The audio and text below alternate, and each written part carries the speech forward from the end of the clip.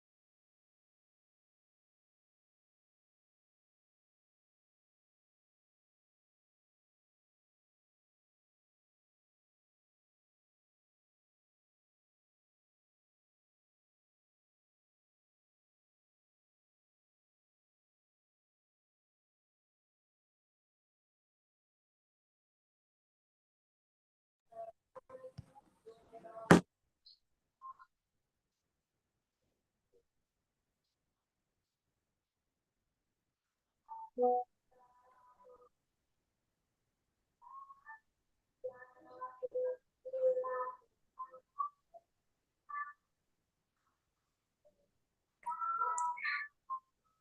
Assalamualaikum warahmatullahi warahmatullahi wabarakatuh. wabarakatuh.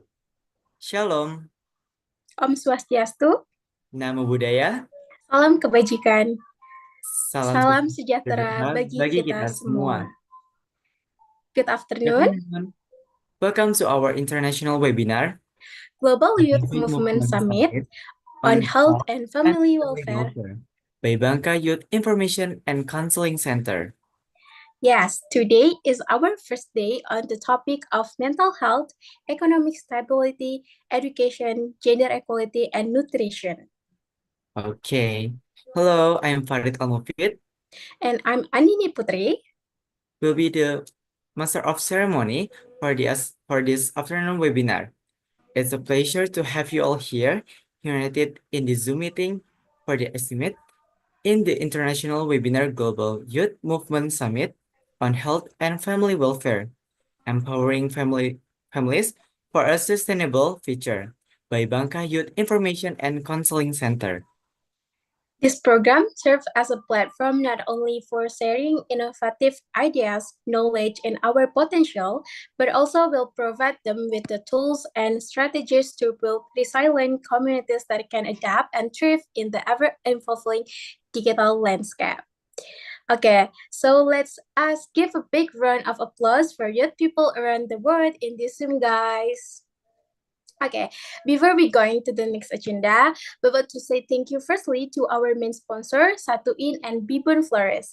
Satuin is a dedicated platform for Indonesian youth to connect, create, and inspire. Don't miss it out on the exciting updates and initiative. Make sure to follow their official Instagram account at official.satuin and join the movement for a bright future together. Okay, and for all your celebration needs, we highly recommend Biban Flores to make your special moment even more memorable with their exquisite flower arrangements. Make sure to check out Biban Flores today and let their blooms radiant your celebrations. Okay, before we jump into the next session, guys, let me share a few guidelines that Ở everyone đây should tính là có follow for buổi webinar nhà session. Okay, the first, keep your camera on and set a virtual background and use your full name. Mute your microphone when you're not speaking. Use the raise hand feature to speak up. Respect the moderator's instruction and avoid any disruption. And the last, keep the chat box friendly and respectful. Okay, to continue the agenda, let us begin by honoring our nation with singing of Indonesia Raya and Mars Kabe. We kindly invite everyone to sing these meaningful anthems together.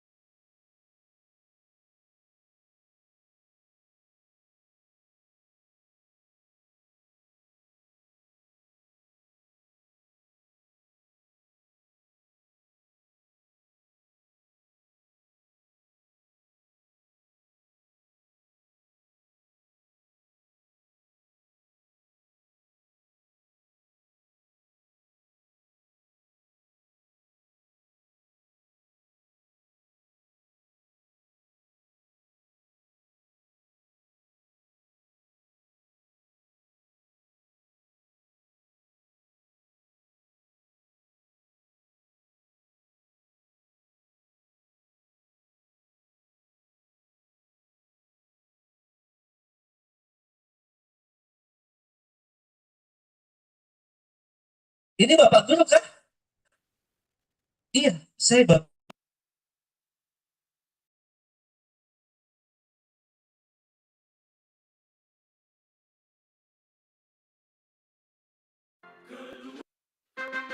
Ini Bapak Guru kan? Iya, saya Bapak.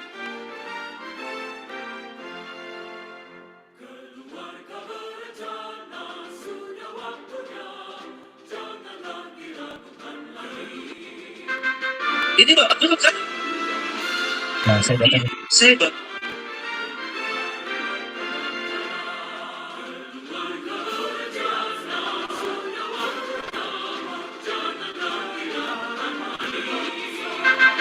Ini Bapak Guru kan?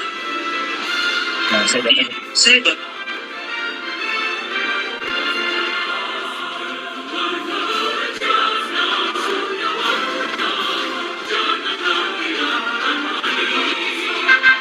Ini Bapak Guru kan? Nah, saya Bapak. Iya, saya Bapak.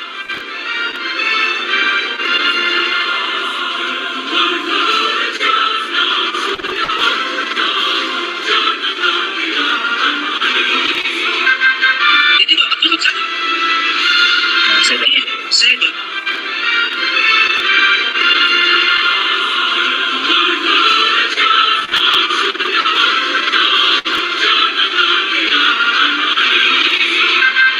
Ini Bapak Guru kan?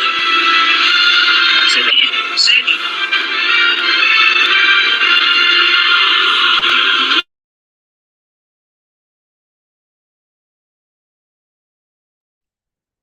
Okay, thank you so much for your helpful participation in singing the anthems.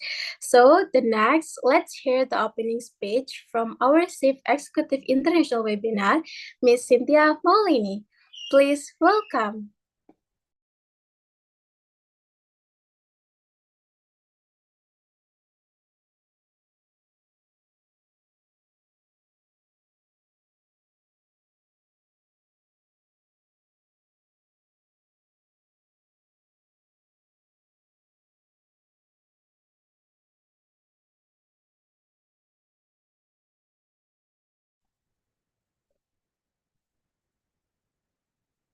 Well, good afternoon, ladies and gentlemen, distinguished speakers, honored guests, and dear participants.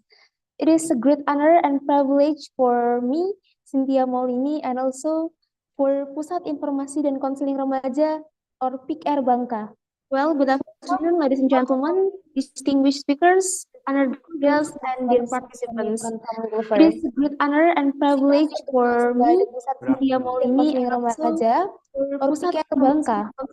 First, another milestone in our journey. Well, good afternoon, ladies and gentlemen, distinguished speakers, quality of life for guests, families and and communities participants. across It is a great honor and privilege for me, For over 6 years, PIK-R Remaja, Bangka has or Pusat Bangka, Remaja, first another and adolescents in Bangka. Bangka region. Well, good afternoon, ladies and gentlemen, distinguished Our speakers, program and have for guests, families and and communities participants. such as It is a cooperative great growth honor and privilege for and the me, reduction of drug abuse. 6 years, PIK-R Remaja, Bangka has or built Pusat a Bangka, that is Remaja, first another and adolescents in Bangka. Bangka region. Well, good And also afternoon, ladies and gentlemen, distinguished well, speakers, and the guests, summit and holds special participants. significance as it coincides with our effort to commemorate National Portrait Day and reflects our commitment to engage with critical issues that transcend borders.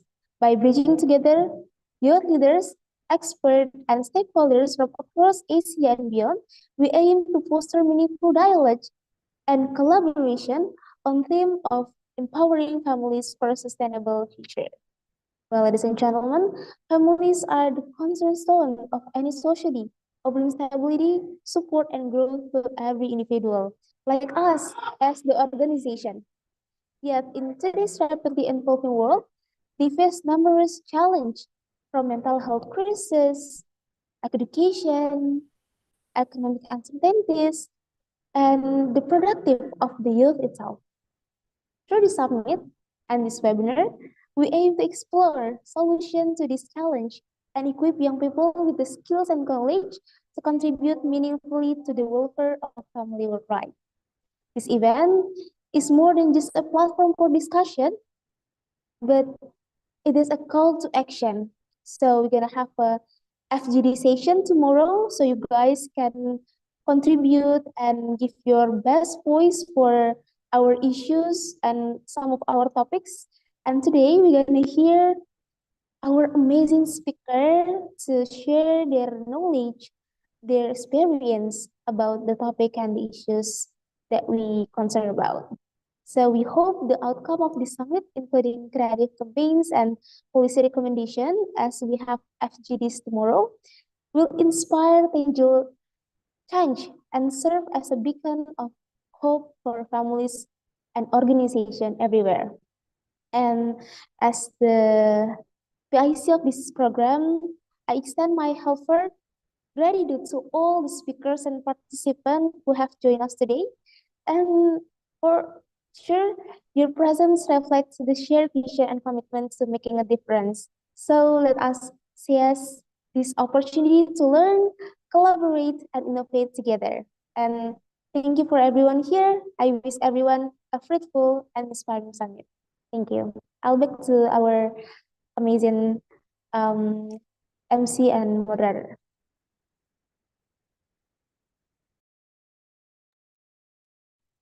Okay, thank you, Ms. Cynthia Maulini, for amazing opening speech. Next, let's hear the opening speech from a representative of the faculty or teachers.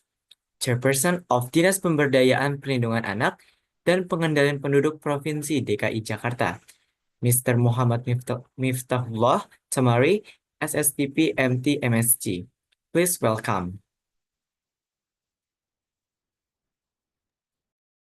Thank you very much, Mas Farid. Bismillahirrahmanirrahim. Assalamualaikum warahmatullahi wabarakatuh. Good afternoon and warm greeting to all of us, brother and sister whom I'm really proud, the Administrator and Manager of Youth Information and Counseling atau PIK Remaja through DKI Jakarta, Chairperson and member of Forum Genre Indonesia, Chairperson and member of PIK Remaja Bangka, and all participants. Let us give our praise and gratitude to Allah Subhanahu wa Ta'ala, the Almighty God, for His blessing and grace, enabling to us gather here today in good health. In international webinar, empowering families for a mental health. Distinguished brothers and sisters, role of the family is the most important element in building a nation, as families significantly contribute to shaping individual character through education, parenting, and mental health. Nurture with a family will give major impact on the development of children and youth. Family build the foundation of social and cultural value such as religious value, affection, moral, ethic, and care for the environment. Given the importance of the family's role, the provincial government of DKI Jakarta, through the Department of Empowerment, Child Protection, and Population Control or DPP-APP, is committed to end support program and activities that aim to develop family welfare. Several programs implemented by the PPAPP include protection for women and children through services for cases of violence, economic empowerment of families through the Jackpreneur program, accessible to the community including youth, gender mainstreaming and women's empowerment, improving family quality through family planning program and services, community involvement in encouraging the formation of quality families. DPP-APP appreciated and support positive activities carried out by youth, such as the Forum Anak or Children Forum, Forum Genre, Youth Information and Counseling Center atau PIK Remaja, and other youth organizations. Through this event, DPP-APP of DKI Jakarta invited all parties to collaborate in creating an environment that supports youth health and family welfare. That concludes my remarks. I hope this event brings excellent results, provides inspiration, enthusiasm, and benefit for all of us. Thank you. And to the end this speech, I want to say a pantun. Please give me your cakep. Oke? Bermain musik dengan irama. Menyanyikan lagu Cakep. Ayu Ting Ting. Kesejahteraan Cakep. kita harapan bersama, kerja keras dan kerjasama kunci utama yang penting. Demikian, wabillahi taufik wal hidayah. Wassalamualaikum warahmatullahi wabarakatuh. Okay, thank you so much for Mr. Muhammad Miftahullah Tamari as STP MTMSC for the great opening speech. Okay, next, today marks our first webinar session focusing on the theme of empowering families for a sustainable future. Our session for today's session are as follow. First, main speaker, there will be Ananda Stefan as Outstanding Indonesian Genre Ambassador 2024 and Afilia Yufansi Nagaland as third runner-up female Indonesia Genre Ambassador 2024.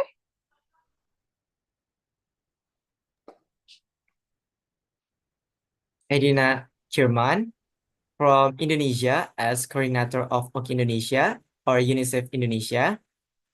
Lucky Bagus from Indonesia as health influencer and general manager. Sarah Nicole G. Vilas from Philippines as communication and project implementation officer. Rotario Delgado da Silva from Timor-Leste as executive president, Timor-Leste Association, name center of academic and professional.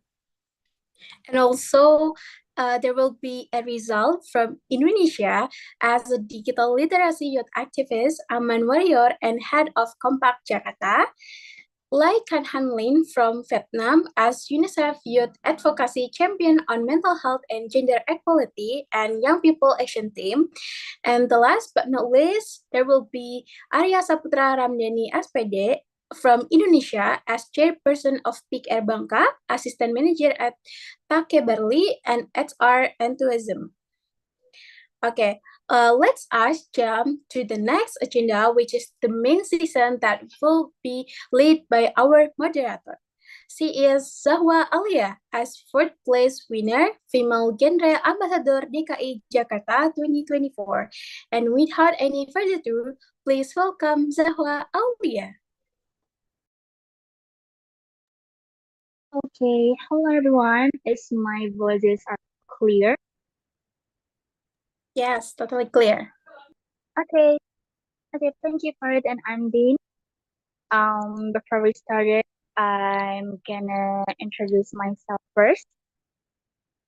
Good afternoon, everyone, and welcome to Youth Action Across the Asia, empowering families for a sustainable future. My name is Zahwa Aulia, and you can call me Zahwa for short, and I'll be your moderator for today.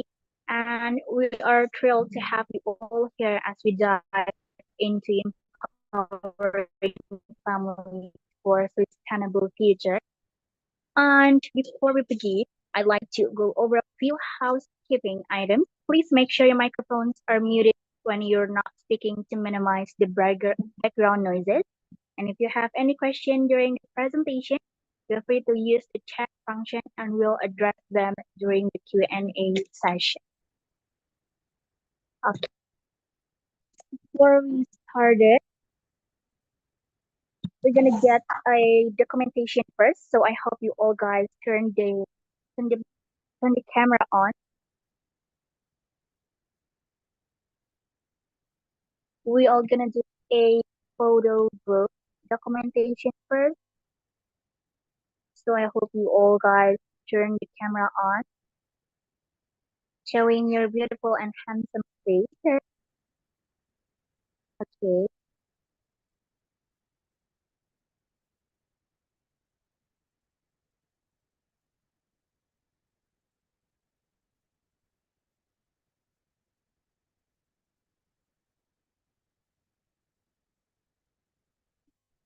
Hold on. I'm not gonna start if you guys not ready to turn on the camera.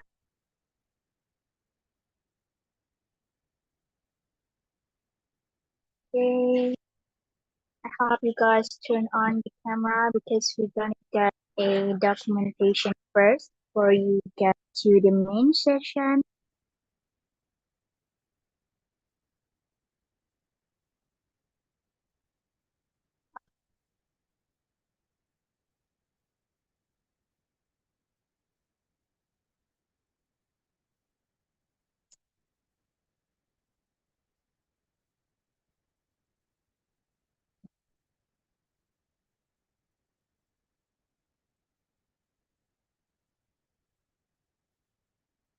Okay, I'm gonna count down. Turn your guys' camera on. Okay. First of all, we do a formal photos. Give your best smile to the camera and 3, 2, 1. Okay, one more. 3, 2, 1. Done. Okay, the second one we go like this, like 3 fingers on the right hand.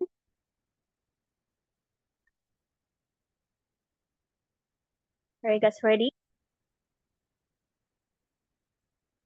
3, 2, 1. Okay, one more. Give your best smile to the camera. 3, 2, 1. Okay, the last one is your pinky finger. I want to show you guys show up your pinky finger to the camera like this. When you're all ready, I'm gonna count down. 3, 2, 1. And one more. 3, 2, 1. Okay, it's all done for the documentation. So thank you. And let's jump off the main session of this webinar. Okay. I'm gonna tell you that we have an exciting lineup of speakers that Farid and Andin speak for the first place. And we have our main speakers is from Mr. and Miss Genre Indonesia and then the seven and Nabilia Yusensi Ngagala. And we have Line Company. And the other one we have Syria Delgado del Silva. And the other amazing speaker we have Adina Firman. And another one we have Lucky Bagus, Sarah Nico, Liu Shinki, and Abliza. For the first one, we're gonna hear from our main speakers. It's from Mr. and Miss Genre Indonesia, and then the seven and Nabilia Yusensi Nagalan. Are you here?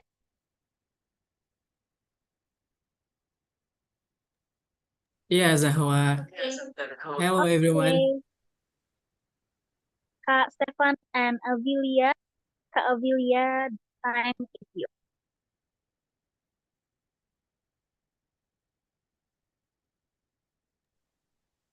Okay, thank you very much, Zahwa, our moderator today. Uh, okay, so I would like to share screen my presentation first.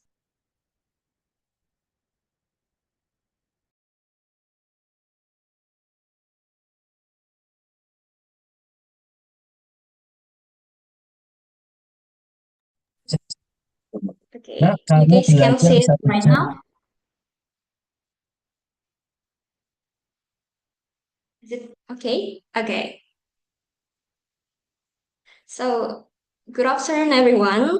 And it's such an honor for me to be here today as a guest speaker. And I'm so excited to have the opportunity to talk and discuss more with you guys about genre and also gender equality and much more. So, as we dive into this important topic, we'll explore the connection between gender equality and health nutrition, with a special focus on how these factors can play significant roles in preventing stunting. So, before that, I would like to introduce myself first.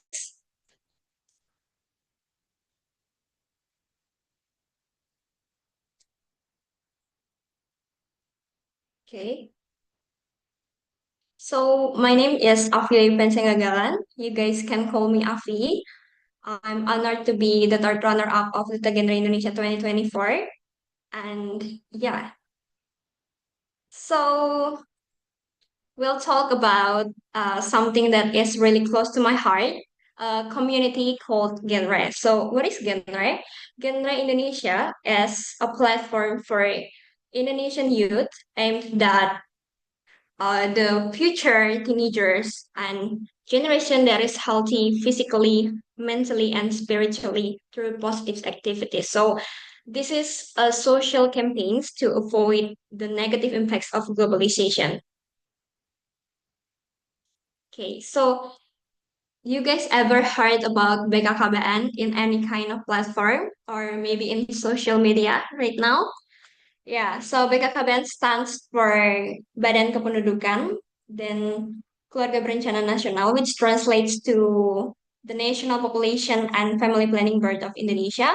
And in this 2024, it transformation into the Kemenduk Bangga. Okay, so right now we call it as Ministry of Family Planning and Population Development. So this transformation actually the part of Indonesia's efforts to streamline governance and improve coordinations across various sectors, particularly focusing on population, education, health, and economic opportunities for families and communities in Indonesia. So this will be a really great start for us to create the Indonesia's 2045 because Indonesia will reach the 100 years and where the productive people are larger than the non-productive people. Okay. So inside Genre, we also have the Youth Information and Counseling Center. For example, like PIK-R that's held this program right now. In Indonesia, we say that Pusat Informasi Konseling Remaja. I think Stefan will explain it more later. And we have this campaign called Saatnya Yang Muda Yang Berencana, where the young people right now, we prepare them to be productive and they can create a really great future in 2045. Because, and what I said before, that teenagers or young people right now will be the leader in 2045. So this is a really great time for us to prepare them to have a life skills and prepare for the future child that are not stunting. So we also have the goal to have zero stunting in Indonesia. Okay, so when we talk about genre, it also relates to the gender equality. So what is gender equality? Oh, okay. Before that, genre, we call that Generasi Berencana as an initiative under the BKKBN of Indonesia. So it focuses on empowering young people by promoting gender equality, reproductive health, and family planning in the future. So the goal is to build a generation that is well prepared physically, mentally, and even spiritually. So what are the connection of gender equality to genre? The first one is to promoting equal rights for man and woman because we know that the young people in Indonesia are very creative and we want both girls and boys to empower them choices regarding reproductive health, relationships, and family planning as well. So we would like to break the stereotypes in our society, and genre have to help us to reach the goal that. And the second one is to build awareness and advocacy because genre conducts workshops, seminars like this that can have a big impact for us to keep in mind that we have to set the gender equality as well. So the third one is about the health and reproductive rights. This organization focus on the reproductive health and it also linked into the gender equality. It promotes the right both men and women to have the comprehensive and equitable reproductive health services because it also includes about the contraception, the sexual health, and preventing early pregnancies. Because in genre, we have the standard for marriage, 21 for the woman and 25 for the man. So this equal access to these services is vital in ensuring both genders can exercise their rights and responsibilities without being hindered by societal norms or lacks of resources.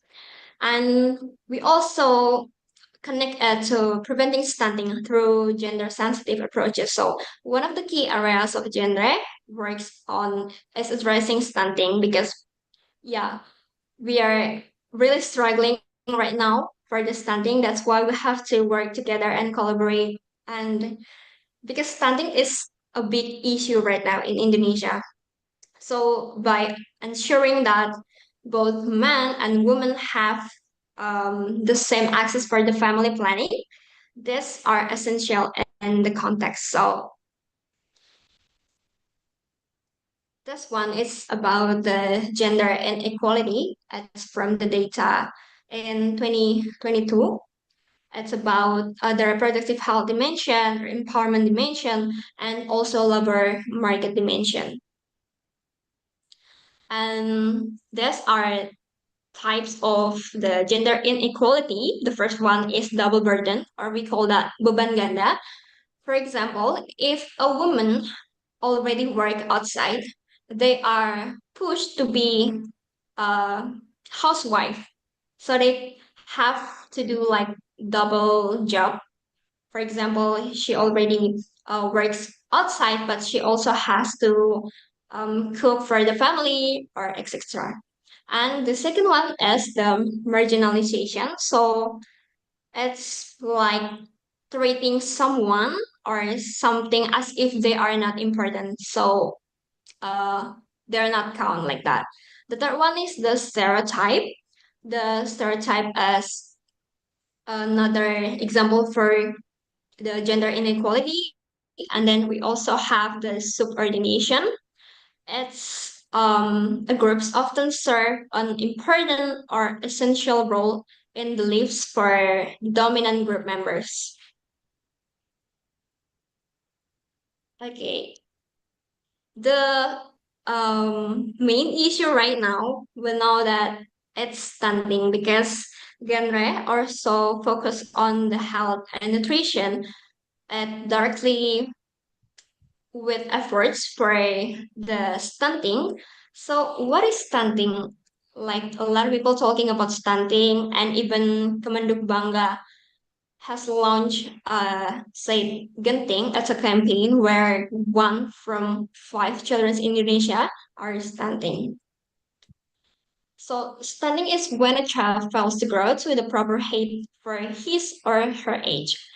The main cause is poor nutrition and uh, um, women, babies, and toddlers. So 1 in 5 children in Indonesia suffers from preventable stunting. So why is stunting is really important to we know because right now it's a big issue.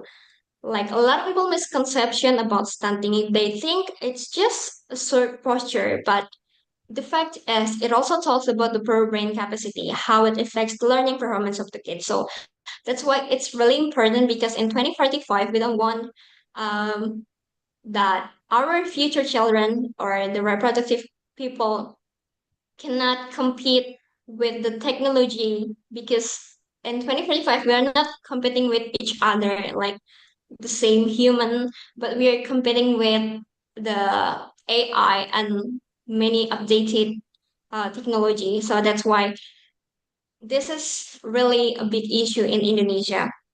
So stunting is a form of malnutrition, but it's more accurately described as undernutrition. So the few people in Indonesia lack sufficient calories but low awareness about balanced nutrition.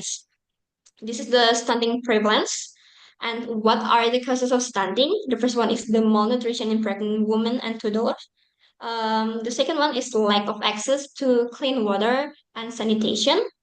The third one is limited access to health services and also infection. So, what are the individual impacts? The first one is reduced physical growth, and the second one, lower IQ. The third one is reduced lifetime earnings, lower educational attainment, higher risk of this, such as diabetes and so how we can prevent stunting? The first one, we have to get the proper nutrition for pregnant women and toddlers. Second one, we have to practice basic hygiene and then the super breastfeeding as well. So mothers need to follow a balanced diet before pregnancy starts and to ensure that the proper nutrients are passed on to the fetus. So what are the governments doing right now to prevent stunting? It's they launched the 1000 First Days of Life movement in 2013, which focused on fulfilling nutrition for children and from the pregnancy phase. So this is what I'm talking about. The Kemenduk Bangga launched yesterday about Genting, where 1 from 5 toddlers in Indonesia are stunting. So we have this gerakan orang tua asuh cegah stunting, where everyone can work to help and share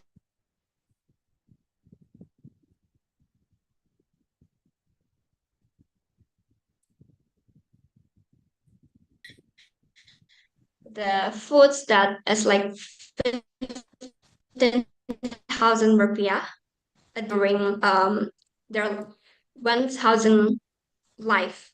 So they can give something like foods or non-nutrition, like a really good sanitation maybe, or education. This is what GenRed do actually. We do the education like to prevent stunting from the young people from remaja.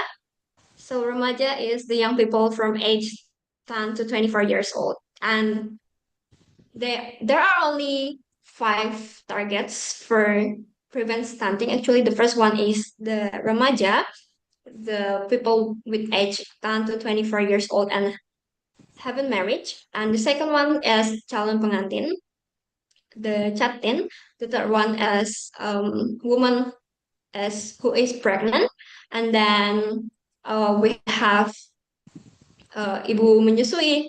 And then we have the anak usia 0 sampai 2 tahun. So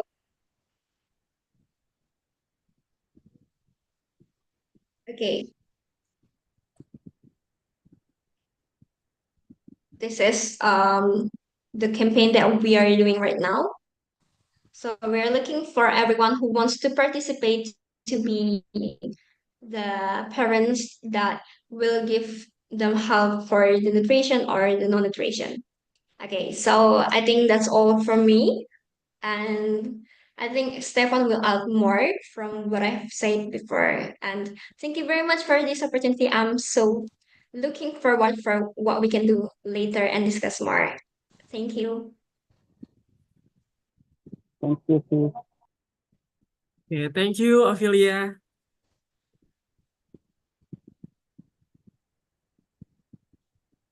Okay, I will share screen my presentation first. Okay.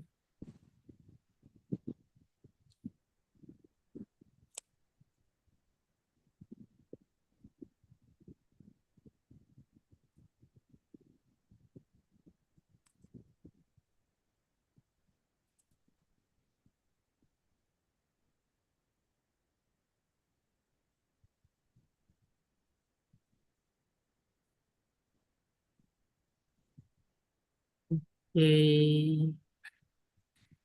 Hi everyone, good afternoon. Assalamualaikum warahmatullahi wabarakatuh. Hi, I'm Stefan and I'm from Bangka Youth Information and Counseling Center. In Indonesia, we call Pusat Informasi and Counseling Remaja Bangka, and I'm from Genre Indonesia. And let's talk about PIK-R, a cool platform that's all about supporting young people like us.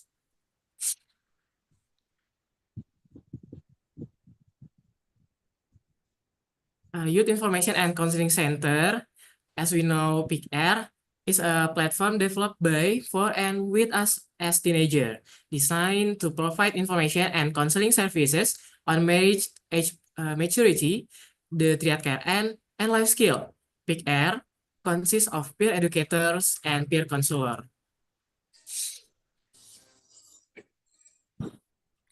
PIK-R has four main functions that directly address the needs of today's youth. First is communication, information, and education.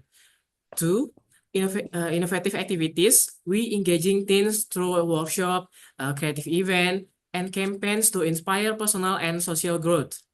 Three, is the counseling services. We're offering peer-based counseling to create a supportive and empathic environment. And the last one is referrals, bridging the gap to professional services for more advanced support. Currently, mental health situation among teens in Indonesia is a growing concern among Indonesian teens. According to recent data, 1 of 3 teenagers experience anxiety or depression, driven by economic stress, family conflict, and societal pressure. Access to mental health services is limited too, especially in rural areas, highlighting the urgent need for initiative like us, PIK-R. The gap in life skill among Indonesian youth is evident. Many teens lack preparation for the workforce and struggle with essential soft skills like communication and emotional resilience. The deficiency is partly due to insufficient integration of life skill education into the school curriculum. PIK-R steps in to fill this void by providing platform for practical and interactive learning.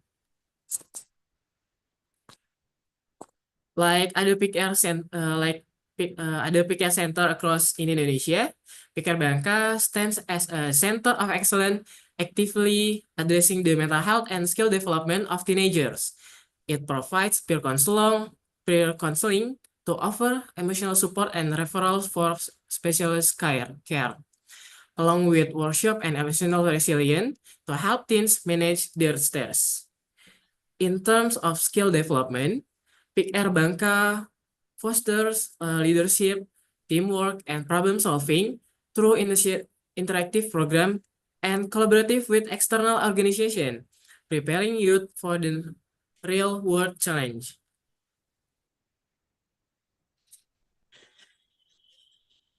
In conclusion, PIK-R play a vital role in shaping the future of Indonesian youth by addressing critical mental health and skill development challenge.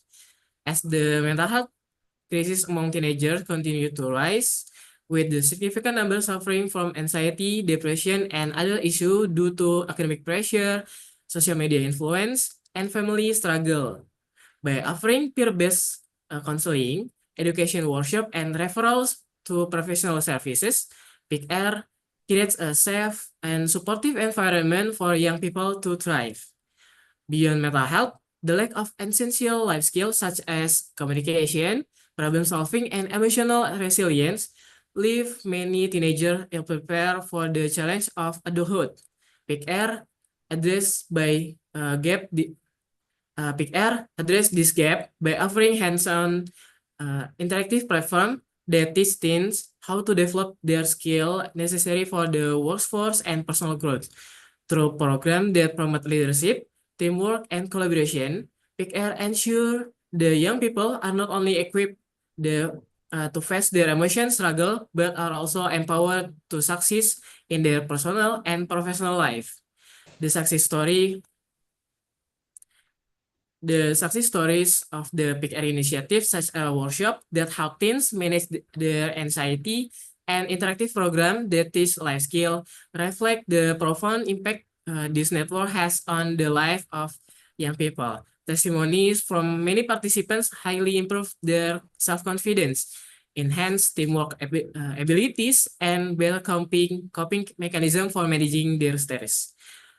This story underscore the importance of such program in fostering a resilient, skilled, and capable generation. As we look toward the future, the continued success of PIK-R will depend on the active collaboration of all sector government, non-government, and non-governmental organization, school, and families. By working together, we can ensure that every teenager has access to the support they need, not just for only their mental well-being, but for development of skill that will empower them to succeed in the increasingly complex world. It is through this collective that we can ensure a brighter, more resilient future for international youth. Together, let us invest in the next generation and create a society where young people are not only mentally healthy, but equip the skill they need to thrive in life and contribute to their communities. The future is our hands, and with our support, we will be ready to shape it. I think that's all from me. Thank you, and wassalamualaikum warahmatullahi wabarakatuh. Okay. Thank you so much, Kak Stefan and Kak Amelia, for the excitement statement. And thank you so much, Kak Stefan and Kak Amelia, for the excitement statement from BKKBN Genre and PIK-R. And let's jump up to the second speakers with Miss Lai Conklin. Are you here? Hello, I'm here. Hello. Hello, Miss. How are you? Hi, it's great to be here. Thank you. Okay. Miss Lai Conklin, the time is yours. Oh, thank you. Thank you. Okay, now I'm gonna share my screen. Am I audible and you see my screen?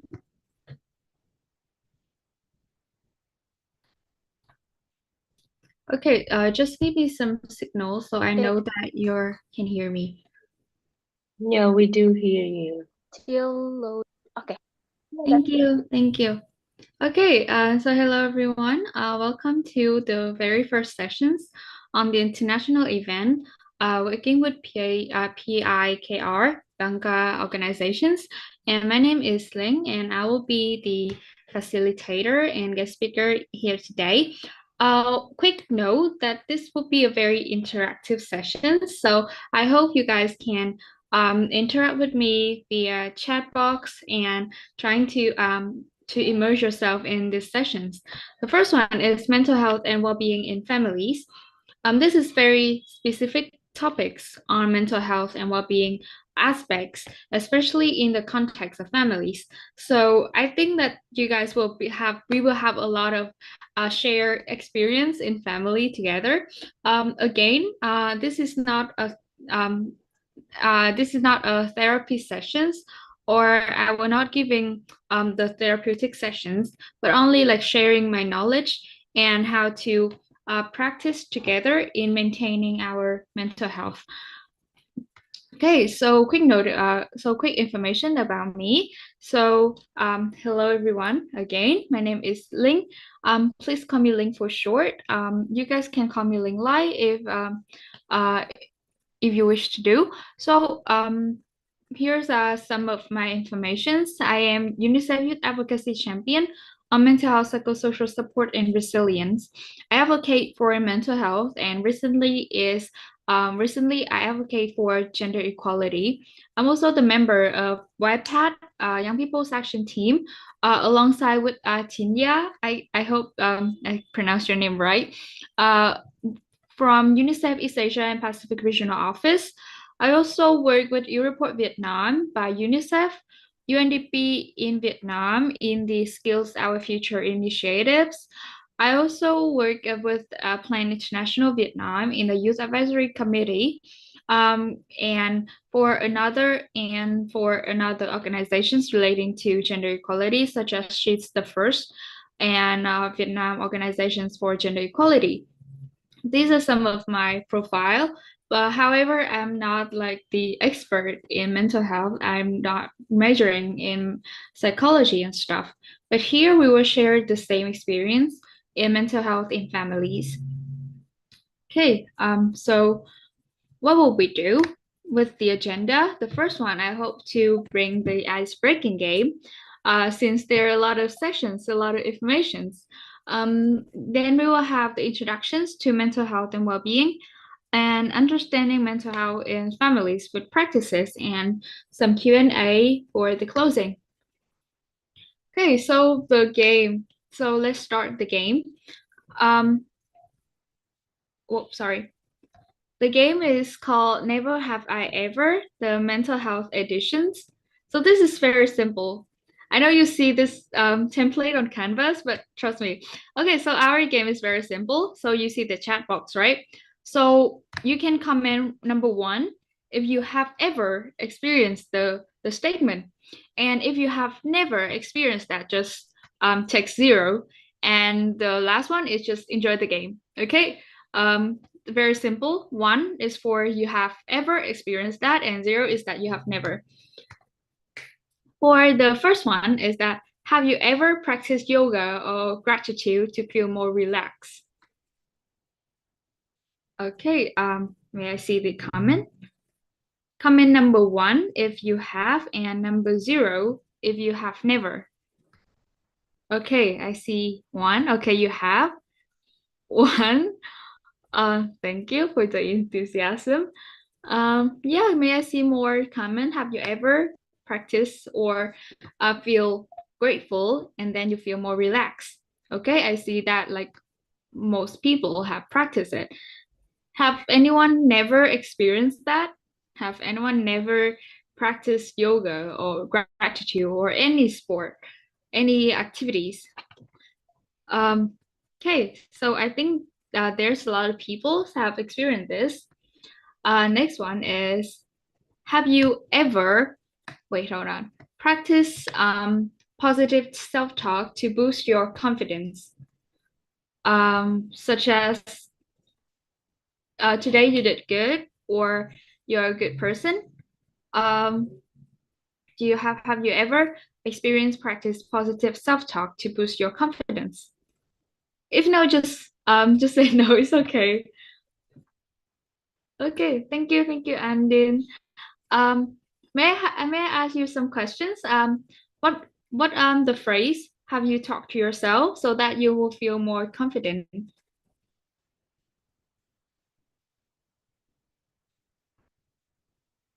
Let me ask our MCs if you have Okay. thank you. This is for me the question. Okay. So what I talk to myself to boost my confidence, maybe like in the morning, I always to get in front of the mirror and I just talk to myself like this today is this will be my day and I have a great job for yesterday and today I will do better job. So yeah, I just like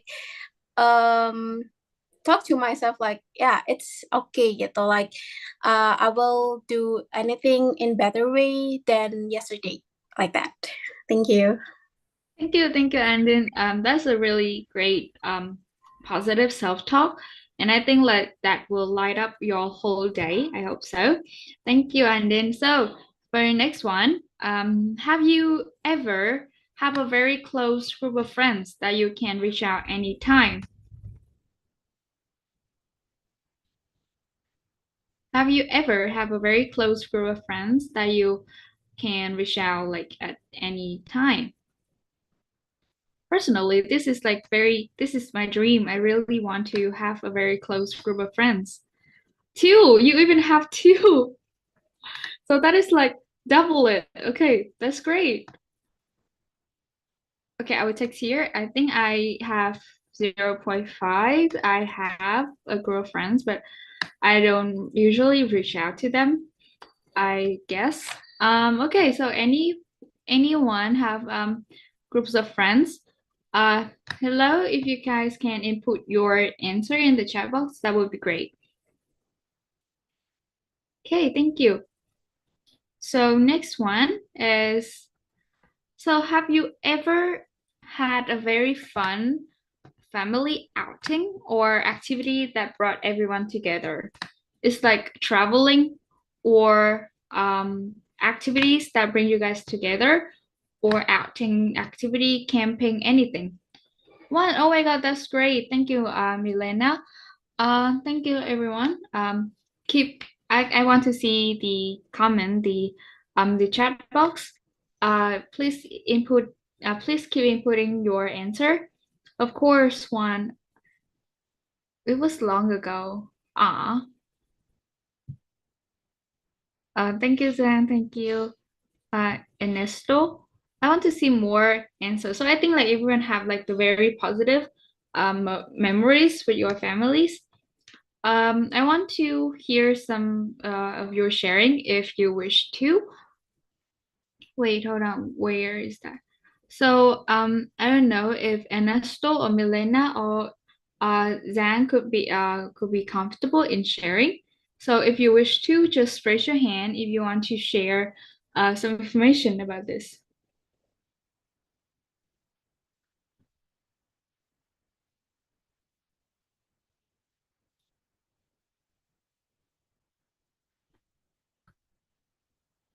Okay, okay, and we'll move on to next questions.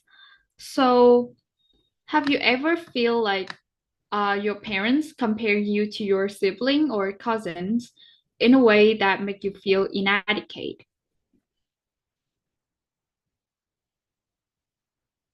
We are reaching to more personal experience. So you can just comment 1 or 0. So there will be.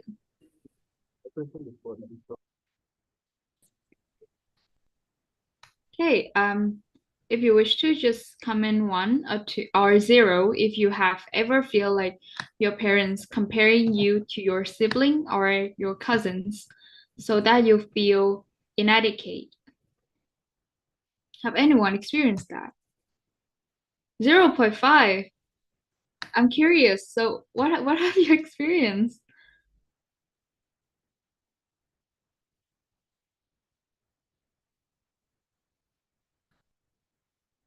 2. Why 2? It's a little compare you to your. So I'm curious because we have 0.5, 2, and the opposite. So I think this is very interesting. I would love to hear some explanations from Andin or Milena. If you wish to, if you're comfortable to share, and even Dan, if you're comfortable to share, I would love to hear some sharing about this.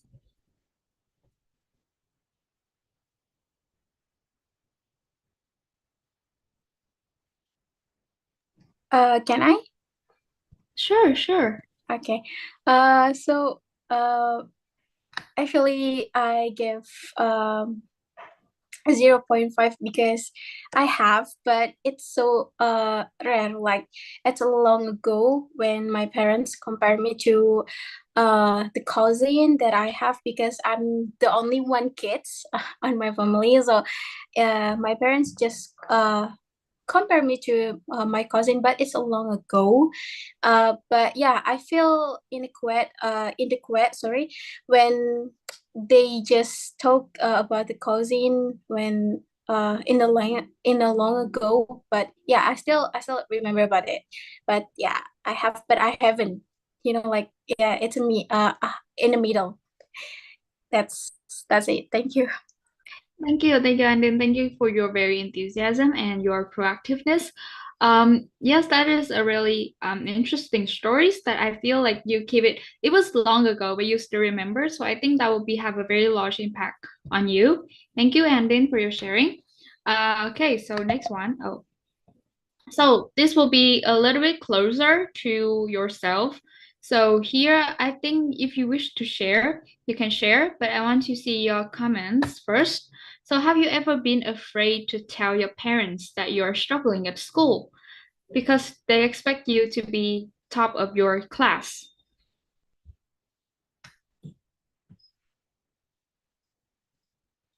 So have you ever been afraid to tell your parents about your struggle with school and education?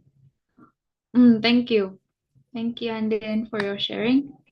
But not for the mentioned reason. Okay, so everyone is, yes, we do have struggle at school and we're afraid to tell our parents.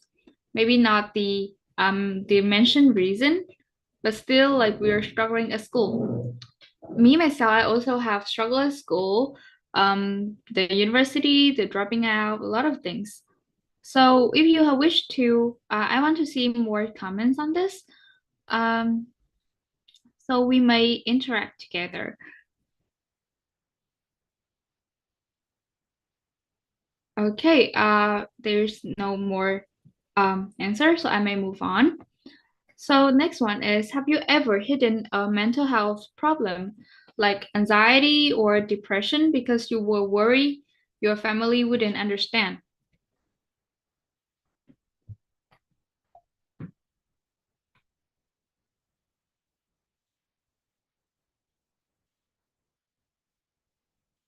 Okay, one, we like the children often have hidden hide their mental health issues like anxiety or depressions, or even like when they express that, the parents may not understand it.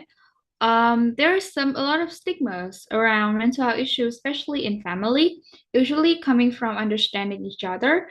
So I think this is a quite very common issues. So if you wish to share or comment, I would really appreciate. But if you want to keep it for yourself as I would say a reflections, so I would still appreciate and respect that. Okay. Um, Next one is, have you ever argued with a family member and felt like you couldn't resolve it? I argue with have you ever argued with a family member and felt like you couldn't resolve it? There is this the huge long lasting problem within your family that you think that you couldn't resolve it. So I think like we don't need to comment, but just keep it in your mind how you have been through with your family and how it affects your decisions, your mental health and stuff. And I think this is the last one, is that have you ever felt isolated from your family even when you were all together?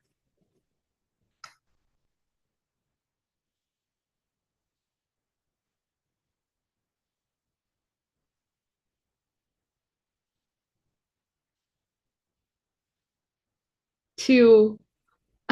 Okay. What do you mean by two? Is that you haven't or you have? Oh, okay, so you haven't. Okay, I thought like we would take zero, but okay, two is for haven't. Okay, that's really lucky of you. Um, okay, sure. Thank you, Milena. You don't have to share the reasons if you don't want to. Thank you. So, okay, so here I think we all have the experience along with your families. So I want to ask a little bit about what do you think are the factors that can cause mental health issues in your family? Alongside to a lot of these reasons that I have put in, you guys can comment. Just put in your comment that what do you think are the factors that can cause mental health issues in family? Alongside with all of these reasons, you guys can just comment a parenting style. Wow, interesting. Parenting style. Some people feel like they're not that is not suitable for them. So I think my question is, how do you know which one is more better and more suitable for you? So I think there's a lot of questions alongside with the factors that can cause mental health issues in family. So here's some of my um, synthesizations that I synthesize all of these reasons. So first one, as you can see here, is about the study.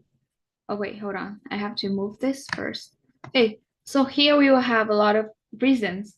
So as you can see about like the domestic violence, for example, like the gender-based violence within family, that can also something cause not only mental health issues, but also physical health. The abuse the same. Some people experience loss and grief and within your family, and that will cause like a huge problem with mental health and suffering from the loss and grief. Some very common there's some very common things that most children experience is that study or work or parenting style or even like their own expectations about a lot of things, study, work, parents. There are some more reasons that I could name is about the gender. In the I don't know, but I think like in Asia Pacific region, the gender is also something very prominent problems that a very triggering problem within families when you mention about it. The gender is not only like women and men, they also have like the social responsibilities. However, it's also relating to LGBTQA plus community when they want to come out or not because they fear criticism. Um, and like without the support, lack of support from family for their gender, for example, like that.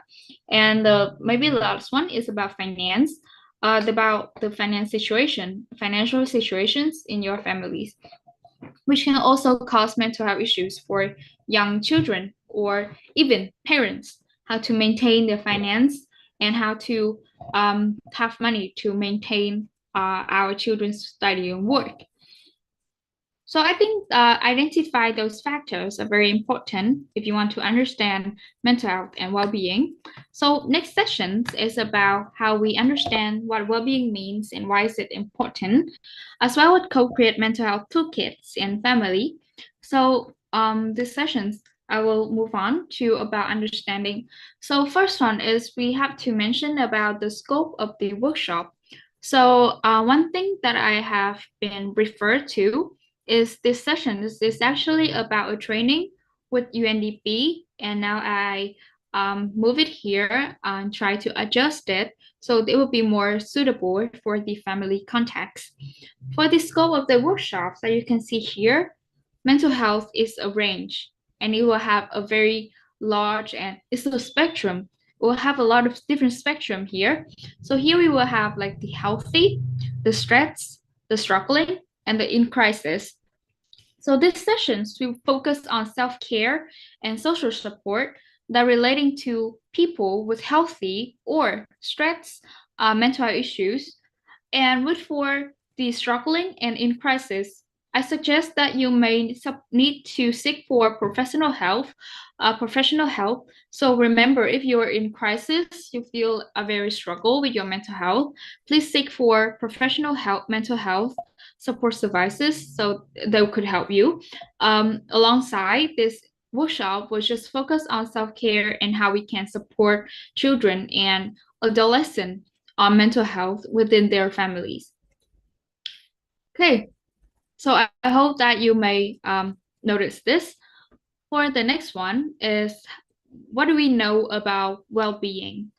So I think a very simple explanation on this is that well-being equal to emotional resilience. What does that mean? So I want to invite I want to invite one of you to share about your understanding of what is resilient, what is emotional resilience.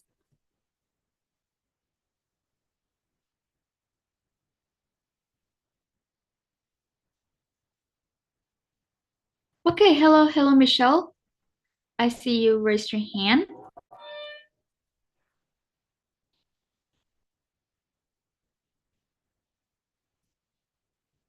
Hello, if you want to answer, just feel free to raise your hand.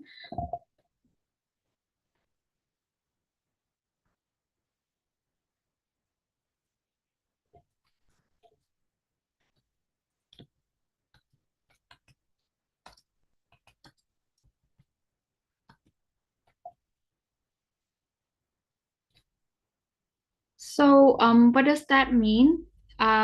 what do you understand about what is resilience and what is emotional resilience? How do you understand that? Or what is resilience?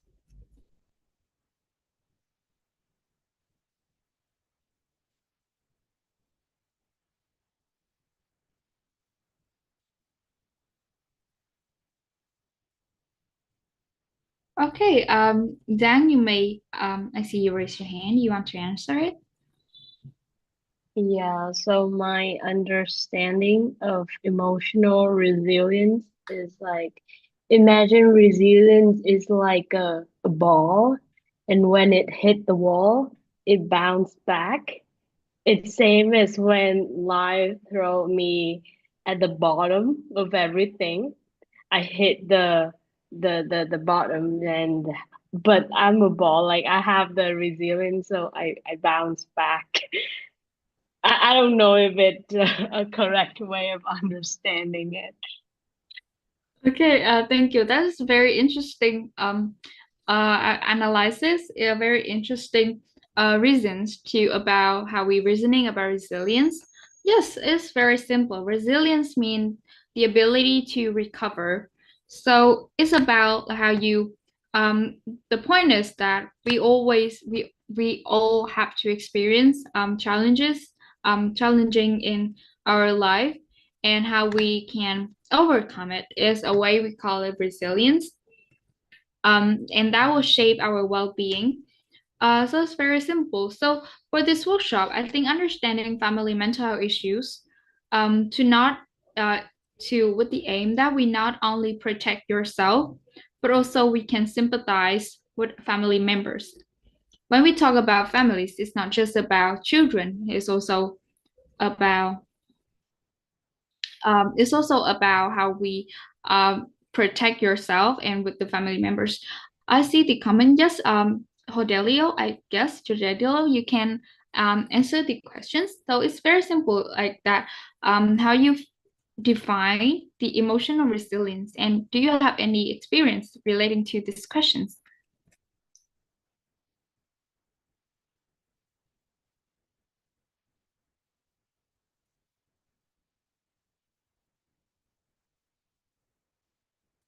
That's okay. So we can come back to you later. Okay.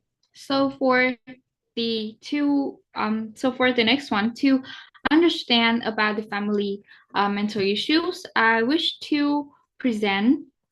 Hello, Hello, hello. Hi. hello.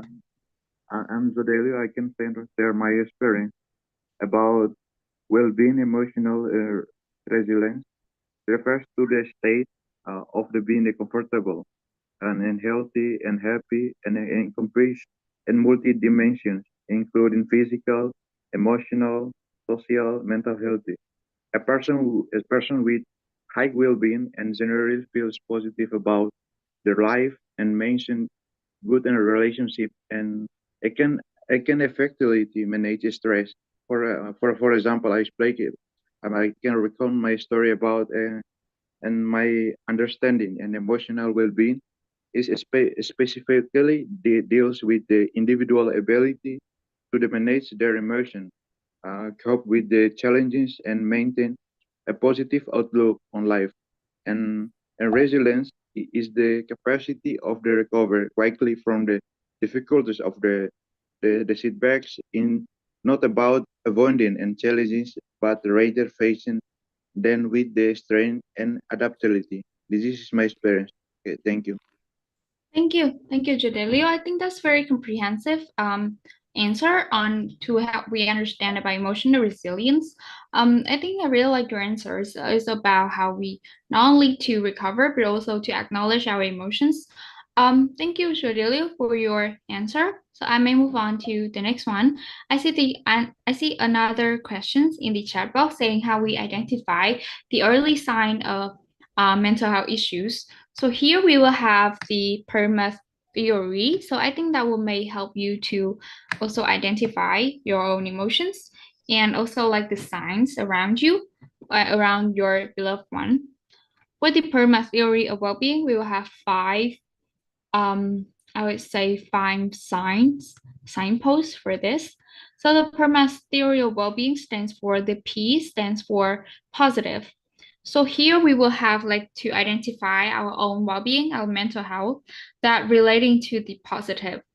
Mental health issues can relating to about your own emotions, but also it's hard to identify that. So this perma theory can help you to identify not only your emotions, but also like the factors around you that may affect your well-being. For this one, for the positive, so there's a lot of positive emotions, right? So can you comment like your positive emotions?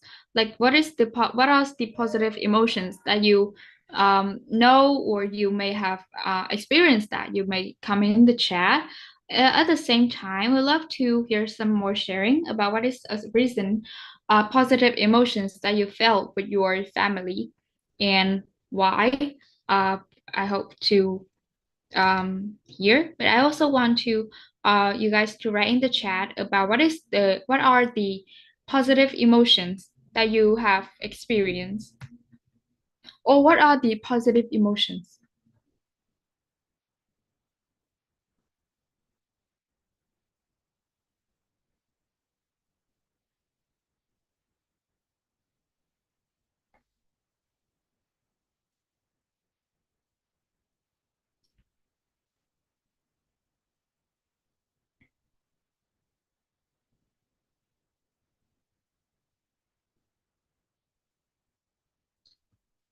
So as you can see here, I already input some of the positive material, positive emotions for like you feel love, you feel happy, you feel calm, content with your life, or you feel joy and grateful, also appreciate. There's another positive emotions that I made I think is about like forgiveness, that you feel relief when you forgive someone, or you feel relief when you are being forgiven. So I think there's a lot of positive emotions. So the PERMA theory is like a toolkit that you identify your emotions in the positive way. Another letter is letter E, as an engagement. So I think that for the engagement, is about how you is about like the interactive with other people, the things that make you feel like you have been affected, or you feel really absorbed in that moment. For example, like you have a really good conversations with your friends or your families, you have a hug, you feel support, or a lot of like sharing, the engagement with sharing about your friends. It's maybe simply just like you cooking together, or you have a really heartwarming meal alongside that. So I think you may ask yourself, when was the last time that you feel totally absorbed in the moment with your family? If your answer is like a long time ago, so I think it's still a good sign that you acknowledge that, and you know that it will be a long time, and you want to recreate that. So about the engagement, um it's like the engagement, the interactive that you have with the interactions that you have with your family members, or with yourself, or even with your friends. So yeah, for the letter R is about relationship. So I think this is quite maybe like an open up sessions. The relationship, especially in your family, is a really strength and a very interesting dynamics. When I feel dynamic relationship, so I think I receive an answer in the chat box. So when I feel positive emotion is forgive. When in our family get a problem, a solution you can do is forgive the positive to resolve this problem, to make a peace. I think that's really great. So maybe like forgive, or you compromise with your family member to maintain the peace. I think it's also the maintain the peace is also like the way that you feel appreciated, you feel relief, and you maintain like the peaceful environment in your family. That's why you more appreciate your family. Another engagement thing is that when you the quality time, yes, the quality time with my family when I have off days, the quality time. So I want to so my question is, so how do you define quality? What is quality time with your family? What is the quality here?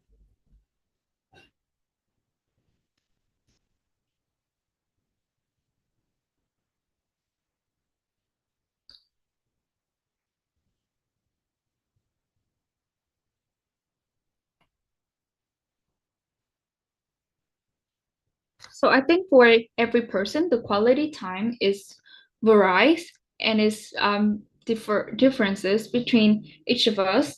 So I think for me, having quality time with my family doesn't it doesn't manifest that we have to talk a lot. Sometimes we just sit together and have like a dinner together. That's also like very a quality time. Feel really absorbed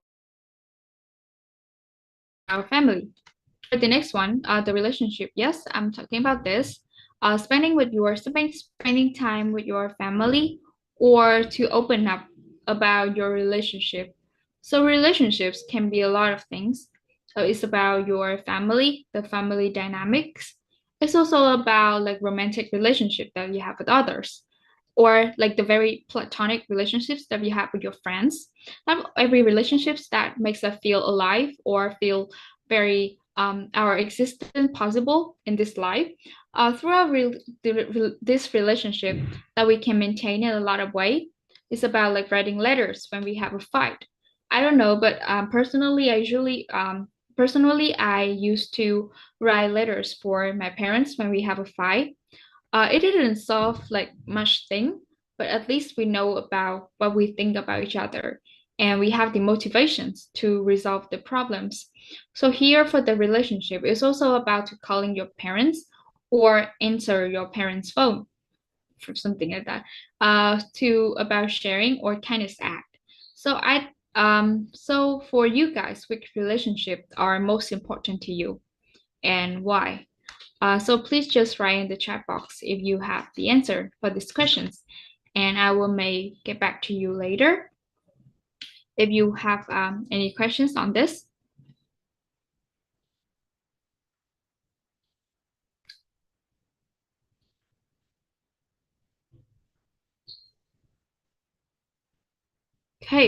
Okay, so I see I'm very excited when we make quality time with my family to share experience about um, story of the old, and also study art and then go to party together. So traveling. Well, I think that's very great experience. I wish to do that. So here we all have like the problems, or we all have like the very um we have also have mental health problem or very a lot of problems with our families, but seeing you guys have very great connections with your parents, with your families, make you feel like, well, you maintain like really good mental health for yourself, and you understand, you sympathize with each other. Okay, so for the Fermat theory, the next letter is letter M, stands for meaning. So everything you do, everything have to find the purpose of it. So what do you personally find meaningful in your life and in your family? What makes it more meaningful to yourself? Or find the meanings of it? For example, like to playing with your sibling, or the meaning. There are two types of it for the community and for personal. For the community, you can just about like helping each other or helping the community. For the personal level, it's all about playing with your siblings or watching TV together, eating dinner together, or taking care of children. And another one is, I think it's very interesting, is about asking for help that makes it more meaningful to you. So, what do you personally find meaningful in your life and in your family? So, I think you can write in the chat. I will get back to you later. And then the last one is letter A, about the achievement. So here, I think everyone have like their achievement in their life, big or small. No, regardless how small it is, it's still your achievement. For me, quality time with my family is one of the actions that you can do in your family, and you can sharing every challenge that you got in your activities. It's very simple, but it makes me very happy. Thank you. I think that's really heartwarming, heartfelt answer on this. It's very simple, but it's still like your quality. For the next one is for the achievement. Some people that means to be the top of the class. Some people it's just so small, it's like you'll be able to get up or clean the house. Some other achievements are to open up. Oke, hati-hati ya, makasih ya. Kamu balik lagi ke sekolah malam nanti. Ini sesi pengurus dulu. Anyway, for all Jadi of the kita ngobrol participants, please mute yourself, your microphone, because gampang for ya. now we Itu have dulu the dia. session. Thank you, and Sepertinya ya. Inlay, you can Aja kalau emang continue the webinar. atau apa. You can mute the participant if they do not. Zoom misalnya. Nah. Kenapa? Iya. Aisyah. Tapi kita ada undangan itunya, Mbak. Buat Pak Kadis tuh tadi udah aku share ke Bu Mercy.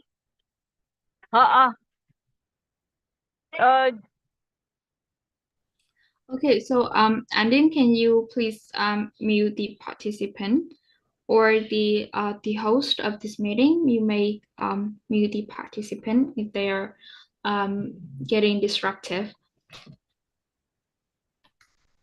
Okay, so thank you everyone for participating in the last sessions.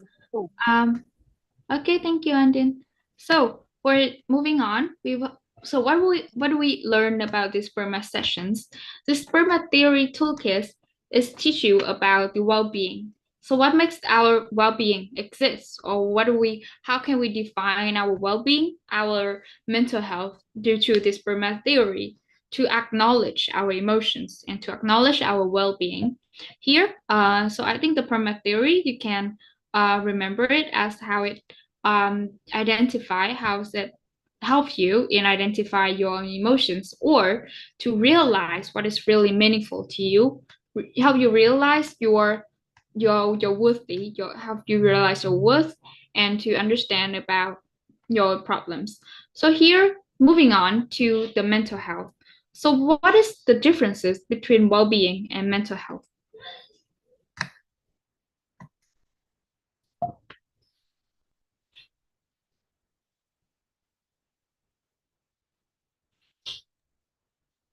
Well, I think well-being seems like talk about our health in general, and also talk about when our perspective already got for peace and another, yeah, and so on and so on. But mental health, it's concerning specifically about the mental condition and also like a psychologist one.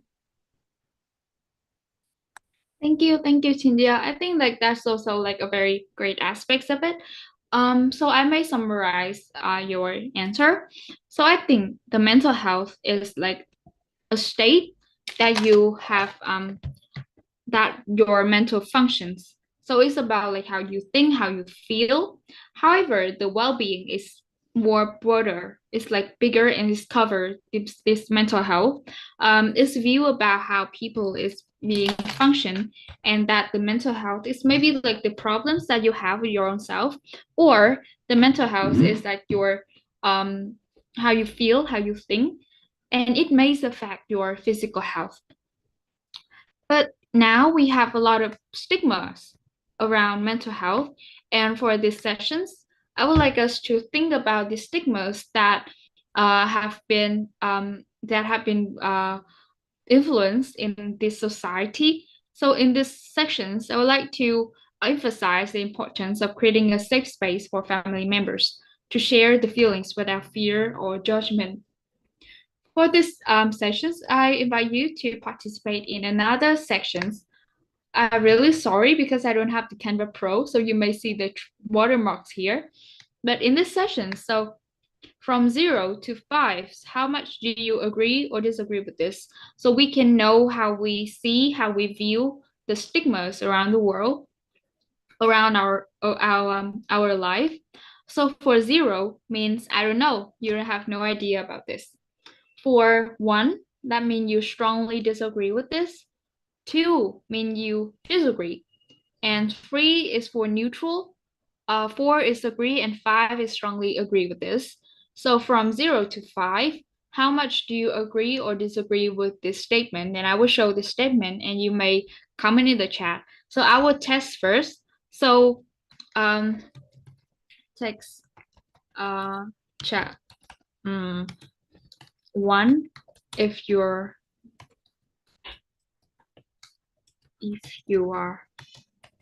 can you please all comment 1 in the chat box so I can see that you are ready to join these sessions? You may all comment number 1 so that I can see that you're in these sessions with me. So we may work together in this. Oh, thank you, Tia. That's so nice of you. Everyone, can you please comment 1 so I can see that you are in here with me so we can do these sessions? Because for this, I want to understand about your viewpoint on this, on the statement, for example, like that. You can text 1 or you can just raise your hand or put on some emotions. I think that's fine. Well, thank you, Zhang. Okay, so I think I just need that. For the first one, so for the first statement, mental health problems are a sign of weakness. From 0 to 5, how much do you agree or disagree with this?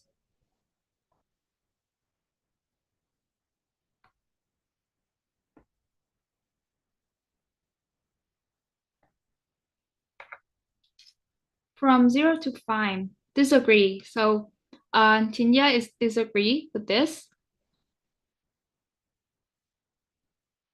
So anyone have another viewpoint or you want to add on to this, to the answer?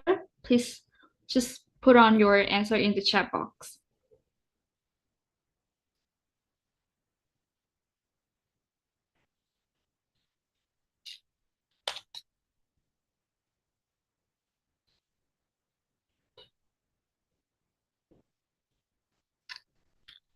Okay, so may I know why you disagree with this, Tinya? So I think the one have the mental health issues is not concerning about or defining someone is that a weak person or strong person or anything, because mental health it actually because of the a lot of factors like maybe like a parenting or maybe the environment and other things to be happen in their life or someone's life. So I think it's not it cannot be judge anyone to become a weak person or anything. Thank you, Shia, for your answer. So I think yes, the first one is that we have to destigmatize the problem that mental health problem are not the side of the weakness. Mental health should be treated as just like physical health, in which people realize the importance of it. And even if you have mental health problems, doesn't mean that is a sign of weakness. Doesn't mean that is a sign to be criticized or to be discriminated. Thank you, Chinya. So we may move to the next questions. From 0 to 5, how much do you agree or disagree with this? So family should always be perfect and hide their problems.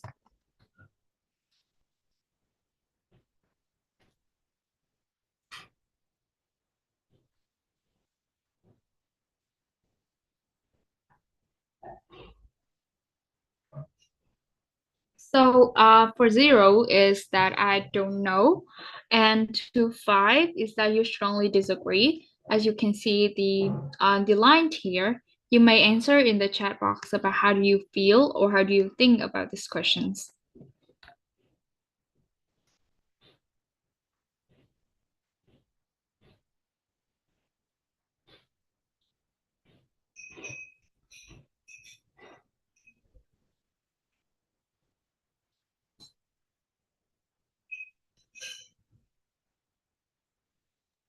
Maybe others can give your perspective, guys, for this.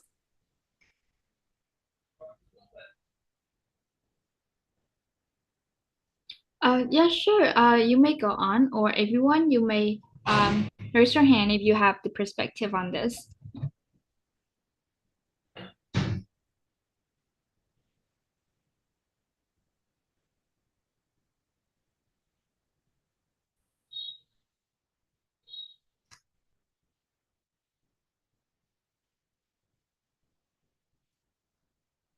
Okay, so here for discussions, the family should always be perfect and hide their problems.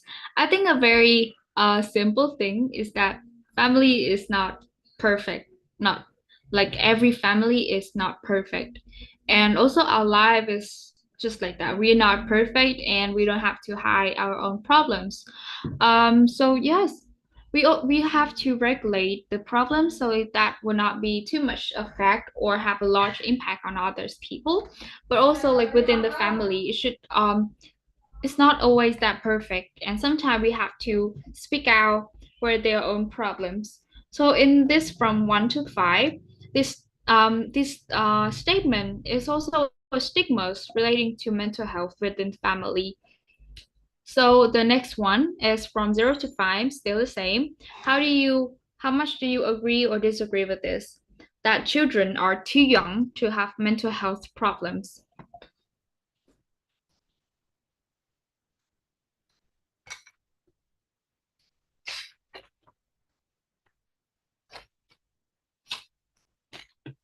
I want to see some answer in the chat box.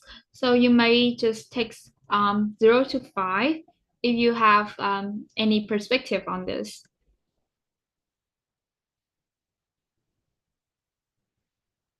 Okay, well, I think anyone, the other participant still like shy to answer the session, maybe. So, I would like to participate with. So for this statement, I think it's not depends on the age. Like before, I say about the character, the judgmental thing. So I think like we cannot define children or maturity as the standard of the health problem itself. So it could be possible for children has this mental health problem, maybe because as I say about the parenting issues, or also maybe if they got bullied from their friends. So yeah, it could be happening, sadly. Thank you, Chinya. So the thing is that just like you say, maturity is not the standard that one people can have or cannot have the mental health problems. It can happen to anyone, and related that makes me that's reminding me about the last questions I received about how can we define the early symptoms of mental health issues in children or in family members. So it quite depends. It actually is varies. It's also manifest in a lot of forms. For your children, they may don't want to eat. They don't want to eat anymore because they have the problem with their body, or they have eating disorder. That is like the very first symptoms that you can realize. Or with your other family members, you may think about what are they going on, what's the situation that they got in about the finance problem, or they may have another factors that affect them, maybe like the relationship or how they expect on their own children.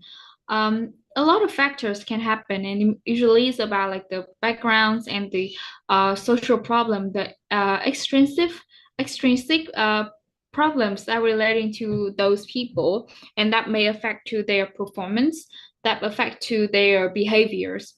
So focus on their behaviors and focus on your observations of it. So you can identify like the mental health problem that they're going on. Sometimes you don't have to truly understand that. You just know that you're here and you want to support them. Okay, so to the next one is that mental health issues are a result of bad parenting. Interesting. I want to see some answer on this. I want to see your perspective of this.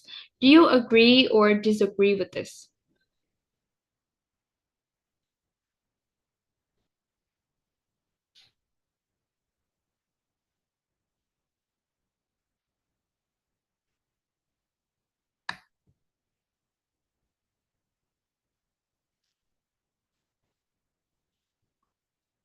Fifty-fifty. Why?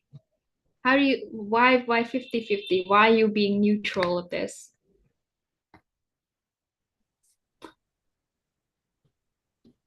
Are you comfortable to share about this?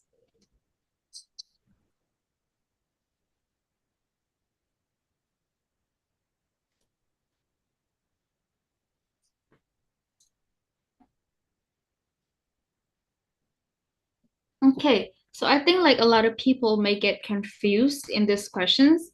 So here I think it's also a stigma relating to mental health. Okay, I see here. Yeah, maybe I will say my answer. So, for these questions, I think it's also about the the stigmas relating to mental health. That sometimes mental health can be caused by the problems that you're going on, by the external factors that you are going on. Through that, it's also relating to parenting style that may cause your mental health, right? But is it a result of bad parenting? So I don't think like when we think that mental health issue caused by your own parents, it's also the kind of blaming, I guess. But it's also like there's a chance for you to look at the parenting style. Is it suitable for your children? Do you is your children suffering from your own parenting style, for example, like that? So mental issues may be caused by the bad parenting, but it should not be like the only reasons that cause your own mental health issues, and it should not be the blame on your parents, or that you feel uncomfortable in your own house, for example, like that. So I think it's for me we can be neutral on this, but my key takeaway is that to be conscious about the situations that you're going on. Is this about the bad parenting, or how can you overcome it? So I think that's also like the point that you may have in this. I swear this is the last one. Uh, so oh okay, we have like repeating thing. Wait, why is it? Okay, so for this one, is that parents should put their children's needs before their own. From 0 to 5, how much do you agree or disagree with this?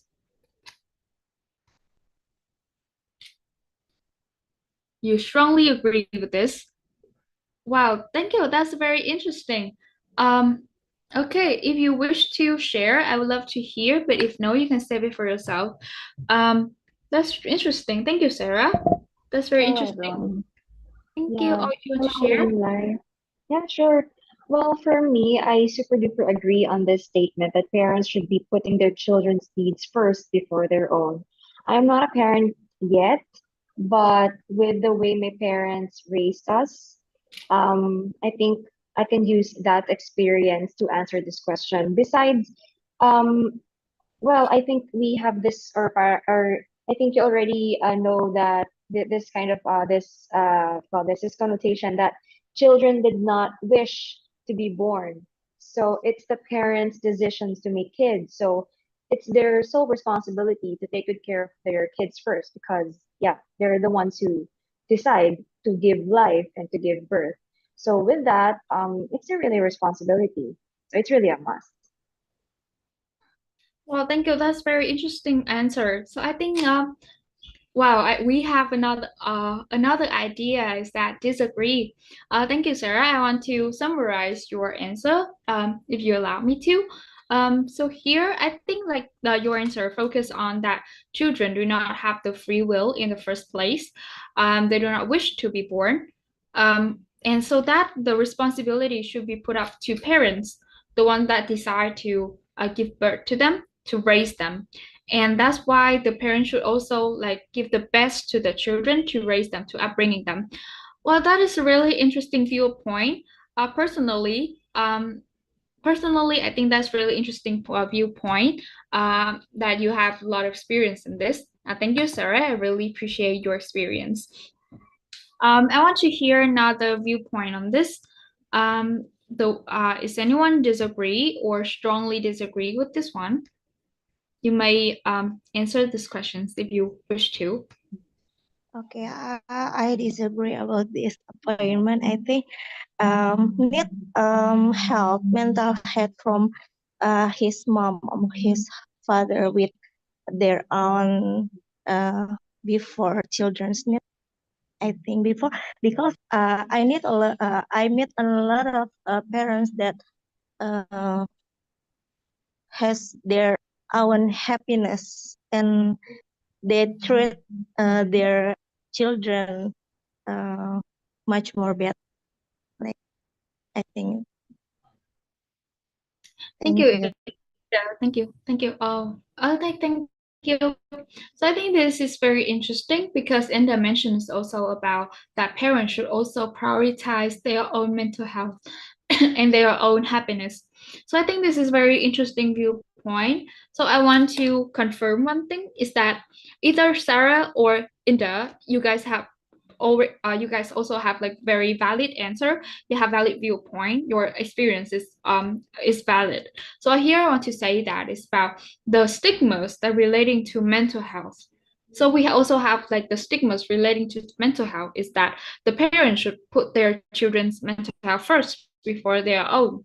However, it's about like the parents should also take care of their own mental health instead of like neglected or even like uh keeping neglected or like pushing yourself too far from your children or pushing your children too far from yourself.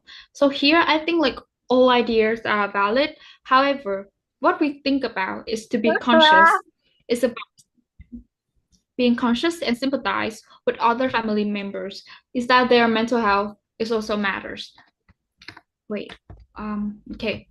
For the next one, well, so here is my key takeaway after these sessions is that to understanding your family mental health issues is not only about protecting yourself, but also to sympathize with the family members. So I hope that these sessions can bring you up to the co-creating your mental health well-being action plans about the things you have learned today and maybe like the actions that you would take in the futures that to understanding the mental health issues and to destigmatize those stigmas that relating to mental health issues in your families. And remember that the thing is that we have to understand yourself first, but also to sympathize it with family members. Everyone have their own problem with your family. However, to understand and have the motivations to nurture your love and your growth towards your family, I think this is also the very crucial step that you may approach in these mental health sessions. Alongside with it, I would love you guys to think more about the stigmas that you have relating to mental health issues, just like we have been through a few of them, and there will be more and more stigmas in the world. So you may, when you approach it, think about it and be conscious. So to build your well-being action plan, I hope that you guys can keep it for yourself first. The thing that you learned today and maybe like the action you would take in the future. If you wish to share, just put it in the chat. I would love to receive some. And that is also like the end of my presentations on understanding mental issues in your families. And thank you so much for listening. I welcome every Q&A questions. Thank you so much. And give the floor back to the host and to Chindia. Thank you. Okay, thank you so much, Miss Lai, for the presentation. As we knew about, we learn about understanding family issues, and we learn about emotional resilience and positive emotional relationship, and even creating well-being action plan. So about that, I'm gonna open the Q&A session. So about for the participants, if you want to ask something to Miss Live today, you can you can put your question at the chat box, and I will read it out loud for you. Is there any first question? Mm,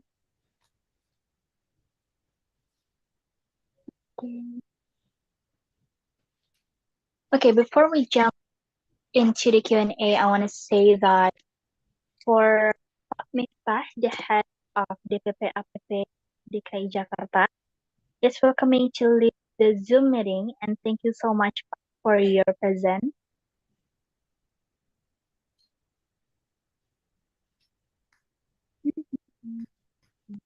Okay, for your participants, if you want to ask something about empowering families for a sustainable families for the presentation that Ms. Lai just put it for you guys,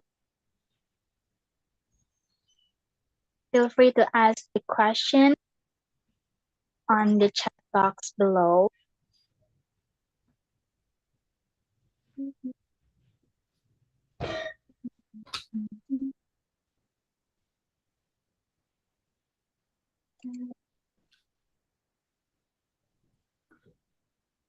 Well, thank you for having me in this sessions. And if you have any questions, feel free to send me.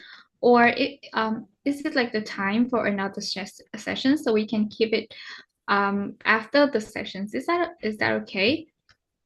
Yeah, that's totally okay. So we just jump up the next speakers. Is that okay, Miss Lai? Thank you so much. If you have any questions, now feel free to contact me. Thank you so much. Well, thank you, Lilai, for next sharing with us, and see you later for the next amazing opportunity. It really means for us. Okay, thank you.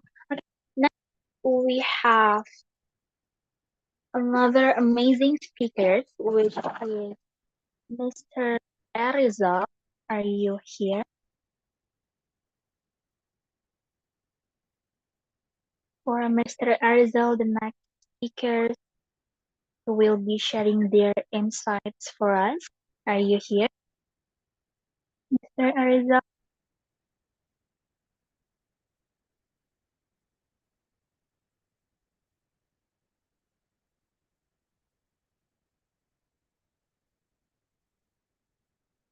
Mhm.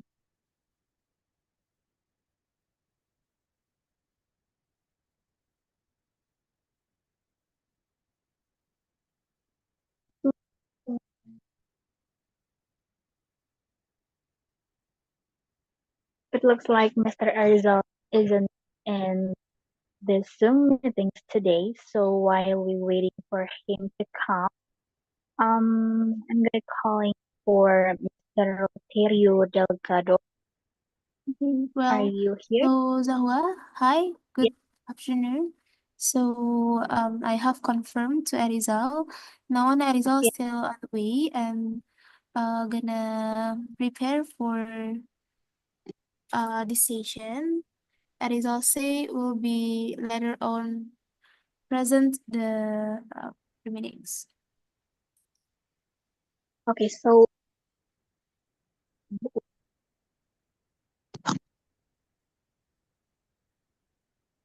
okay, 5:28. So we have a minutes more. 8 minutes more for Mr. Arizal to come. If we jump off the next speakers, is that okay?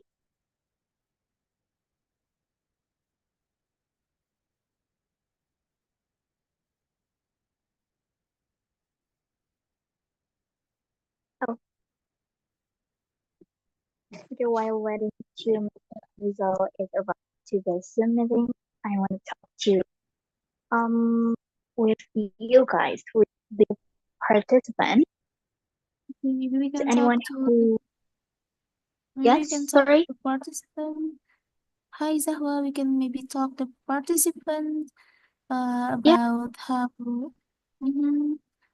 the participant feelings after listening to our two amazing speaker before. Maybe you guys can give your opinion, maybe your concern about our topic. yes, sure. So for the participants, if you want to talk more about the Miss Live presentation before, or if you want to say something to this webinar or anything you can talk to today, you guys feel free to raise your hands and open the mic. Oh, I see this Mr. Arizal is finally joining the Zoom meetings. Hello, Mr. Arizal. Yeah, hello Zawa. Can I Hello. get more 5 minutes for prepare? Yeah, sure. Take your time. Okay. Okay, while waiting with Mr. Arizal to come again to the Zoom meetings, I want to say that if you guys had something to say, like about this topic, this like Mr. Like presentation, or you guys feel free to raise your hands and open the mic.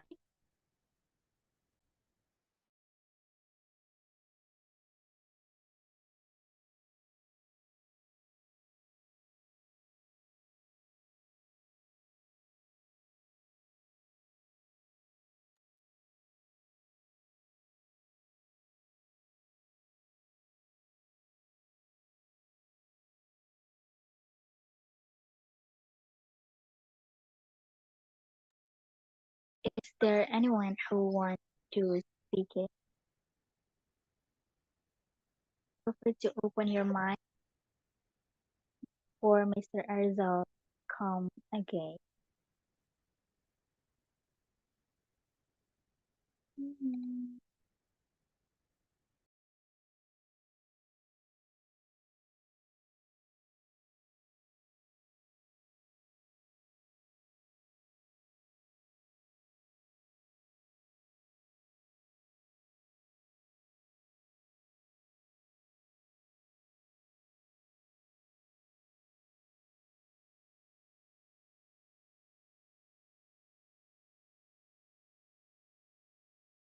Hello everyone. Okay, hello, Is my Mr. voice Arizal. Are audible? you here? Are you ready? Yeah, I'm ready. Sorry, I can hear you. Oh, yeah, thank you. Yeah, definitely. Okay, thank you for your presence. And Mr. Arizal, the time is yours. Okay, thank you, Zawalia, for moderator. Hello everyone, good afternoon, and how are you guys right now? Are you guys feels great right now, or maybe feels dizzy because the days is really rainy right now? Maybe you guys can type on the chat below. Maybe you guys can type number one for your excitement for this session. Come on, guys. Okay, how's everyone doing today? I hope you guys all feeling great and ready to learn something meaningful. And oh yeah, MC from Andin, 1111. That's right. Hello everyone, let me introduce myself. My name is Rizal, and I'll be your speaker today. We're going to talk about a very interesting and important topic, the family's role in you, education edition. I'm super excited to share this with you guys because this topic is all about how our families influence us, especially in our educational journey, right? Education is such a crucial part of our lives. But have we ever thought about how much our families actually impact with our education in it. Yeah, well, that's exactly we're gonna going deeping, and yeah, we're going to take it the family's role in you right now. Okay, maybe you guys can. Sorry for operator. Can you next my slide?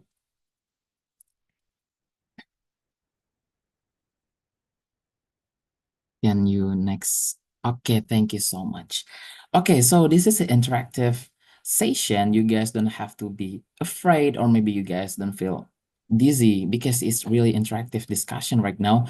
You guys can ask, sorry, you guys can answer this question. What is education about? Yeah, maybe you have your own argument. You guys can also chat on down below. Because before discussing the family's role, let's first understand what is education. Maybe one of you guys have your argumentation right now. Maybe you guys can raise your hand and say it out loud. What is education? Yeah, come on, guys. Something we learn from school. Yeah, that's right. Is there anything else? What is about education? What do you guys think about education? Maybe you guys have your own expectation about education. Maybe you guys want to share it with me. It's okay. It's really open right now.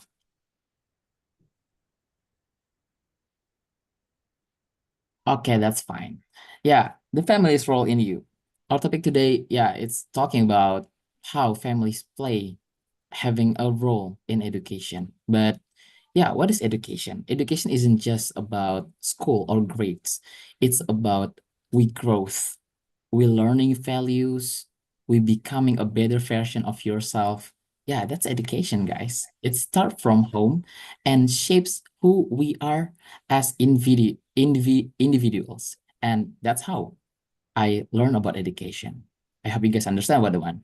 Okay, next one. Next slide.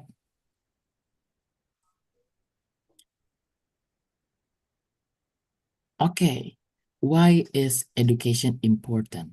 Because it is a human right. As a children and teens, we have the right to get an education because it's basic human right. As a children and teens, we have the right to access education because in children's right, there's a youth participation also. And it's also equip us to contribute house positively and so in society. That's how, because the education is human right. That's all. Maybe next slide. Now, let's think about this one. You guys can also type again on the chat below from scale 1 to 10. Have you ever considered how much the family roles affects the success of teens education? Maybe you guys can say it like 5 or maybe 10. My family has big role for me. You guys can say it out loud. I have 10. Okay, 8. Maybe let's go, guys. It's okay. It's really open and it's really meaningful youth participation right now. So you guys don't have to be afraid. It's okay. From 1 to 10, how much do you think your family influenced your education? Come on. 7. Just Andin? Come on, guys. 7 maybe or 8. 7 maybe or 8. But why you choose that number? Maybe you want to share with us, Cynthia, maybe? Can you explain a little bit? Yeah. Okay, so I think the family is not only the one factors that impacts our life. Meanwhile, we have friends, environment, or even we process all of the cognition in our life, like the experience, the organization, and so on and so on. So not basically from family, but we know as basically we learn from the family as the first education in our life, but we also would be explore um more aspect in our life as well as educate us in person. Okay, give applause for Cynthia. That's really great. Yeah, for me, it's kind of same with Cynthia also because yeah, family has a big role for me also, and yeah, maybe we can next slide about this one. So, family as a primary socialization agent. It's about Herbert Spencer I've ever thought from my high school. Sorry, can you guys next my slide? Okay, thank you so much. That, according to Herbert Spencer, is a sociology person that I've ever known. They're talking about family's rule. Families is like the primary socialization agent, because it's always talking about, yeah, the first primary, or maybe the first goal in your life. It's about family. And that's talking about the family. The family is the primary, and therefore the family must take responsibility for education. Yeah, they have to obey the rule. Like before I said, it's about human rights. That's why the kids, the children, and the teens should be get the education in their society. And what does it mean? It means the family lays the groundwork for how we learn and behave in the world. That's why family must take the responsibility for education, and it's all begins at home. Next slide. Why is family support important for education? For the first, family equals motivators. Support, you guys can imagine. Family has the support for you guys. Your first agent is family. From supports, education starts at home, and supports will be changed to your motivation to have your education. Yeah, when family believes in us, we feel more encouraged to learn and succeed in our society. And it's simple terrorism in our society. Maybe you can next my slide also. From positive impacts of family support, strong family support brings many positive outcomes. Sorry. Next slide.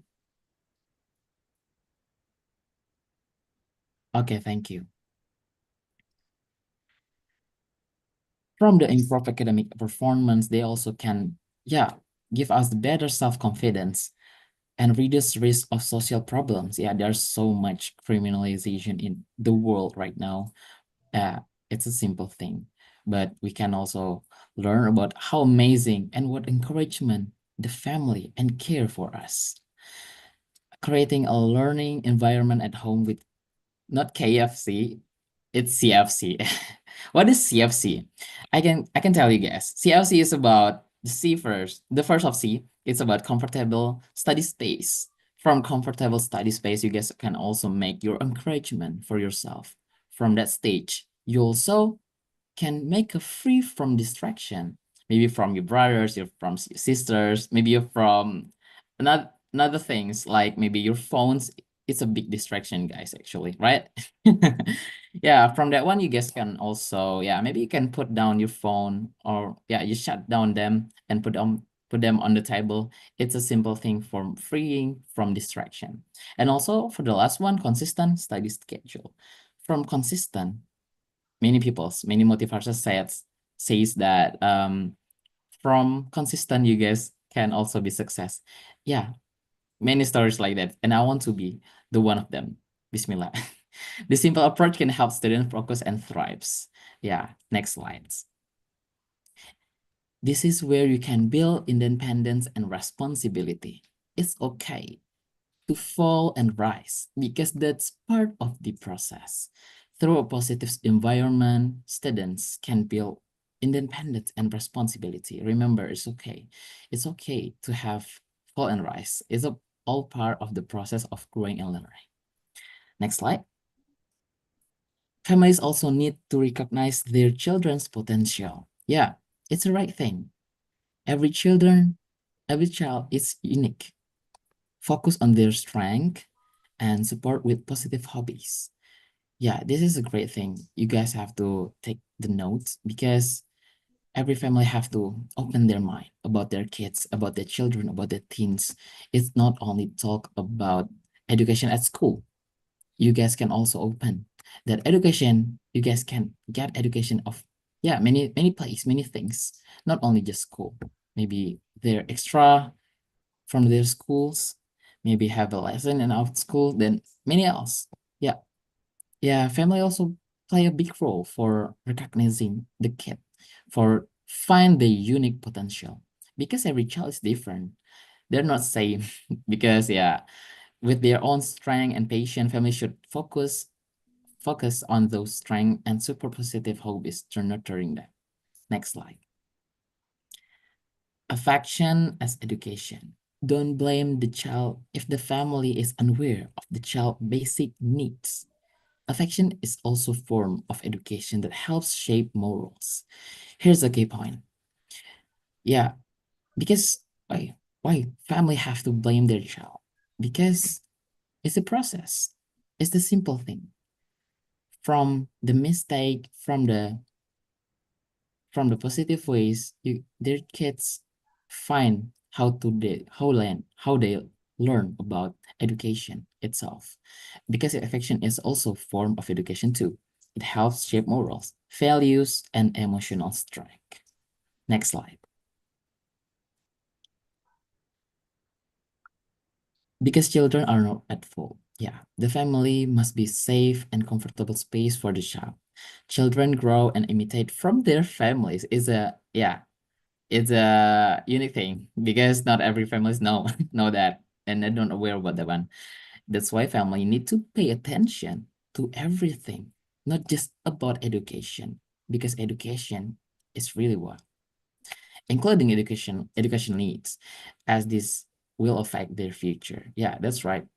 Because we have to be aware, because we have to be pay attention to our kids, to everything from our child, from that thing. Maybe we can open the new world for them and maybe for us too. Next slide.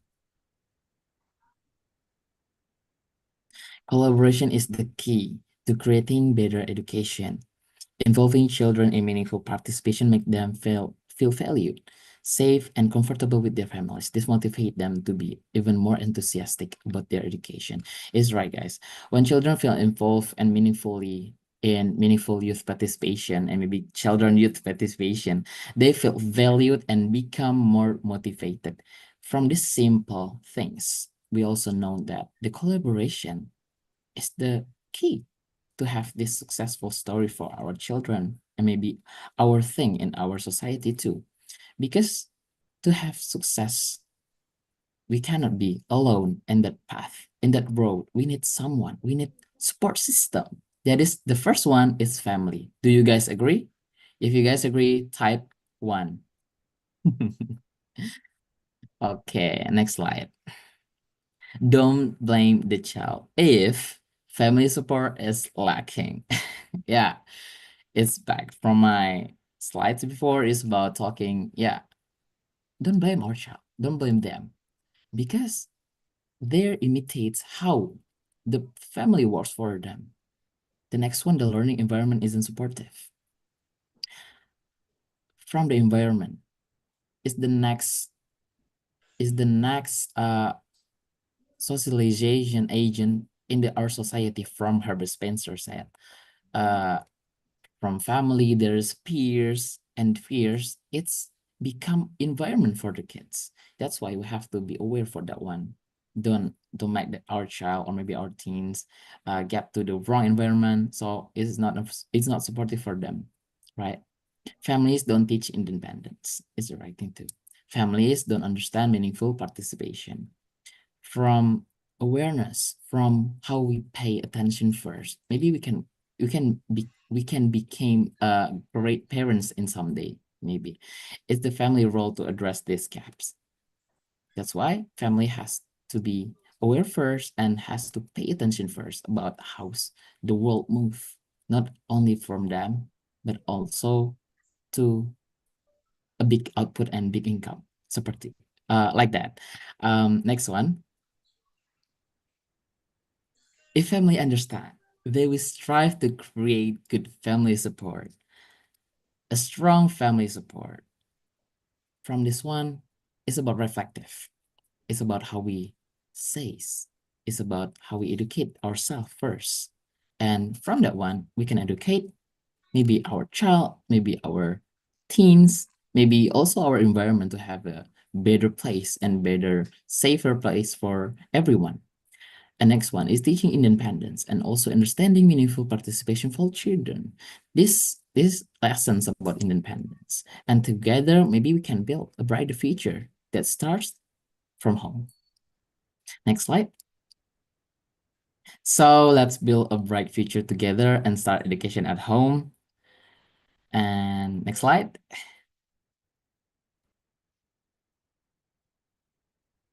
Fam's got your back, not slacking on track. Fam's got your back, guys, not slacking on track. Yeah, that's how support system works. And thank you for listening, and let's keep supporting each other. If you like to connect, find me on Instagram at justaresult, and let's grow together. Next slide. Thank you so much. Back to moderator. Thank you. Okay, thank you, Mr. Arizal, about the presentation. And I I learned about so much about like learning environment with home and with the CFC, not KFC. And I also learned about um the new beautiful word that a children not old. And for me that was a beautiful word. So after this, I want to open the Q&A session. Is that okay, Mr. Erzal? I'm still here, Zoa. Sorry. Yeah. Okay. So if you guys have a question or something to help or anything about the presentation that we just learned, or feel free to write down on the comment below on the chat box function. So okay, let me check first.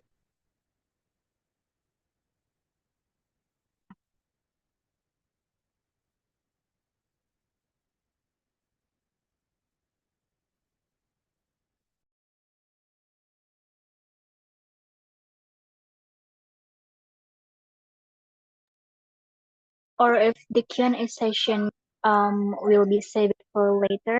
Is that okay, Mr. Erzal? So the Q&A will be adding the end of the session. Oh, there's a question. Okay, let me read it. The question is from Andy. What if our parents reject or doesn't support what we want in the future and what we have to do? That's the question, Mr. Erzal. May you answer it?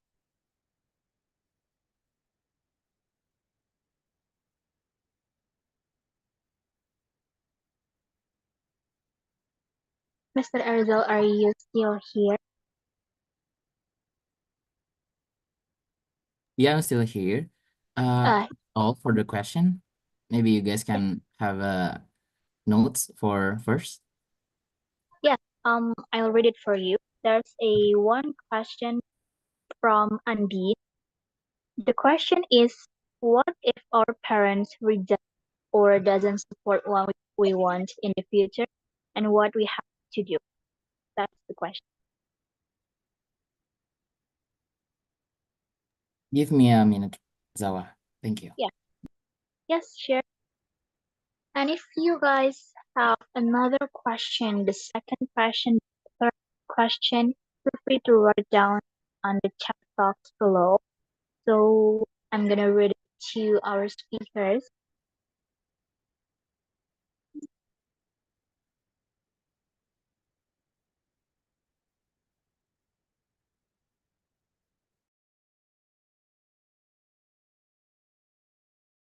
Zawa, I see another question from Cynthia, I guess, on the chat below. Let me check first. Oh yeah, there's another question from Cynthia Mangwini.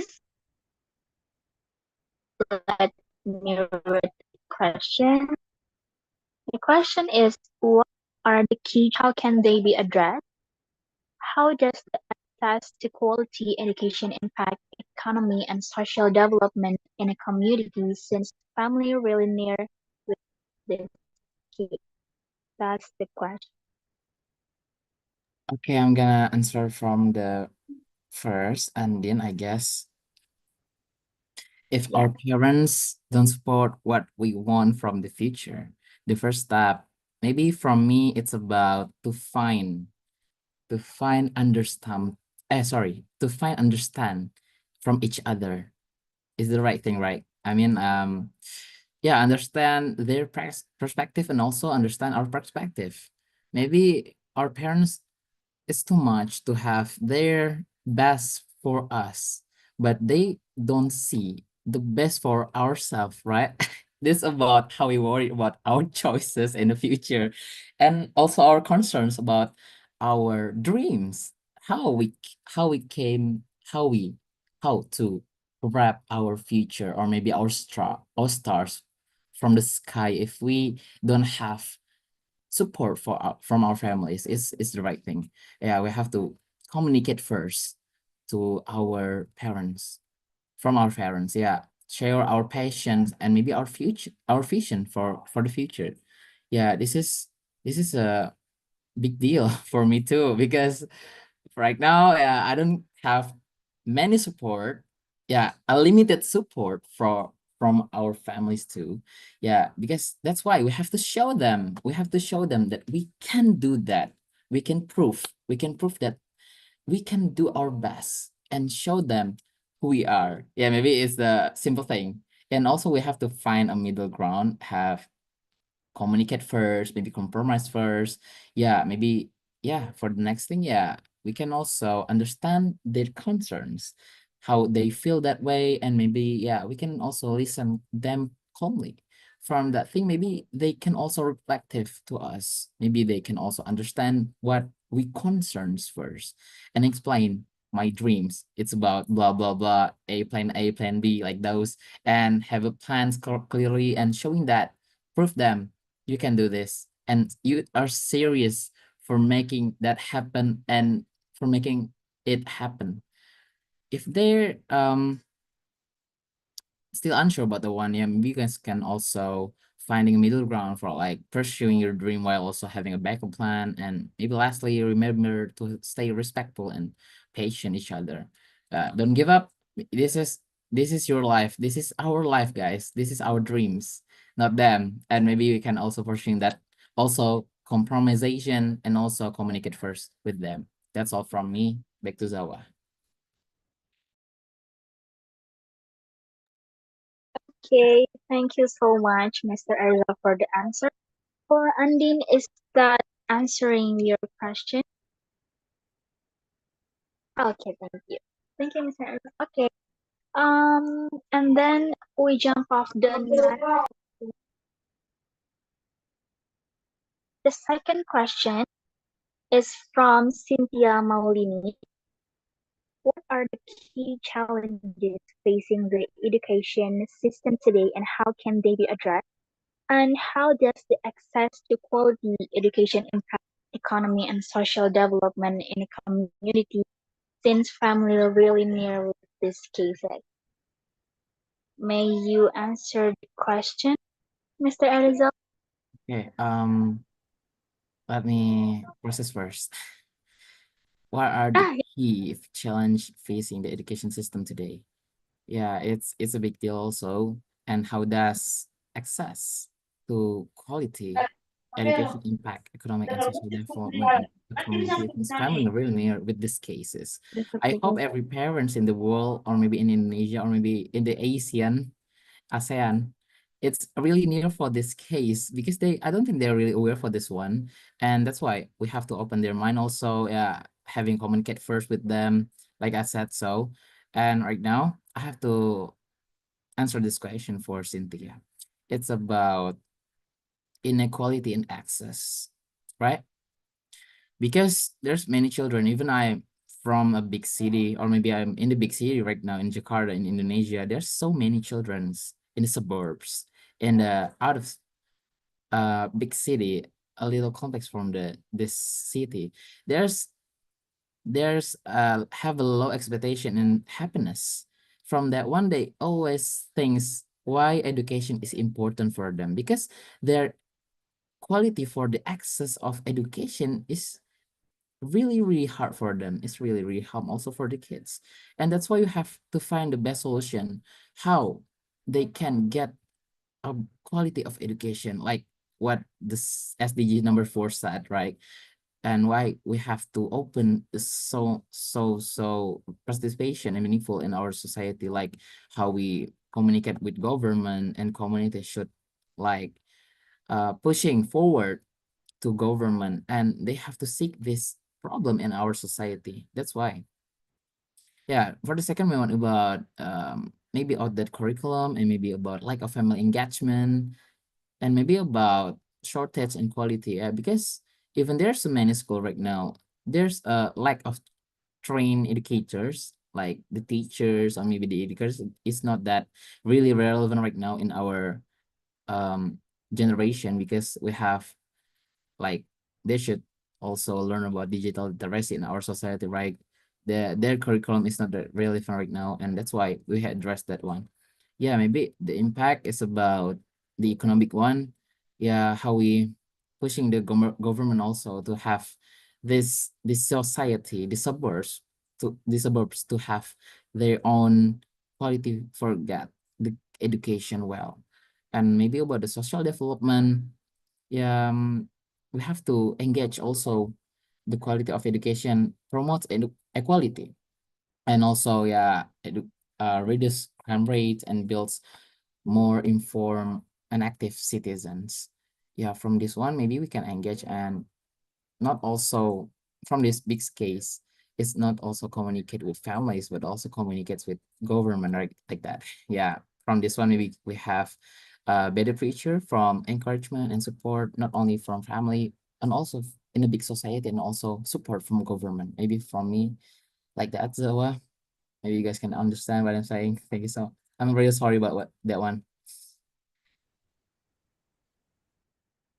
Yeah, thank you, thank you. We understand. And thank you so much for the insightful answer. For Cynthia Malini, are the question is clear, or is there any question you Yeah, wanted? that's okay. That's good enough, I think. But I still a little bit curious about the way like how sometimes we get the economic gap or the educational gap of access itself from yeah the rural area, and then the another side of area. I mean like yeah, especially in Indonesia there are a lot of gaps here. So um how we could be face it well as youth, maybe for yeah for struggling for this focus. I still yeah curious about that. Thank you. It's about complex and also comprehensive things, right? Everyone. Yeah, why education is so marginalized, the rural area and also the suburbs in the big cities also. Yeah, because the government, I don't think they're really aware for this, but we hope so. We wish the new government, new president have a really support for this one. Yeah, that's why we have to really pushing them. We have to pushing them and show them and prove them. We have still we really have many people in your city, maybe in your country, there's non-educational people. Show them the data, show them this is the people, this is the society. Prove them, oh, okay, let's do that. Let's do the education for them, like those. I think it's really works if we really can pushing them. Maybe it's the answers right now, but for the youth, yeah, we can have many things like advocates. Maybe we can also make communities that creates an education for that areas. Maybe it's like volunteerings or maybe be a mentor for them, and also raise awareness, because the education is the first. Yeah, the society is talking about money also like every day, because their lack of education, they also thinks about money is really important, but they don't know how to reach that one. Yeah, that's why we have to give this education for them. maybe yeah, we have to be prevent maybe about exploitation in the future. Yeah, it's a big deal. That's all from Mizawa. Okay, for Cynthia, is that clear? Yeah, it's really clear. Thank you so much for share to us. That's really insightful. Okay. Okay, thank you so much, Mr. Arizal, for the insightful answer. And I think if we run out of time and the time to pray for Muslims, so I think we need a break first until 6 6:15. Is that okay? We're gonna do a break first, break and pray. So please come back to the Zoom meeting at 6:15. Thank you guys.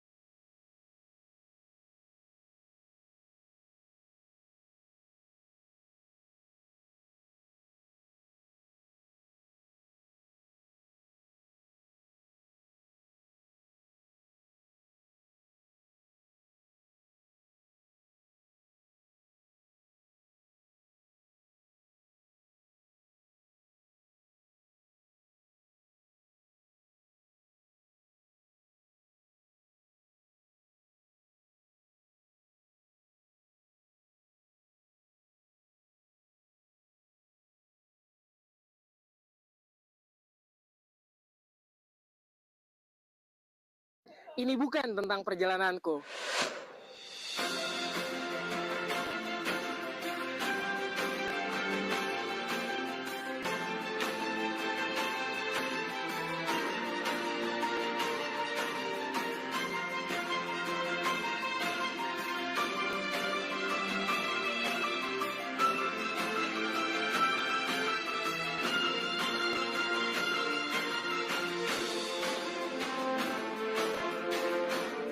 Bertumbuh, berkembang, bermakna dan berdampak sejak 2017 dengan penuh keterbatasan dan semangat menyala. Kami menjalankan 4 fungsi PIK-R dengan penuh sukacita dan strive for greatness adalah kuncinya. Apalagi sih Bang yang dikeluhin? Kita makin baik kok dibanding tahun-tahun sebelumnya. Makin banyak juga remaja yang terbantu oleh program keren kita. Ya, overthinking aja sih Bang. Semoga tahun ini kita bisa buat DKJ bangga. It's okay Bang, aku paham maksud Abang. Karena memang berat juga memikul nama baik dan juga kepercayaan dari teman-teman remaja DKJ. Tapi yang perlu kita ingat, tiada hasil yang mengkhianati usaha. Kami juga menjalankan fungsi rujukan dengan berkoordinasi bersama Pelayanan Kesehatan Peduli Remaja dan juga Puskesmas Kecamatan Mampang Perapatan, Sudin PPAPP Jaksel dan juga Puspa DPPAPP DKI Jakarta untuk penanganan lebih lanjut oleh tenaga profesional.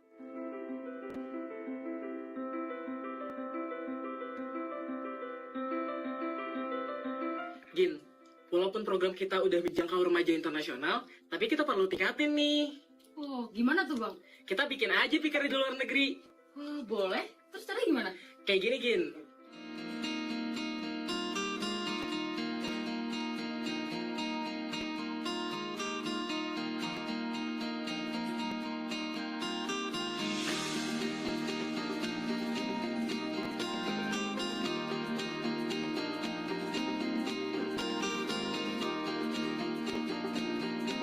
Oi, by the way, program sih boleh keren, tapi udah dicatat di Newsiga belum nih? Jangan lupa catat ya, supaya admin bisa masukin di akhir bulan nanti.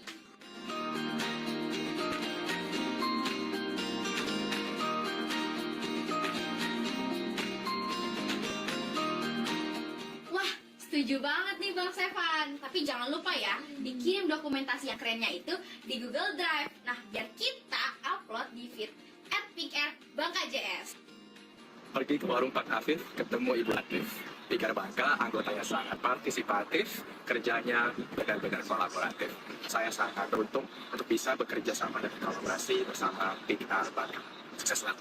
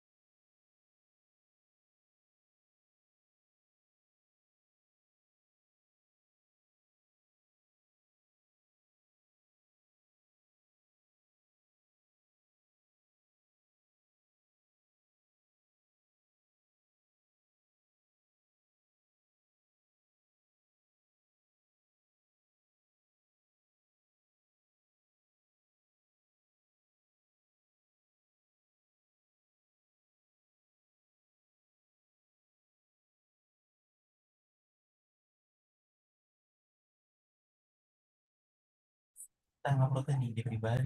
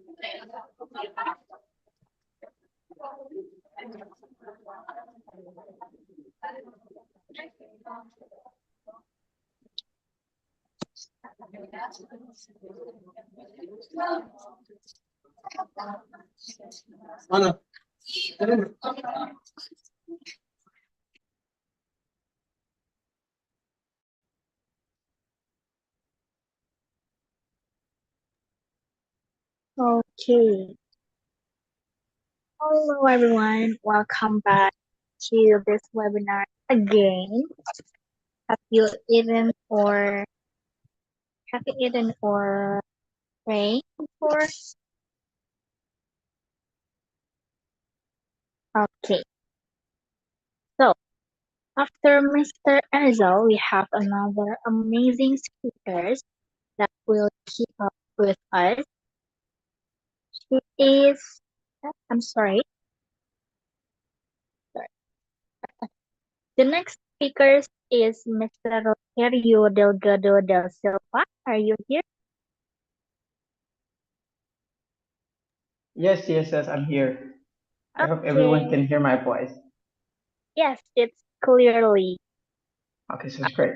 So, Mr. Rogerio, the time is yours.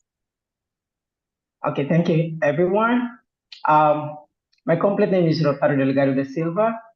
Currently, I'm doing my undergraduate degree at National University of Timor-Leste. I'm executive president of our association. We name it Center of Academic and Professional. So today we're going to learn, I will deliver my presentation focusing on educations and empowerment of youth within family related to educations and family welfare.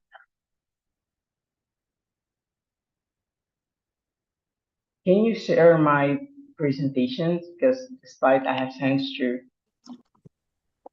the main organizer.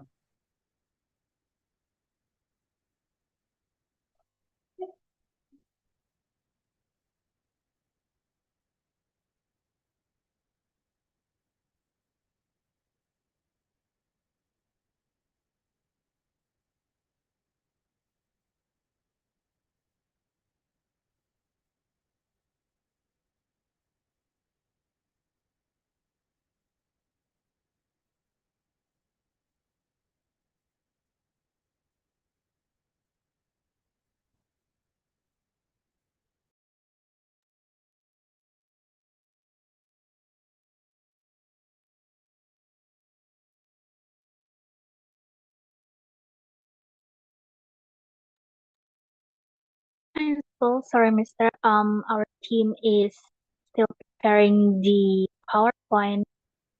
It's okay if we if I ask for a minute. Yeah. Just go ahead. Yes. Well, I am planning Rotary Youth presentation slide will be presented by our brother. So we're still waiting for the process for the presentation.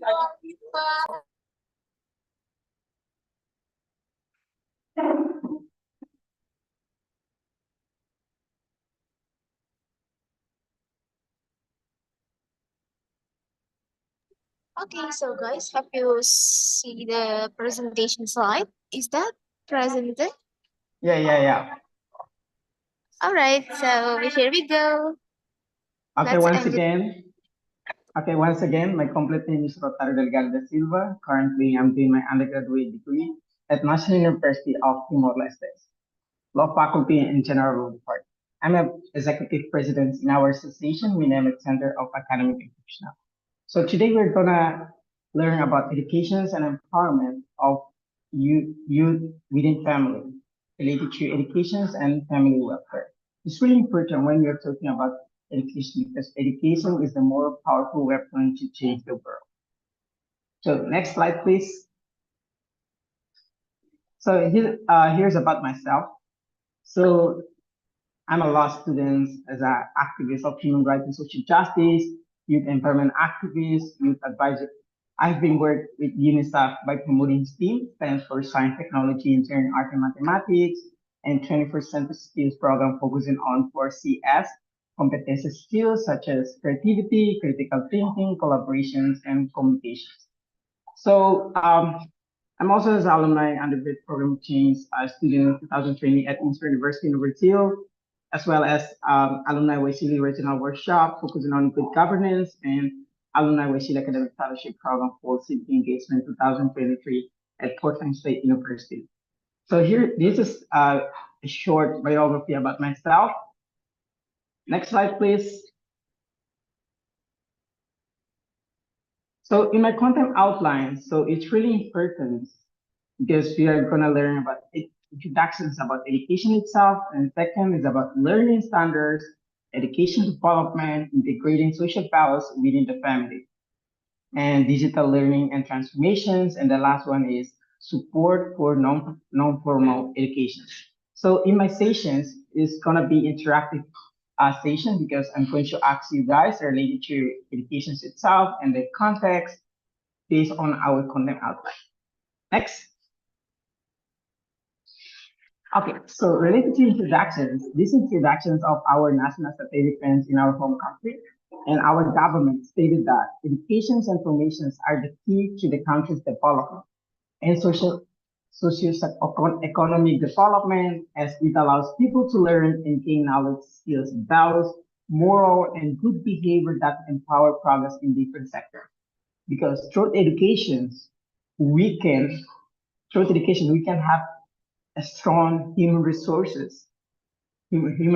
Therefore, we can contribute to national development in our home country because the most we build the young people to be productive in the learning process, therefore they can contribute to different sectors in our home country.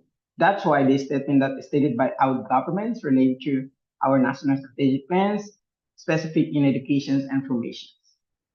Next. As we know, because three types of education. So first one is formal educations, informal educations, non-formal educations. Three types of educations is really important in the learning process for young leaders like us to change the world. Because formal educations, informal educations, non-formal education, three types of education related to each other in our learning process. So it's important to know about these three types of educations. Next slide, please.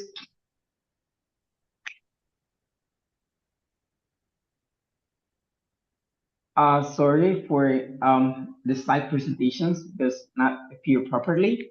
So about formal educations, as we know that as a formal learning which usually take place in schools, it refers to the basic academic knowledge and skills that students can learn in a formal way. So In our education context in our home country, Timor-Leste, the formal education started from primary schools until university.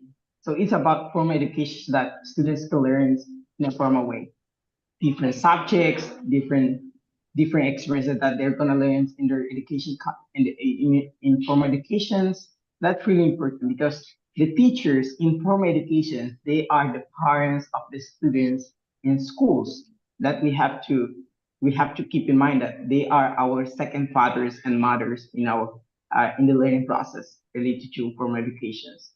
And informal educations is about how this education where parents are teaching their children things that are beyond academic, like giving children needs to grow, everything about the needs that for the children they have to provide, and also try to engage their children to be productive in the learning process by giving love and care and provide guidance and protections. Because talking about informal educations is really important. The role of parents teach their children related to academics by giving academic, could be academic and moral, could be any different aspect that can contribute to their learning process. Therefore, they can grow up as a civilized persons in their learning process. It's really important for formal educations. Many of countries they have a program related to teaching parenting. Teaching parenting is a program that provided by the governments and also collaborated with international agencies and also foundations and associations. They try to collaborate each other to come up with a program teaching parenting. Teaching parenting is related to informal educations, how non-formal educations contribute to informal education. Therefore, these three types of educations collaborate with each other to build the children to be productive in the learning process and also engage, empower the parents. Therefore, they can use the moral way, giving children space to grow, giving love, care, and providing guidance and protection. Because protection is really important for informal education for their parents. So the last one is non-formal education. It refers to basic education literacy, and empower competences skills development to enhance the learning process. Because non-formal education is education that can complete the subject or this competences skill that cannot provide by uh, formal educations. So non-formal educations can complete those kind of skills. Because for example, because based on my experience, I didn't learn about financial literacy in formal education, but through non-formal educations, I can learn about financial literacy, and also I can learn about how to write a proposal letter, how to make a sustainable project into implementations based on efficiency, effectiveness, and sustainability into implementations of the project.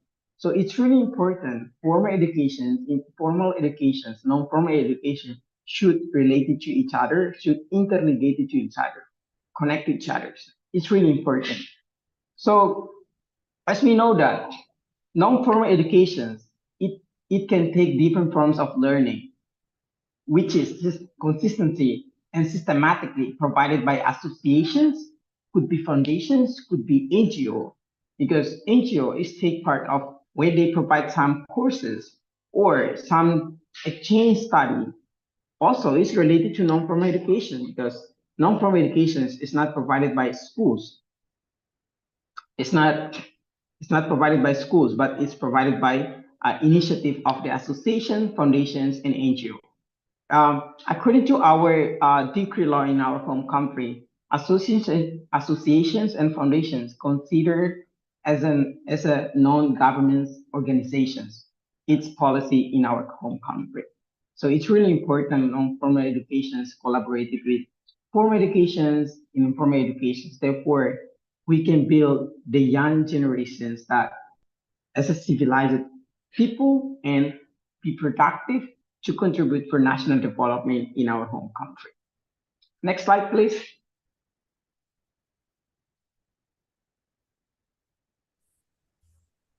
So here's the visions and the purpose of educations as it is a statement that related to our national strategic plan. I believe that you in your home country, your government also stated has the same policy related to SDG, Sustainable Development Goals, because in our home country we adopted SDG, Sustainable Development Goals that continue from Millennium Development Goals as our national strategic plan to achieve in 2030, 2038. So everyone has access to quality and inclusive education. It means include everyone. We do not see by their physique, their ethics, their race. It means include everyone. And training at all levels to increase civic, patriotic solidarity, and responsible knowledge and skills for a healthy and resilient life to contribute productively to the country's development. Because this is the visions that we are talking about educations, how everyone can access to quality education and inclusive educations to involve everyone.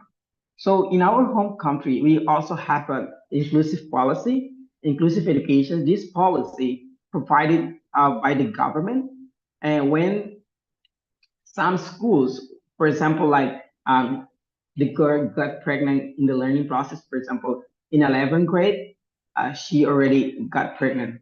So through inclusive educations, after she give a birth, she can continue her study because it's part of our inclusive educations.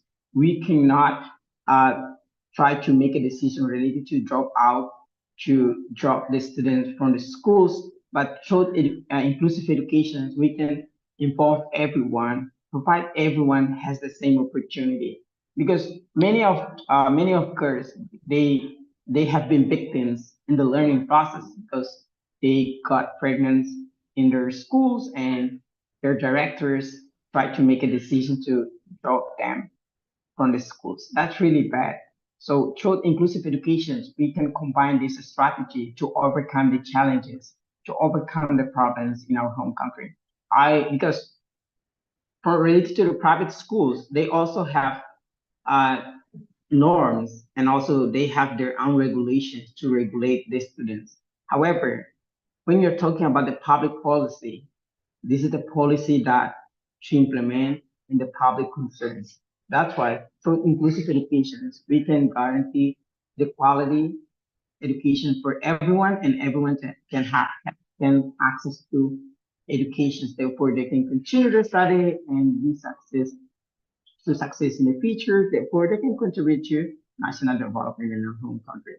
So we are talking about education. What is the main purpose of education? So it's a simple sentence that the purpose of education is to ensure quality education and information for all. The purpose of education is to have a quality education. So the quality is about how we can guarantee the efficiency, effectiveness, and sustainability and concerns of populations. Because when we ensure the quality of education, but people don't like concerns about how we can talk about quality of education. So quality of education, it means everyone feels like the sense of ownership. The sense of ownership in other words, we can say sense of belonging. Kalau bahasa Indonesianya rasa memiliki. So sense of ownership, of sense of belonging is really important to ensure the quality educations in our home country and give the opportunity for everyone. People who are disability, they can have this kind of opportunity. Therefore, they can continue their study because many of people who are disabilities, they cannot access to education because they are vulnerable people. But through inclusive education, we can include them to, therefore they can access to the education that they need. Therefore they can improve themselves and be productive in the learning process. Next slide, please. Okay, guys, I have a question for you. Now we're going to learn about learning standards. So what is learning standards? Does anybody want to just raise your hand if you want to speak up, or if you're shy to speak up, just write your statement on the text box. Does anybody want to speak up related to what is learning standards? Hello?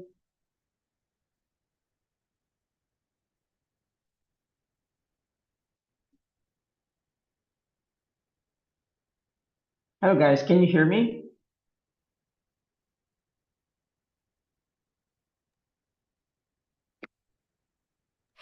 Yes, we can Okay, hear sounds you. good. Okay, sounds great. Does anybody want to speak up related to what is learning standard and what is learning standard does mean to you? I could say like this. What is learning standards?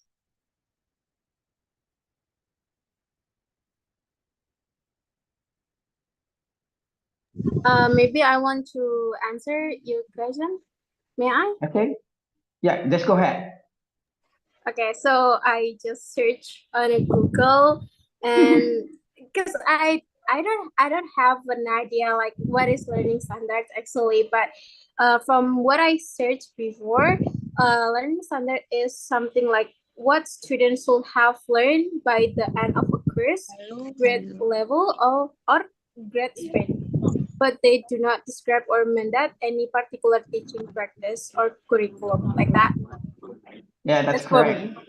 Okay, Yeah. thank you. Does anybody want to add more? Does anybody want to speak up related to learning standard?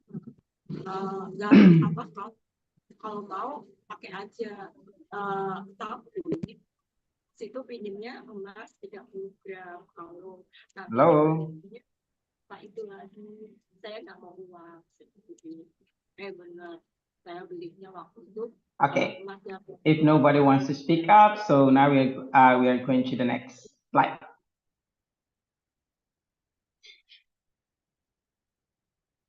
Next slide, please. Okay.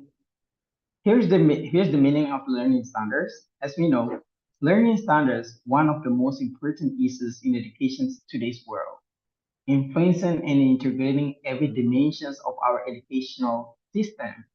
High stakes, standardized testing, and professional development. So learning standard is divided to 4 steps. So the first one is high expectations. The second one is learning progress. The third, learning objective. And the last one is the student's outcome. When you're talking about learning standards, how we can how through learning standard, we can ensure the quality of education. So first, high educational standard for all students in a class through the education system and philosophical and pedagogical beliefs. So related to high expectations, every schools they have their own high expectation for their students. For example, some school they come up with their own philosophical, for example, like one sentence: education is the powerful weapon to change the world, for example, like this. And education is the best way to be productive in the learning process. These are the high expectations to motivate the students, therefore they can continue their study, because high expectations is the way how to motivate the students to contribute to their learning process, how to be productive in the learning process. And high expectations could be education system, how the schools they adopted their systems in their schools, how they can use these systems, come up with their own strategies A, B, and C, and how they can use this strategy step by step to engage the students to be productive in the learning process. This is the explanations about the high expectation. The second one is learning progressions. Learning progression is about addressing the specific learning needs and skills in terms of intellectual, emotional, social, and should reflect a clearly articulated science related to this. For example, the students for natural science, of course, they have to learn about STEAM. STEAM stands for science, technology, engineering, art, and mathematics. For students who are social science, they should know about many of philosophical statements related to social science. And also for natural science students, they also have to learn about ICT because ICT is really important in today's world because ICT stands for information, communications, and technology. How we can use the learning progressions change to change the students to be productive, to be intellect in terms of it productive, also intellectual, emotional, and be social. Because learning progression is really important. How the teacher use their method to engage the students, therefore they can be productive in the learning process. For example, like students who are um, uh, how to say this word like the students that they don't really interact with others. So learning progressions and high expectations come up with motivations, engage them to be productive, and try to engage them in different opportunities, different aspects. I mean, like the aspect or the topic that they are willing to involve themselves. That's really important in the learning progressions because some students they just focus on what they want to do, and some students they want to focus on what they're passionate about. It's really important for learning progressions. We have to address the specific learning needs based on what they need and their skills in terms of intellectual, emotional, social. So it's really important because for the students in the today's world, we have to concern about science, technology, engineering, arts, and mathematics, and also ICT because these two aspect is really important in the learning process for students in today's world. And the third one is learning objective.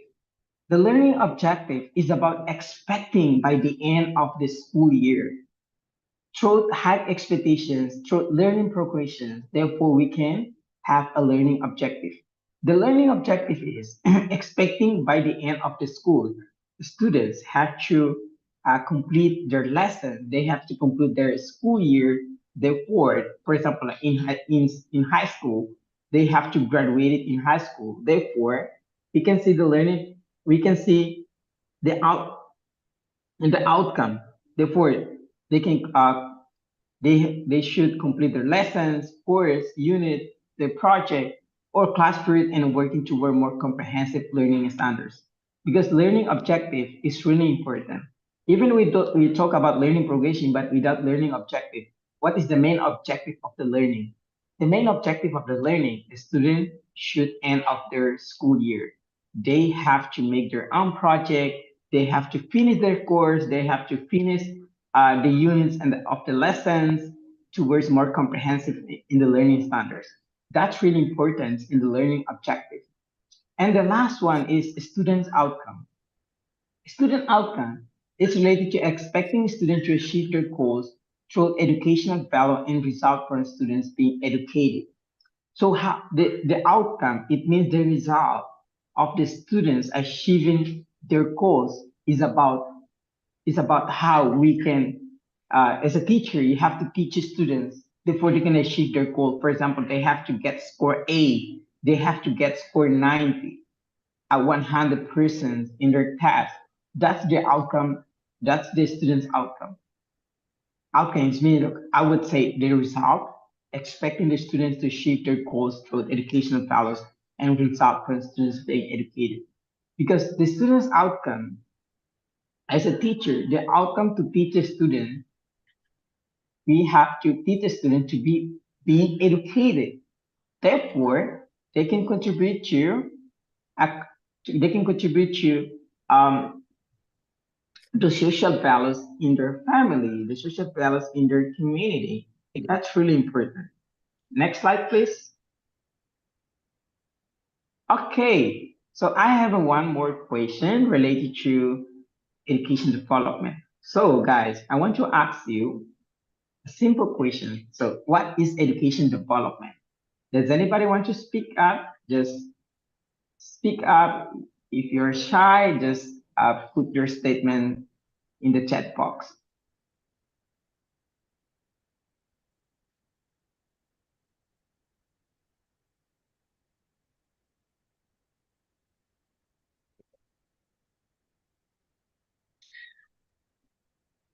Hello? Does anybody can hear my voice?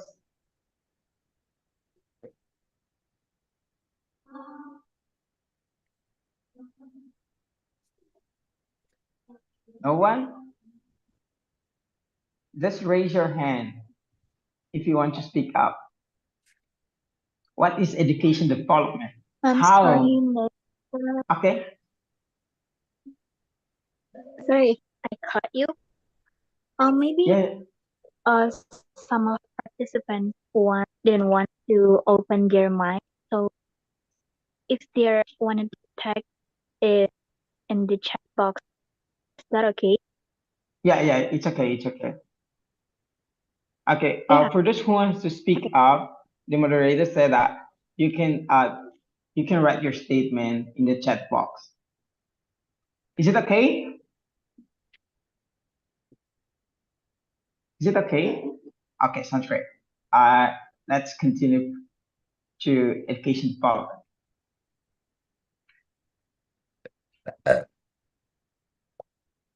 Next slide, please. Okay, it's not heavy material, it's not heavy presentations, but try to remember this kind of stuff that we are talking about education development. Because when we are talking about education, many of aspects, but if we forgot the education development, how we can develop the education more systematically, well organized into implementation. So education development is really important. This is the first step that first this is the first step that we can collaborate with different organizations, especially for the government. It's really important. Association, foundations, NGO to be inclusive partnership to come up with a project or program related to education development to change our curriculum. If you want to change something in your education sector in your home country, through education development, you can change it. I believe 100% you can use this strategy to change education context in your home country if you feel that some of aspect we have to change it. So education development aims to give understanding of science.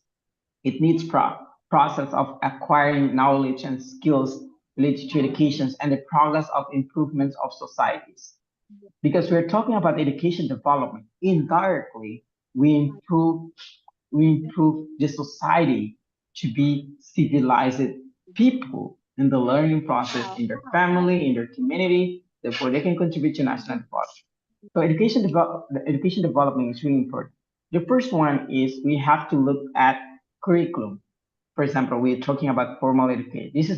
It's related to formal education. So curriculum is really important because curriculum is about lessons and academic teaching content in a school or in a specific course or program. Because some of curriculum, for example, in my home country, we are working hard for our association, Center of Academic and Professional. We are working hard with to develop a model. Therefore, we can collaborate with the government institutions, NGO, association, and foundations to be an inclusive partner to change for I would say some of sub elements that we have to change in our curriculum. So curriculum is really important if you want to change the education context in your home country. Not change it all, but at least you can change something that you feel is not necessary to put in your education context in your home country. So the second one is curriculum mapping. Curriculum mapping is identifying and addressing academic gaps and alignment for purpose of improving the overall coherence of course of study and extension and effectiveness and efficiency. So misalignment with misalignment in curriculum, we have to come up with curriculum mapping, try to address the academic gaps. The main purpose, of uh, mapping curriculum to change, and also we have to identify misalignment some elements in our curriculum. So by extension and its effectiveness and efficiency. Effectiveness, it means we achieve the main goal of the purpose. Once again, effectiveness, it means we achieve the main goal of the program or of our project. Efficiency, it means we come up with a small budget, we have a good, in the result, we have a big positive impact into implementations. So it's about efficiency. I would say that small budget that we implement this project, and we have the result that really contribute to national development and guarantee the sustainability for the long term. This is about efficiency. So, and the third one is backward design. Backward design is about educator use design learning experiences and institutional techniques to achieve the specific learning goals. So educators to use the design learning experiences, because when we're talking about education development, we have to come up with we have to identify the curriculum, try to identify the problems for curriculum mapping, and backward design. Try to design what kind of institutional techniques to achieve the learning goals that we are going to change some of specific curriculum in our home country. So it's really important. We have to collaborate with educators. It's related to our teachers. It's really important. Their role is really important to design learning experiences and institutional techniques. Institutional techniques could be interactive techniques, therefore, to achieve the specific learning goals. Because the learning goals is really important. That's why we are talking about effectiveness and efficiency. And alignment. Alignment is about efficiency to a curriculum or education system, the alignment of learning standards and curriculum related to technical process being used to develop lessons. It means when we come up with the backward design, we have to align with the problem and come up with the solutions. Therefore, we can align of the learning standards. The learning standards should be come up with a systematically well organized. Therefore, we can use it to develop the lessons. We can use it to develop the lessons in our curriculum. That's really important in the education development, because education development, if we want to change the some of elements in our curriculum, try to use these strategies. Therefore, you can change the education context in your home country. Not change it all, at least the things that misalignment, you can change it through these strategies. Next slide, please. Okay, I have one more question. Sorry, I have a lot of questions. So how do you know about social values in family? Now we're gonna talk about informal education. So how do you know about social values in family? Does anybody want to speak up, or you can chat? You can put your statements in the chat box.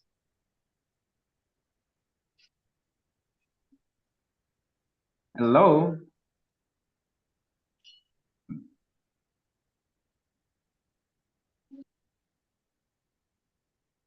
Okay, nobody wants to speak up. We can go ahead with the next slide.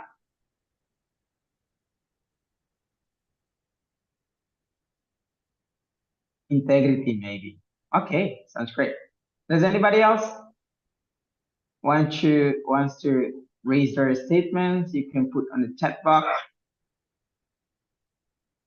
Okay, how to keep good persons in life. Okay. Okay. So actually, I'm from yeah, you can call it like Java. It's something like what is it? How to say it? Wait, like a tribe, something like the ethnic Java. I mean Java ethnic, and then I learned about yeah, a lot of social values in a family, such as like have a good manners to yeah, a welcoming Yeah. grass, and then to apa ya, to have a good manners when we want to eat or we want to talk with someone. It's like there's a lot, but maybe like one thing that um I I I really interesting about what my family learned about social values to me is I have to have a good manners in a whole things to everyone that I met. Even though like I don't know him or her, but I just have to be like smiling on the mic like that. Okay. Okay. Yeah. Yeah, that's So that is my what I learned about social values in my family. That's it. Thank I you. know I noticed that what you said is related to relationship building. Because Mm-hmm. relationship building is really important. How we can engage, you engage to each other to be, uh, to be, um, to be a interactive way that we can collaborate with other. We can make a friend with other through our smile, our Sure. kindness. Yes. That's really important. It's also related to the elements of integrating social values within the family. Okay, some of them I have read there. Oh, the social values that I know in the family are caring, affection, togetherness, brotherhood, mutual respect, respect for parents. Oh, sounds great. From Salma Nur Fatina Yuman. Sorry if I spelled the wrong name. Okay, next slide, please.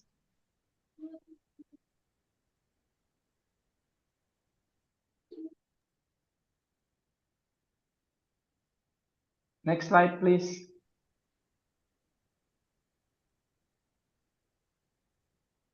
Okay, some of them stated that social value is reflect how we related to society, like respect, community, justice, and freedom. Wow, sounds great. Who else? Who else wants to write their statements related to social values in the family?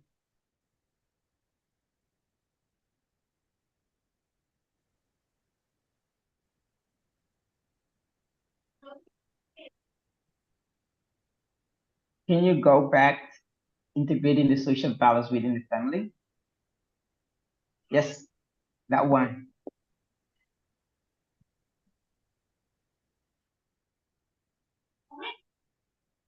Okay. Can you make it choose full screen?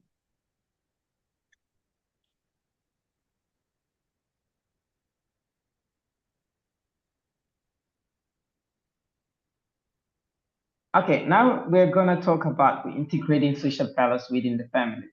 That's really important when we are talking about social balance. Because one person is not social. Social is more than one person, so we have to interact each other. That's why we're talking about social. The balance is about the good things that in our social life. So the first one is identify formations. These statements, according to psychology for mental health, their institutions are really patients when they're talking about uh, the balance, the social balance within the family. So the psychology for mental health organization, they said that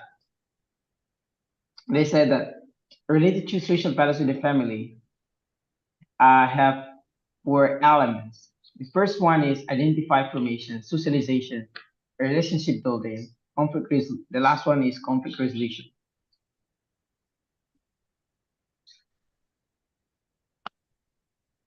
So identify formations. The first one is helps shape individual sense of identity, belonging, and self-concept by installing a certain set of beliefs, traditions, and customs.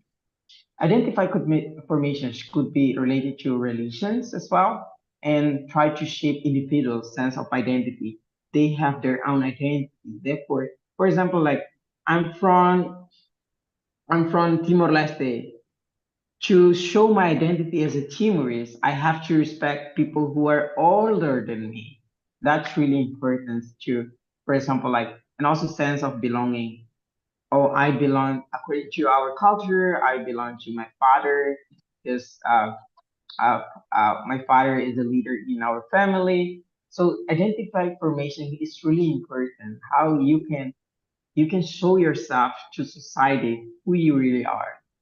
And self comes by installing a certain set of beliefs. Set of beliefs. What do you believe to change you in the learning process? Could be in your traditions and could be your customs. That's really important because social values we have to identify ourselves. It's about identity formations, how we can formulate ourselves from our identity. Second one is socialization. So what you're stated in your chat in the chat box, there is no wrong. It's correct. It's all correct because what you said is related about socializations and relationship building. So socialization is a crucial role in socializing children and teaching them essential life skills and moral and principles and ethical standards that guide their behavior into and make decision in making decisions. Because through socializations, because some people they change their mindset, they change behavior because of they involve themselves in the wrong place. So through socialization is really important how we can socialize ourselves with people who are have a good uh, intentions with us to change us to be productive, to be a civilized person. So it's essential to set of beliefs, moral and principles and ethical standards and that guide their behavior and to make a decisions in their lives. So the third one is a relationship building. So relationship building is really important. Uh, as as you said in the chat box, right? Social values reflects to how we relate to society, like respect, community, justice, and freedom. It's about relationship building as well. Relationship building fosters strong bonds, trust, and communications. Communication is the key to build the relationship with others among the family members and promoting empathy. Did you know the meaning of the empathy itself? Empathy, it means do what they need and feel what they feel. You know, some people they share about their sadness to you, their bad experiences. The first one you have to feel what they feel and try to do what they need.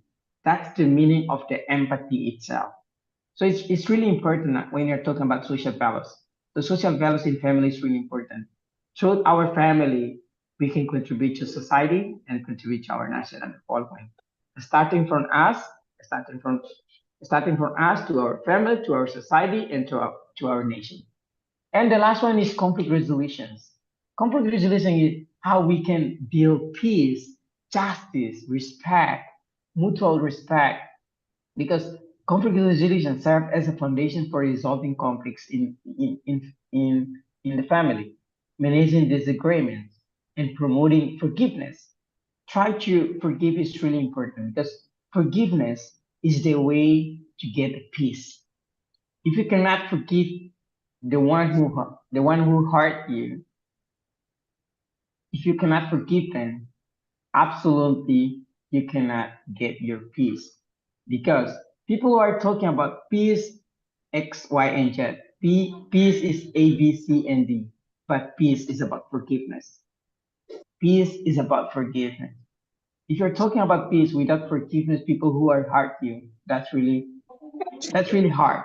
So try to forgive people who hurt you in family. Try to use the conflict resolutions. Try to communicate to each other with empathy, with love, with care. Therefore, it can have a reconciliation and healing within the family unit. Family unit is really important. Kalau bahasa Indonesianya kebersamaan keluarga. Kebersamaan keluarga itu sangat bermanfaat di conflict resolution. Jadi, reconciliations and healing within the family unit is really important. Try to unite when our family have a problem. For example, I'm the children in my family. As a child, I have to try to communicate with my father and my mother. Therefore, they can communicate to each other and to reunite our family, because the elements of conflict resolution is really important in family. That's why integrating social values within the family, uh, we have to identify this four elements. Okay, next slide, please.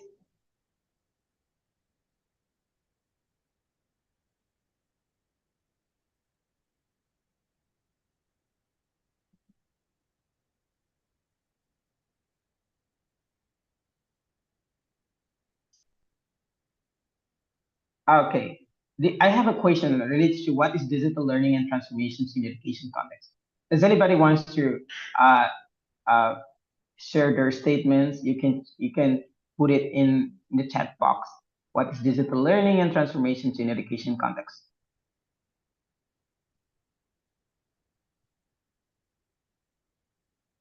Okay, if nobody wants to speak up or put their statement in the chat box, we can continue to digital learning and transformation.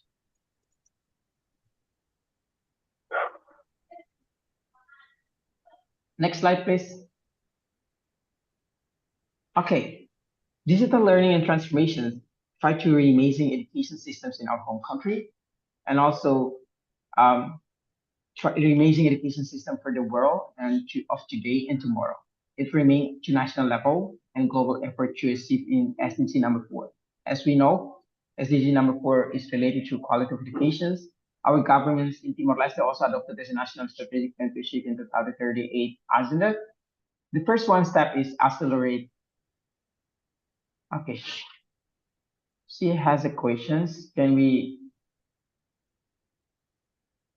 moderator, can you hear me?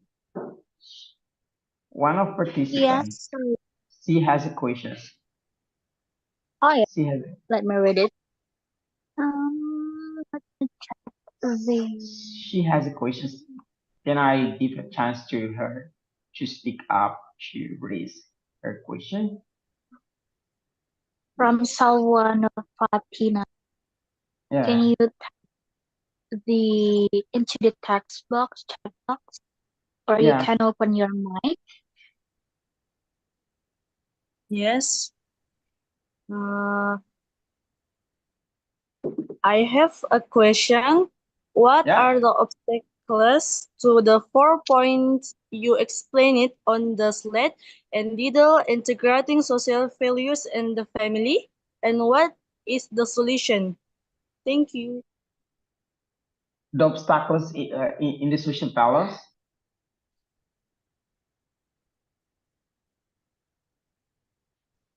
Hello.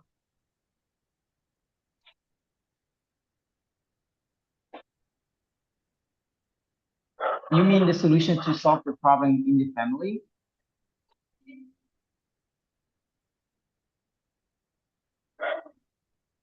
What is okay? What are the obstacles to the 4 points you have explained to the site and the green social balance? And what is the solutions? So the conflict resolutions is really important, as I said, as a source of foundation for resolving conflicts. So the way to the way to solve the problem, we have to come up with everybody. I mean, like each person should uh should should be amazing what they what they did. For example, like I made a mistake, I have to realize that I'm the one who make mistake. I have to apologize to. For example, I'm a husband. I have to apologize to my wife. Therefore, we can have a good communication. Try to communicate with each other with love and try to communicate with empathy, because promoting empathy is really important. Because when you hurt someone, you have to, if you want to build a relationship with them, to build a peace with them, first you have to empathy. You have to feel what they feel, and you have to do what they need, because this is the way how to come up with the solutions to solve the problems in the family. And and as we know that the obstacles in the families, most of families they have a conflict because of economic problems. So the economic problems, because economic problem is the main factors is the main factors in the family. Therefore, we have to try to understand each other because everybody has their own limitations. No one is perfect. No one is perfect. They can do what they can. They try to understand each other. That's really important. Try to communicate and communicate each other. Try to promote the empathy in ourselves. That's the solution to solve the problem in the family. Okay, we can. Am I answering your question?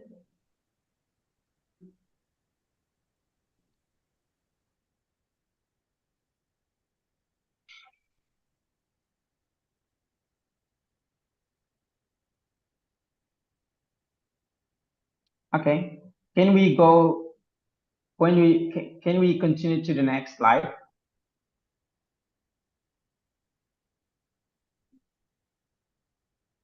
Okay. The first one is accelerate SDG. It's a crucial to foster tolerance between people and contribute to more peaceful societies and needs to empower people everywhere to live in more healthy and sustainable lives. So accelerate SDG is really important because the problem of education is we have to accelerate the quality of education in our home country. The second one is develop guidelines. Develop guidelines related to STEAM and ICT in education policy and master plans need to align with national strategic plans in your home country. That's important to develop a guideline. You have to collaborate with different institutions, for example, association, foundations, NGOs, and the government institutions try to collaborate with each other to be inclusive partnership as a stakeholders. Therefore, you can use the guideline to change the education systems in your home country and embracing AI in educations because AI is really important in education context because some people using AI for the bad things, for example, like ChatGPT, I hate it. So embracing AI in education is really important. For example, many people they don't use how to use the social media very well. For example, like they always searching the good things of also algorithm will guide them to appear the good things in their homepage. So embracing AI should develop the guideline. Therefore, students can use the guidelines to use the social media for the good things. Is because creating guidelines the policymakers to make policy based on AI control and try to use the server to guarantee the safety for students because some students they have been victims because of the scammers. They're scamming them. They're using their limitations and they're able to harm the students in social media. The last one is open educational resources. Open educational resources focus on the perspective, principles, and the program of the policymaker that's responsible for preparing the policy. So, for example, in our preparing the policy, of course, in our home country, Parliament, they are the one who make the policy. They are the one who write the policy principles. It's really important. Open educational resources. We have to collaborate with the governments. Therefore, we can use the digital learning and transformation for the better education systems in our home country. Focus on perspective, principles, and program of the policymaker that's responsible for preparing the policy because open educational resources is really important for digital learning and transformations. If we want to transform and use the digital learning for our students and guarantee their safety in the learning process, because it's really important embracing AI in educations and open educational resources, collaborate with the government, therefore they can make the policy that based on efficiency and effectiveness into implementations to change the education systems in our home country. Okay, next slide, please.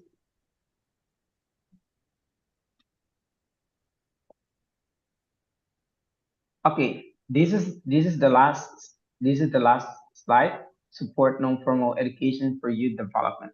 So talking about youth development non-formal education refers to a variety of specialized training non-formal education provided, advanced professional training, need to help youth by improving their professional knowledge, competences, skills, and values. The first one is what is the one non-formal education can provide for youth to develop themselves in the learning process to be productive.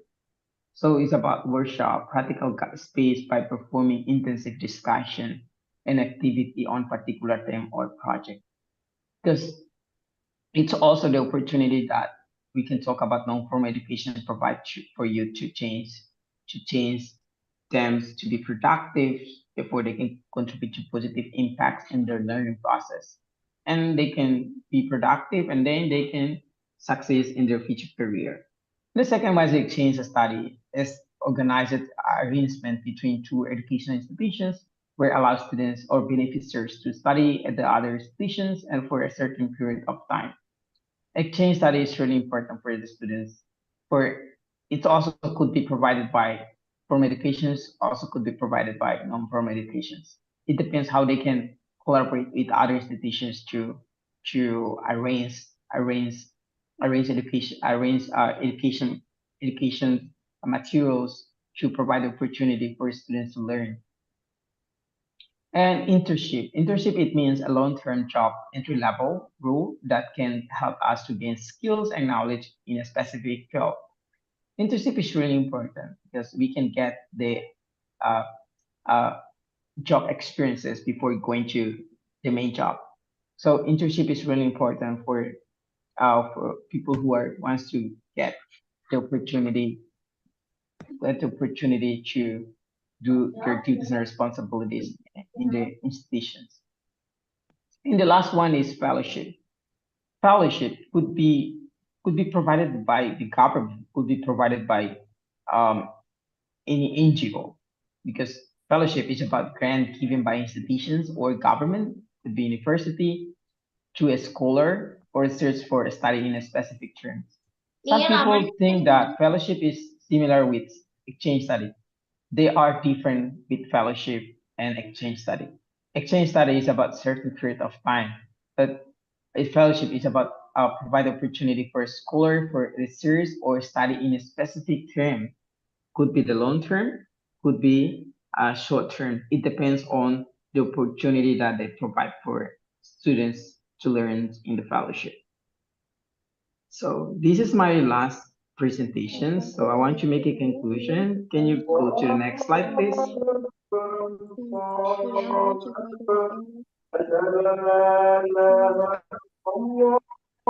Next slide, please. Okay, I want to conclude my presentation with one sentence. Be the one who make history, not the one who tells history. Thank you so much. Colaborador suatu proyek pulang hira itanya durasi menotong Odifadia falatu sirohotu. Thank you so much, guys. You can reach out. Can you go to the next slide? You can reach out to me on my email, my Instagram, my WhatsApp. If you have any questions that we can discuss it about. Now we're going to Q&A. I give a chance to our moderator to lead us to Q&A.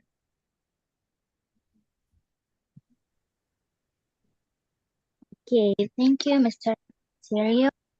Thank you so much for that enlightening presentation. Now we have some time for question for audience. And before that, I think it's like we have to take a break first because this is the time of praying for a Muslim.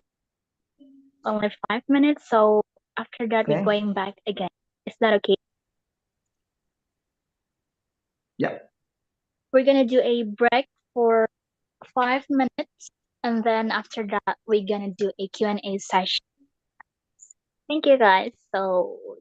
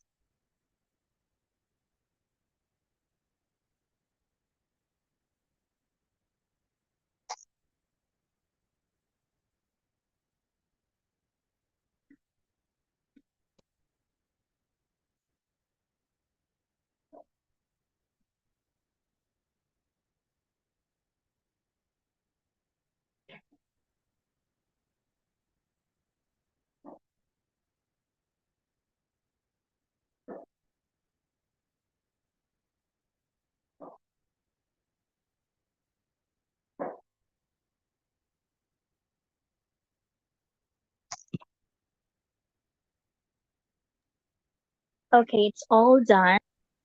So we're going back to the Q&A session. Are you guys here?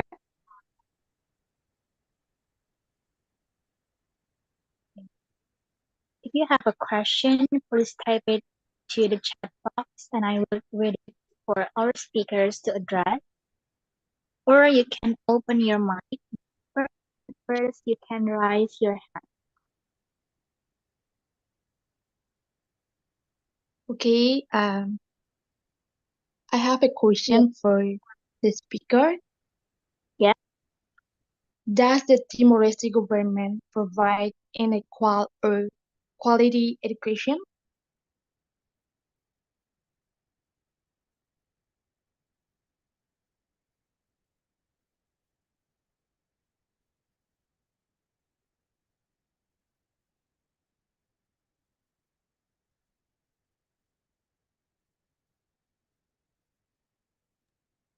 Okay, sorry. First, Mr. Ontario, are you here?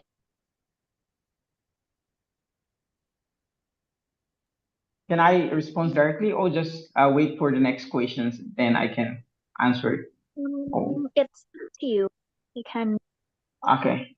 So your question is about does Timor-Leste government provide the quality educations? So Yeah.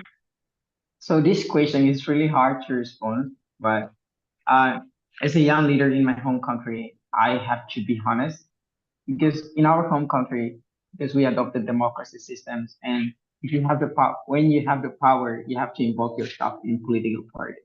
So the governments they elected by the political party because some some of our governments in the past they can use their powers to control the education systems in our home country. But at least as a young leader, we have to contribute to change um, the opportunity to change the education that we misalignment with our purpose. So, um, to be honest, in our home country, educations and health free for everyone. Everyone can access educations and health freely. So this is the good things in our home country. You don't need to pay because the governments provide the public schools for everyone, for people who are disability, people who are lack of economy. They can access to educations. So the problem is how to you can the problem is how to we can guarantee the quality educations in our home country. So to change something that misaligning with the education quality, we have to back to our curriculum. That's really important because even we talk about to change the curriculum, the first thing we have to change the people because people they are the one who lead the policy. They are the one who decision makers. So as a young leader, we have to because we are democracy systems. We are adopting democracy, the power from the people. So the power from the people, how we can use our power, we have to have the majority people. Therefore, we can change the system because democracy, it means the power from people. So it's really important because that's why we are in our associations. I have a quality as executive president. We are working hard with it. We are working hard to develop the model to change the education in our home country. It's not all quality. At least some elements that misalignment, we have to change it to. Therefore, we can guarantee the quality of education in our home countries. Of course, we have lack of infrastructures in our home country related to education, but through our fight, uh, I hope that we can change the policy that misalignment with the purpose of the quality of education, and we believe that this strategy we can guarantee that we can have a quality education in the future. It's not our time, at least for our generations, our in the future we can change to have a quality of education that everyone can access and everyone can have the same opportunity. Yeah, that's my answer related to your question. Thank you. Okay, thank you for the answer. Is that clear, Miss? Najla Azarina. Yeah. Is that clear? Okay, does anybody have more questions? Okay, thank you. Hello, I have a question. Can I ask it right now? Uh, Yes, just go ahead. I have a small question. What is small step that we can do to achieve uh digitalization and the education process of the learning that I just explained? Since some of in Indonesia itself, some of our how can I say it? Not state, but some of the province itself is having hard time to adapt and to running digitalization itself. How can we as a people who doesn't have any power or not from the government itself can do a small step to achieve this learning process for everyone? Is it clear? I'm sorry if Okay, my English wasn't good. no worries, no worries. If I'm not mistaken, you're talking about digital learning and education context, how we can change if we don't have a power to change the systems. Is that right? Yeah. Okay. Thank you. So about the digital learning, because we are talking about digital learning, we have to contextualize the situations and conditions. For example, like people who are the rural area, they cannot use a mobile phone.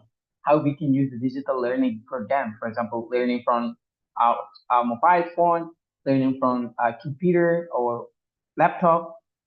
So through digital learning, how we can try to contextualize it. The first one is we have to contextualize the situations and conditions in our community before we can implement the program or our project more systematically.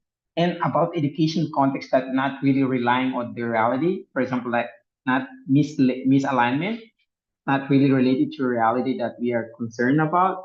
So first one is we have to engage the people who are have power.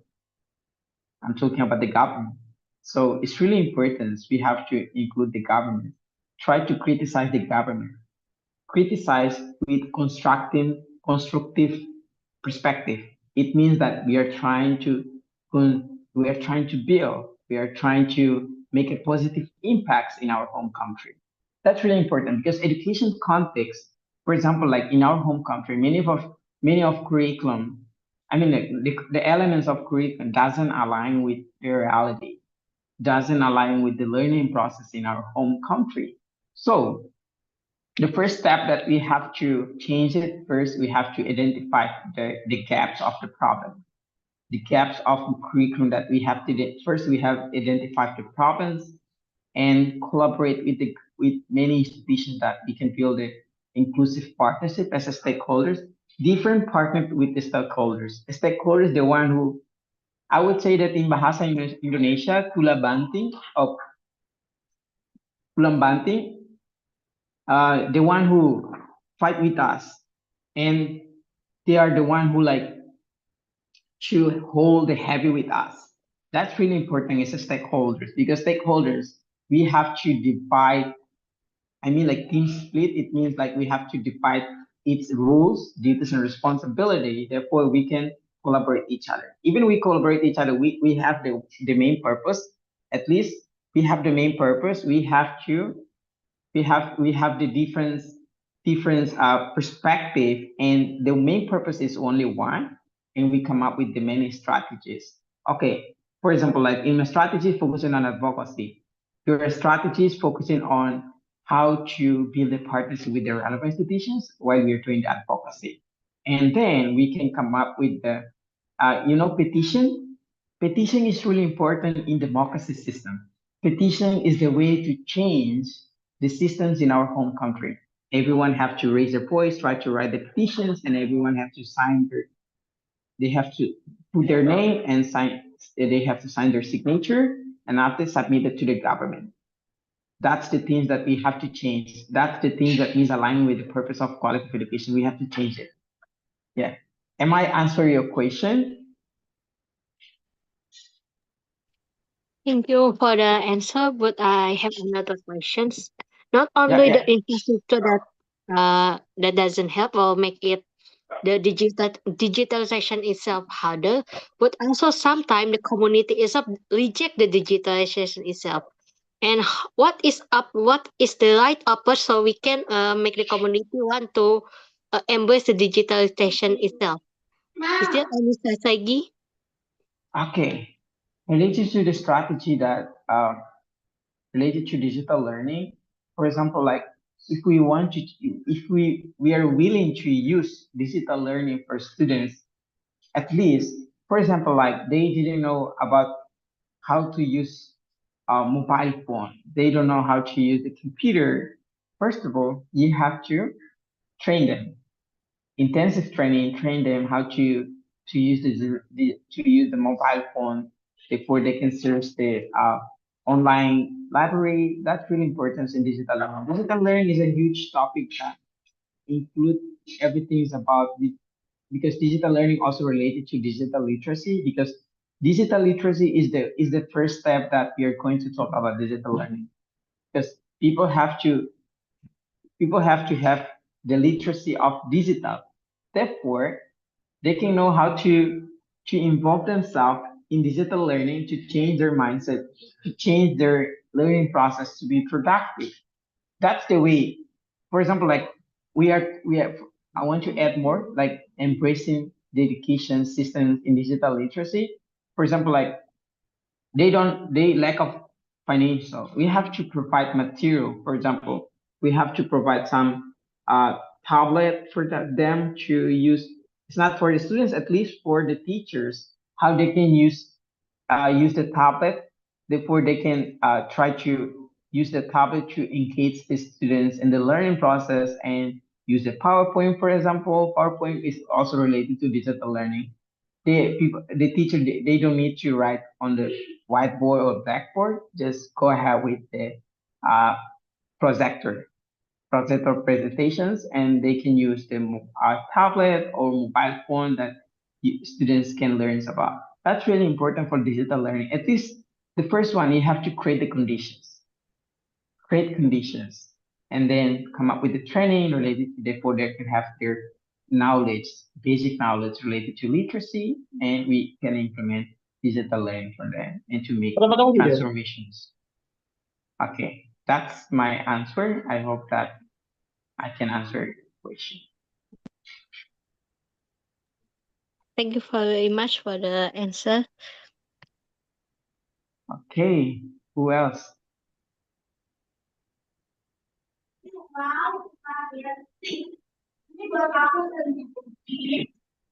Does anybody have a question? Okay, thank you for the insightful answer. Uh, is that okay? It looks like we're out of time. Sorry.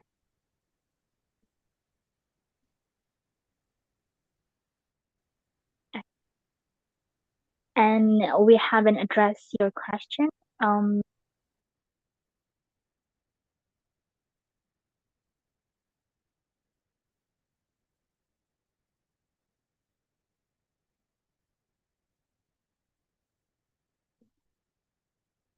Milena Conceição Soares, do you have a question?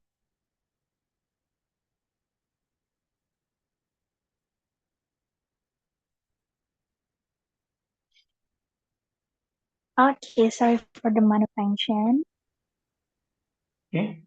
Is my voice clear? Okay. If you guys, if you run out of time and haven't addressed your question, please feel free to reach out to us afterward, and we'll do our best to get you an answer. And you can reach out to Mr. Roterio social media Yeah. on Instagram, WhatsApp, email, on other social media. Okay, for Mr. Roterio, thank you so much for today. And No the worries, next my one we pleasure. jump out. Okay. Okay. The next one Thank you, we jump everyone. out to the next speakers. Yes. Thank you, Mr. Roterio. The next one we jump up to the next speakers, which is she was an amazing speakers, Miss Sarah Nicole. For Miss Sarah Nicole, are you here?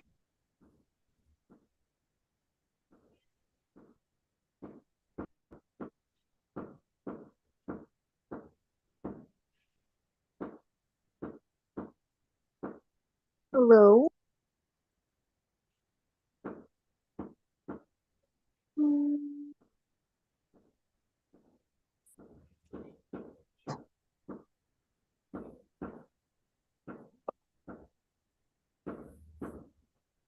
Miss Sarah Nicole, are you here?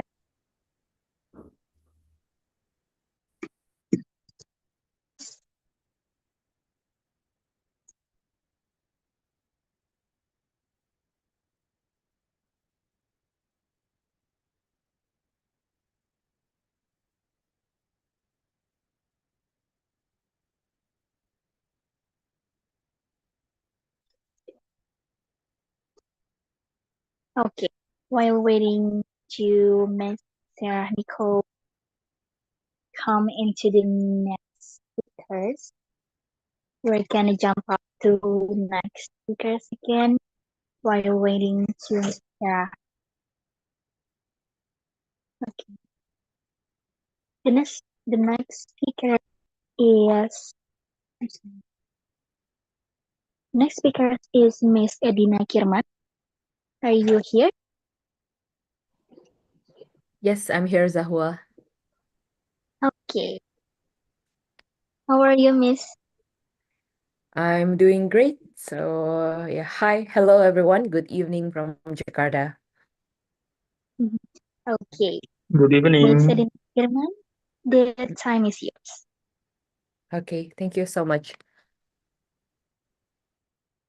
Okay, so hi, everyone. I'm very excited to be here today along with the other very amazing speakers.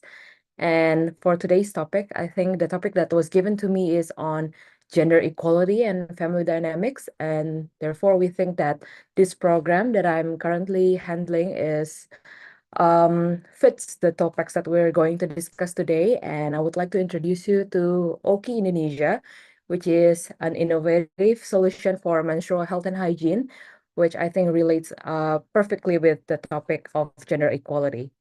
So yeah, should we start with the first slide, please?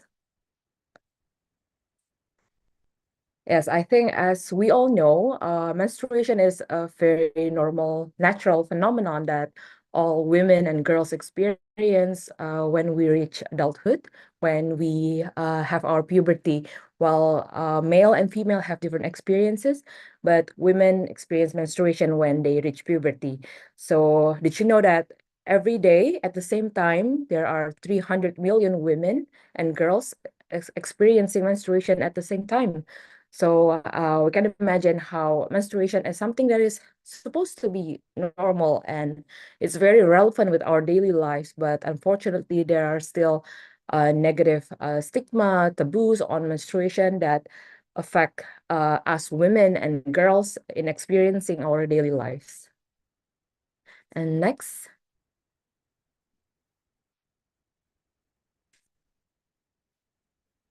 Next slide, please. Okay, thank you. So like I mentioned before, unfortunately, even though it's normal and it's something that is very relevant in our daily lives, menstruation is still a prominent source of stress and anxiety for girls and women. Why is it? Is because we girls and women face challenges when it comes to menstrual health. Sorry, that was my cat. We face challenges when it comes to menstrual health and sexual reproductive health in general because it is still considered a taboo to be discussed openly. So it's like even though 300 million women are experiencing menstruation at the same time, we might sometimes don't know that people around us is experiencing it. It's almost like it's something that has to be hidden. It has to be something that's not normal to know that someone is menstruating. So this results in lack of access to trustworthy information, sometimes even intimidation, disregard, or the worst case, it would become discrimination, even social restriction and isolation for women who are experiencing menstruation caused by myths, and also negative stigmas towards women who's experiencing menstruation. And it's not supposed to be like that. If we're talking about gender equality, there are times that there are biases towards women, and can you imagine even there are more biases towards women who's experiencing menstruation? Like for example, it's quite common to when you feel like someone who's a female is experiencing like being emotional or experiencing sensitivity, and people would say, oh, she must be in on her period, oh, she must be PMSing and things like that. And it really it makes menstruation that is supposed to be a normal phenomenon that women experience becomes something that is limiting for women. And the community plays a huge role in removing this taboo, stigma, and discrimination in order to support menstruating women to feel comfortable to participate in social activities. As we know that these restrictions, isolation, and sometimes discrimination that women experience when they're menstruating could affect their lives, not only in social situations, but also in education, for example, economic activities, and so on. Next.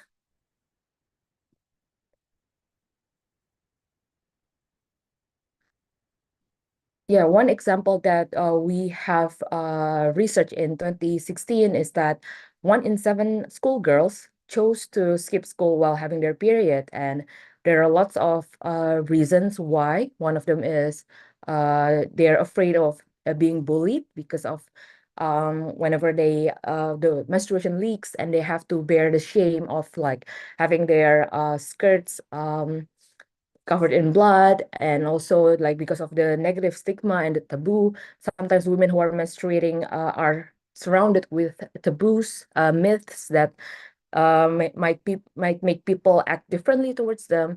And also the other aspects is the sanitary aspects, because not all public places and schools provide adequate sanitation facilities to support women who is menstruating.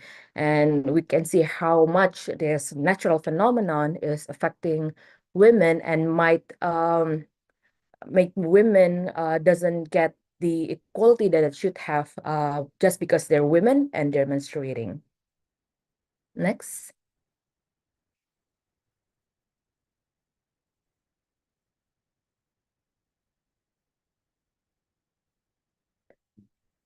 There are still lots of misconception on menstruation, and some of them are 20% of girls in Indonesia still believes that menstruation is a form of illness because it comes with a lot of physical changes, sometimes pain, and sometimes it's unpleasant feeling that we experience in our physical body, and it makes girls still think that it's a form of illness.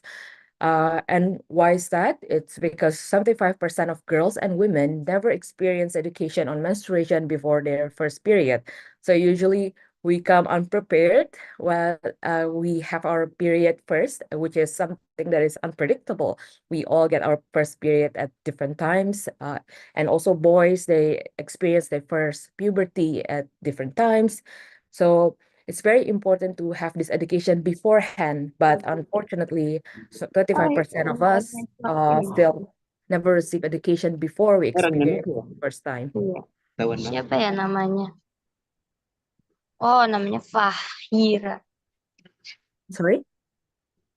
Oh, can we go back one slide, please? Yes. No. No, next one. Next, please. Next. Yes. And it's hard for girls to access information, trustworthy information, especially like I mentioned in my previous slide. It's because the first people that usually girls come to is their parents. But 63% of parents never educated their daughters on menstruation. There are lots of reasons for this. First is the taboo, because it feels awkward and they don't know how to educate their daughters properly on this. And since menstruation is closely related to sexual reproductive health, sometimes it's quite a challenge for parents or caretakers to know how do the education in the language that is friendly for youths, that is proper for the age group. And all this results in many misconceptions, many still stigmas around menstruation that affects how us as girls and women um, behave in social situations. Next, please. So therefore, we from UNICEF, we developed this application that is called OKI, which is an innovation to support adolescent girls, but also boys, not only girls, to explore topics on sexual reproductive health, specifically puberty, menstruation, and one topic that is very interesting for teenagers usually is relationships. And of course, the biggest thing that's happening while we have our puberty is the changes in our body, but it comes with a lot of changes in our body that might make us feel uncomfortable, might make us feel not confident, and therefore we developed this app, which is Oki, to support adolescents to feel more confident and foster understanding, because it's important for not just for girls to understand menstruation, but also for boys and men in general, because the first I think the first step, the most important step to um, support gender equality is to have the same level of knowledge and understanding on these experiences that women is facing, not only for women, but also for men. Next, please. So Oki is here to help you and support you navigate puberty with confidence. And what makes Oki different is that Oki was developed with adolescent girls. So the name, the colors, the themes, the features are all suggestions that we receive directly from girls. So Oki is made to be very specific for youth. It's fun, it's interactive, it's full of positive experiences. And the two main features that we usually highlight is first the calendar, which you can do for women and girls. We can do period tracking here. And what's very important is the prediction. We use AI to help users to predict their next period so they can be more prepared facing their menstruation. And the other feature that is very important, not just for girls, but also for boys, is the encyclopedia, because this is like the source where we have all education on sexual reproductive health, puberty, menstruation, relationships, that is catered specifically for youth.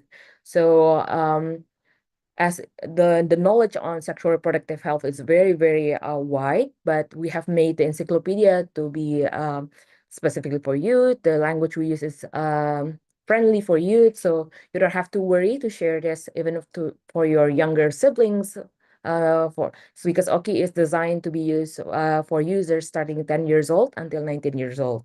So the encyclopedia is where you get all the information and education, not just for girls, but also for boys related to um, menstruation and puberty. So it really helps with, like I mentioned before, knowledge is the start of understanding. So it's very important to have this education for not only for girls, but also for boys to understand what's happening with each other throughout this puberty. So we can foster this understanding for girls and boys to have equal opportunities and remove the taboos and stigmas together as a community.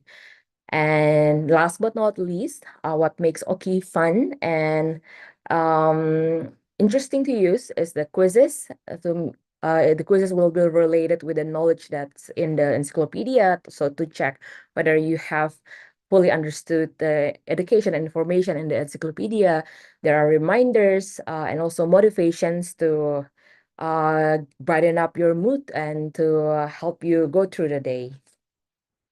Next, please.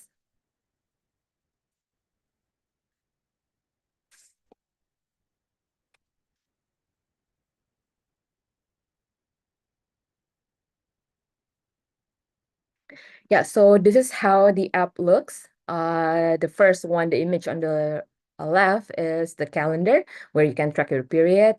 The middle one is your profile where you can see if you use the tracker often, then you will see the cycle length, how long your period is, how your mood usually is, when was your period. So it really helps us, girls and women, to understand our bodies and what's happening with us when we are menstruating. So hopefully it will remove the stress and the anxiety that comes with the uncertainty that we experience throughout menstruation.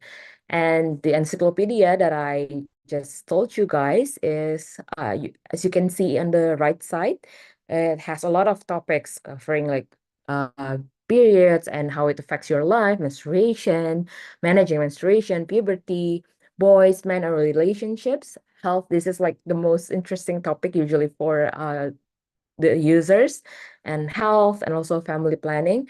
And also this find help feature, if you click on that, you will find like health services that is friendly for youth that you can reach around your area. So oops. So yeah, that's the features that we have in Oki, but we also have lots of other features that you can explore if you download the app. So next, please.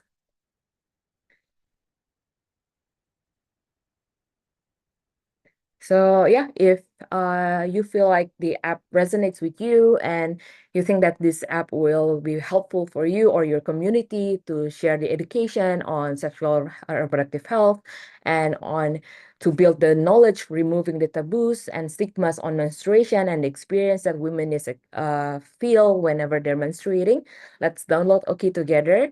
You can use the QR code in the middle. Just open your camera and we'll link you to the app. It's available in Google Play and also App Store. Or you can also type the link that I have shared here, bit.ly/OkiID 2024. Or you can also simply search the app. And for those who are participants not from Indonesia, don't worry. Oki is available in 12 countries, and also we have a global version of the app. So you can always find the app that fits to you, that has the language that you use. Maybe like the global app uses English, the Indonesian app use English and Indonesia. So you can type Oki or Oki Global or Oki Indonesia and find the app and download it and maybe share to those you think would really need the sexual reproductive health education and who's going through menstruation or maybe going through their puberty for the first time. Next, please.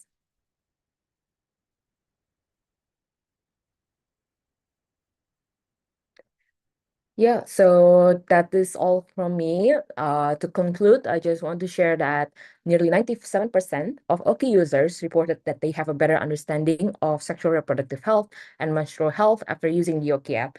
So hopefully by having more girls and also boys to download the Oki app and get sexual reproductive health education as early as possible, we can build the understanding for boys to understand what's happening with women when they have their puberty, and also for girls to understand what's happening to boys when they have their puberty. And by fostering this understanding, we can support gender equality and removing this taboo and stigmas around menstruation. So let's become part of the Oki community. So that's all from me. Thank you.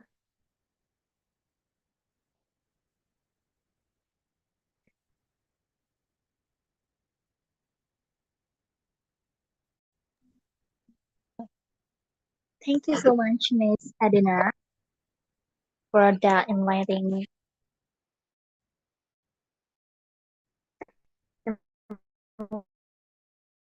presentation, and we now have some time for questions. For people, if you have a question, please type it into the chat box, or you can raise your hand and then open your mic. Is there any participant who is still asking Miss Adina?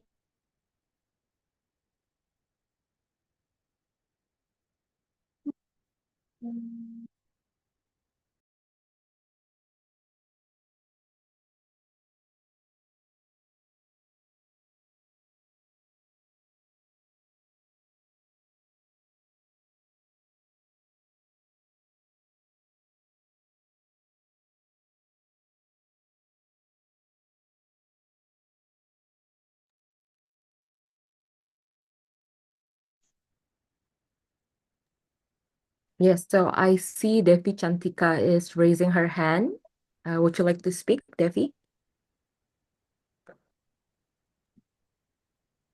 Hello. Yes, I can hear you.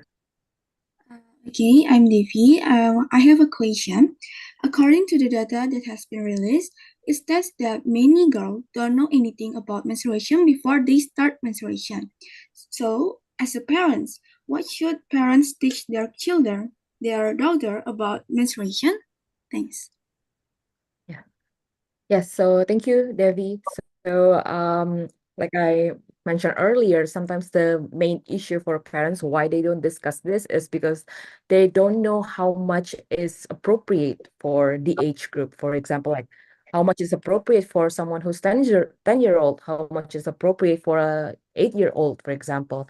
So I think the safest way to do it is to introduce the Oki app and use the information in the Oki app, because the Oki app, the encyclopedia contents, it's all have been consulted to the ministries. So it's should be appropriate for children starting age the first age that reaches puberty. So would be the easiest is to share the information in the Yoki app. But the second is based on the age group, usually for those who are under 12 years old, the most important thing is to let them understand what's happening in the body. So what is menstruation? So what's gonna happen when you have your first menstruation, like the bleeding, and how to manage menstruation, like using menstrual pads or any other menstrual products, and also the changes that is happening with the first menstruation, which is puberty. Like maybe there will be some changes in your chest area, your hip area, and what will you feel when you have menstruation, like pain in the abdomen or pain in the certain areas. I think that's the most important thing to tell kids before they have the first menstruation what's going to happen to them, and to ensure them that it's actually normal, and it's actually a good sign, that because that means that you're maturing and you're becoming an adult. I think that's all from me. Thank you for the question, Devi. Does that answer your question?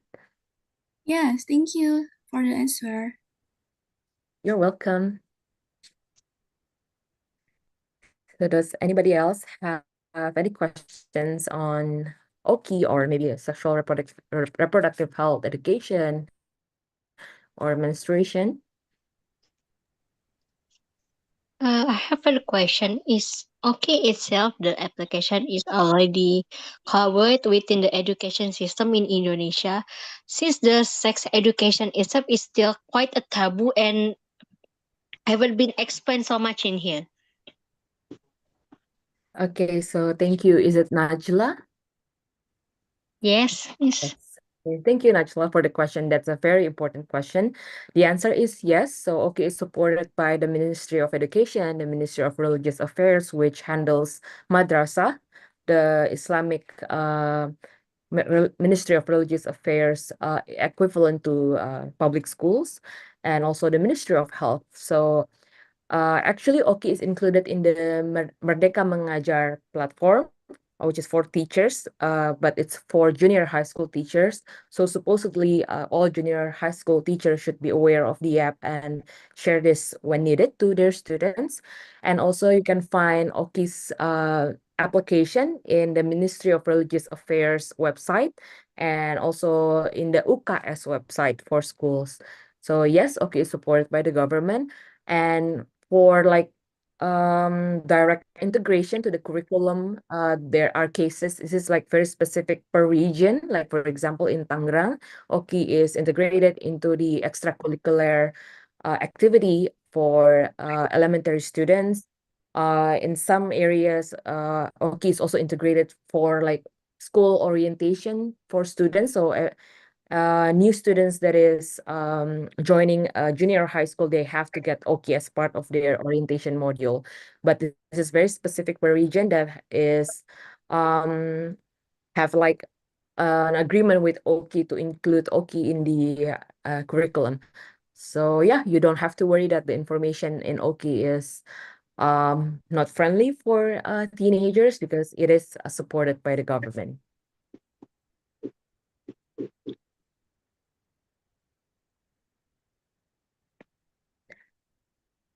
Okay, so I think there was another user that raised their hand. Oh, but it's gone now. Oh, is there any participants who wants to asking? Oh, I think it's Milenia Tomazia. Millen- For Millennia, you can over your mic. Yeah.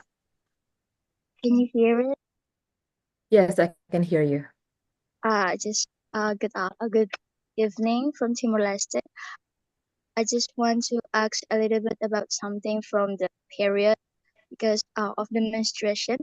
Um, I don't know how to ask, but in my society, all of the people of the younger girl, they early to get period.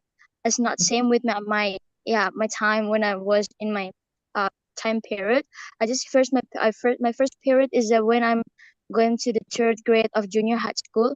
But compare from my society now, all of the my younger sister, all the younger girl in my village, they are get early period when they are in the sixth grade of the elementary school, and I don't know how to cause from the early first period because it's, can you explain this is caused from the food or the environment, something like that? Because I don't know how to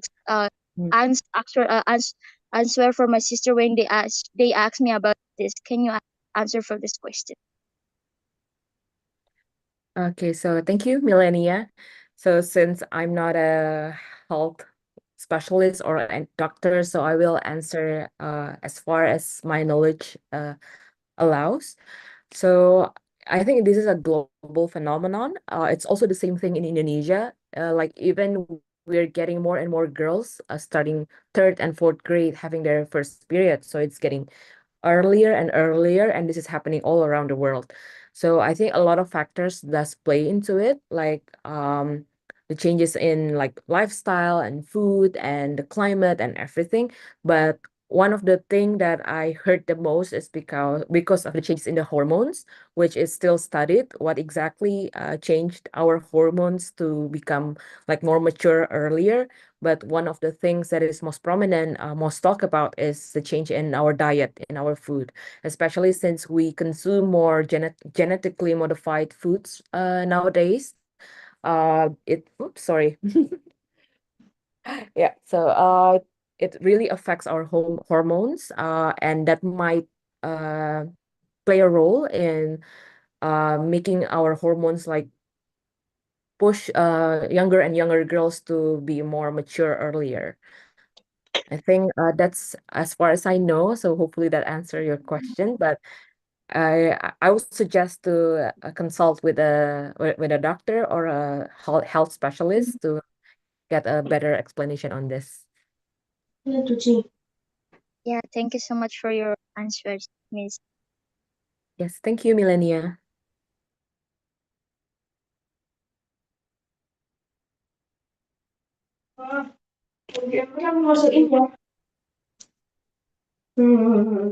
Sorry.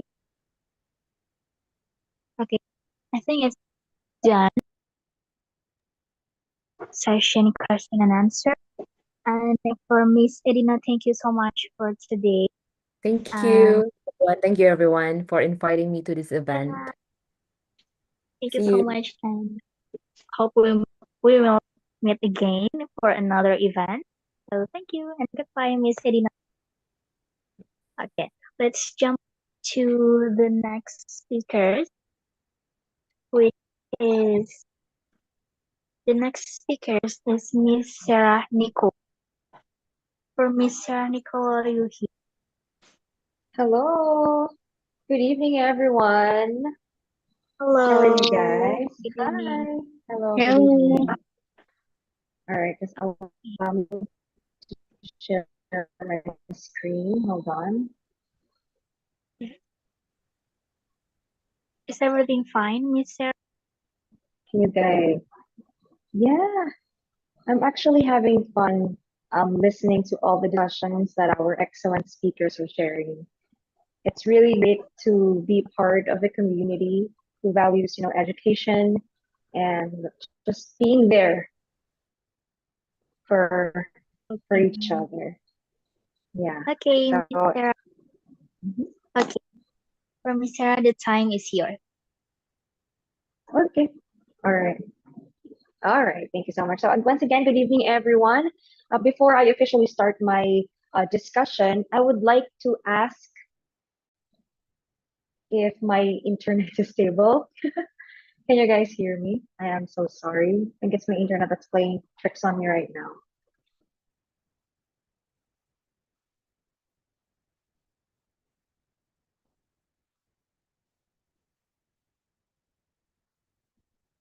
All right.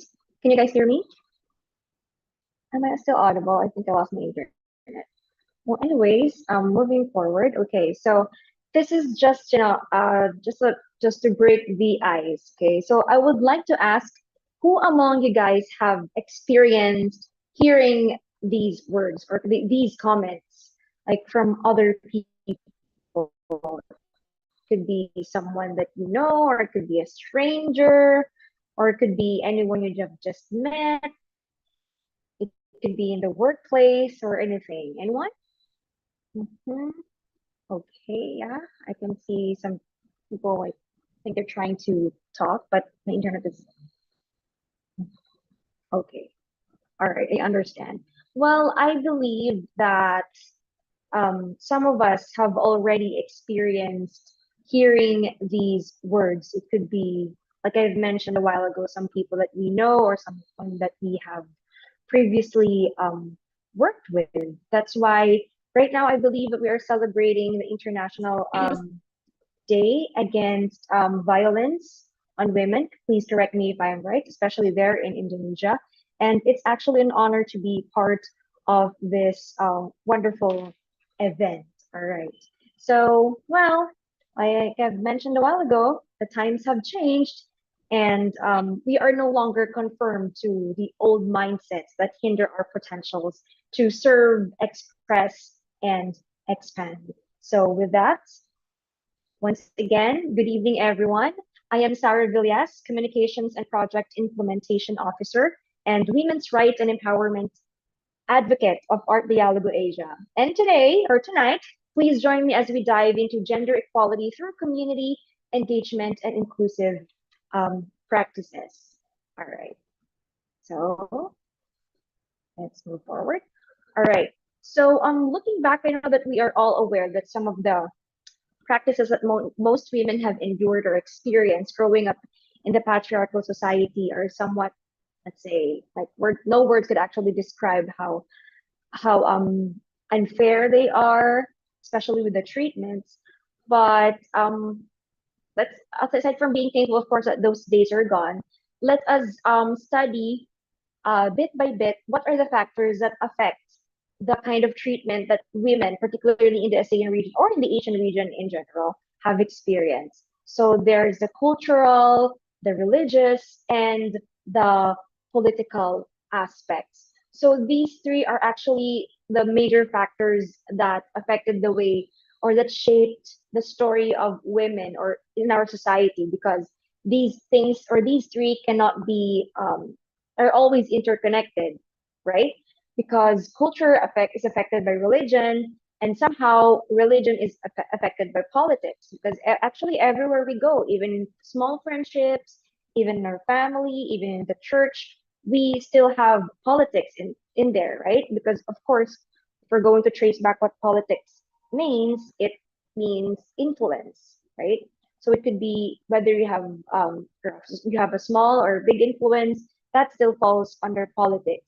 So politics also influence culture, and the same way culture is influenced or is affected by politics. Okay, so let's dive a little bit deeper into this. Okay, so looking back, traditionally, women are primarily caregivers. We are tasked in managing households and especially in raising the children. There is actually an excellent ad. I don't know if you have watched it. It's an infomercial, or it's a commercial wherein they posted a fake um, job post. So a lot of people from across the globe applied to that job post. And then, so the interviewer, while he discusses the job description, suddenly the applicants they found out that the job description was very, very complicated because it involves standing for almost half a day, and then you're expected to be present and active all the time. The very complicated job descriptions or tasks. Yet, at the end of the day, you're not going to be paid. So the people are like, or the applicants were like, what? Is this for real? Do jobs like this really exist? And then the interviewer finally said that yes, and it's the mothers. And then the interviewees suddenly just, bursted to tears because they realized the importance and the impacts for the tasks that our mothers actually play in the society. So yeah, even up to this day, of course, women and of course, mothers at heart still do this. But the good thing is that we're no longer just confirmed into those kind of tasks alone. We're no longer limited. Okay. So moving forward, aside from just managing the household, women are also engaged or expected to be engaged in small scale economic activities such as farming, especially weaving in some areas of the ASEAN region, right? And also in the local trade. However, most of us were actually just limited into, we have limited control over major resources or decision making powers, especially in some agrarian societies. Like usually it's the male or it's the men who own the lands, while the females are just expected to co-manage or to just assist the husbands, and that's totally okay, of course, because we are in some factors also there's the effects or the impacts of religion. So there is religious impacts or influences on that part, which is of course totally okay because that's part of our system. Actually, in some parts of the ASEAN region, the females actually take a huge part in their religious practices, particularly in the pre-colonial times. Where, for example, here in the Philippines, we have the babaylan. We call them babaylan, or they're actually the priestesses. They held the spiritual authority, and some queens and princesses wielded influence. So they're treated like, of course, as royalties, and they're treated with care and utmost respect. Like they're treated like precious gems. And some actually, we have this princess that is called Binukot, wherein this woman is not allowed to actually step on the ground because some Filipinos or some tribes here in the Philippines believe that the Binukot or the princess in translation is very precious, thus the world does not deserve her. So that's how precious she was or she is.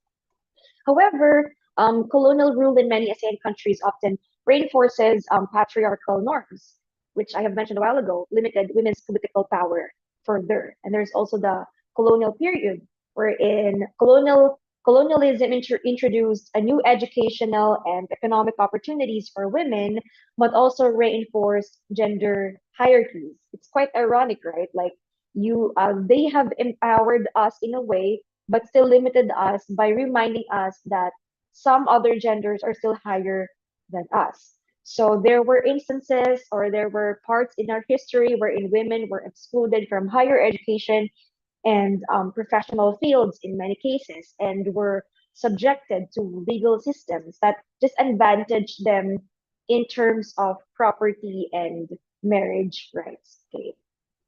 And also, like I've mentioned, there's also the cultural variations. Like in certain matrilineal societies in some parts or in some countries here in ASEAN, women held more influences in family and inheritance systems compared to other parts of the country or the region. However, in these societies, always there's this broader political economic control still on the men. So still there is no equality on that part. But thankfully, women empowerment across the ASEAN countries or the ASEAN region has demonstrated notable progress, although challenges remain in achieving gender equality. But still, of course, we are getting there. Okay, women are given more opportunities. Women are given more platform. Women are given more time, just chances, almost the same as men. Although, yeah, like I've mentioned, we live in a very imperfect world, so there are still times that we face challenges when it comes to combating gender inequality. So yeah, but again, we're still getting there. So at this point, let's take a look on the women in the ASEAN countries that have inspired us or that has led Rose in this 21st century. And to start that, we have here a quote from Maya Angelou that says, each time a woman stands up for herself without knowing it possibly, without claiming it, she stands up for all women. So this is somehow and somewhat to honor all those women who bravely stood up for their fellow women who have paved the way so that we can also explore, expand, and exercise our potentials. Okay, so women in the ASEAN countries currently, thankfully, according to ASEAN Gender Outlook in 2024, holds 21% or 21.2% in the parliamentary seats, and also 22.8% in the local government roles. So still not bad because the numbers are growing each time, and it proves that women are really thriving through the path of service despite of them being a woman, because of course there's nothing wrong with being a woman, right? Actually, I have shared here or I have put here some of the amazing women when it comes to the political parts or political when it comes to political participation. So starting with, of course, Indonesia. Correct me if I'm wrong. I hope I'm pronouncing the name right. We have Megawati Soekarno Putri. She is the first female president of Indonesia and daughter of the country's first president, Sukarno Megawati, and she served from 2001 to 2004. So her leadership paved the way for greater female political engagement here in Indonesia. So we also have counterparts in the Philippines. We have the first female president, which is Corazon Cobanco Aquino. She's the first female president in Asia. She became the global symbol of democracy and peaceful revolution after leading the People Power Revolution, which ended Ferdinand Marcos' authoritarian rule. So, as the widow of the opposition leader Benigno Noy Aquino Jr., Cory's presidency focused on restoring democratic institutions, land reform, and addressing political instability. So, her leadership inspired movements for democracy worldwide and cemented her legacy as an advocate for peaceful resistance and governance. I think we can mute Miss Ner para I don't know how to pronounce her name properly. We can mute her for a while so that we can focus on our discussion. Thank you so much to our moderators. All right. Moving forward, we also have here former President Miss Gloria Macapagal Arroyo, also from the Philippines. So she served as President of the Philippines from 2001 to 2010. So she marked a significant period of economic and political change in the country, which highlighted um, the potential for women in leadership roles. So I believe that during her tenure, the Asia experienced like a turmoil when it comes to we face an economic crisis, but through her leadership, Philippines is one of those few countries who managed to thrive during that dark period because then President Gloria Macapagal Arroyo is also as she's an economist. That's why she's really great on facing troubles or turmoils that includes the economy. All right. So moving forward, so yeah, these are very amazing women. Just to share with you the bravery. Let's just imagine the bravery that they face, how many storms that they have faced, just so they could lead or they have so that they could thrive the path and make a mark on political participation in their respective countries.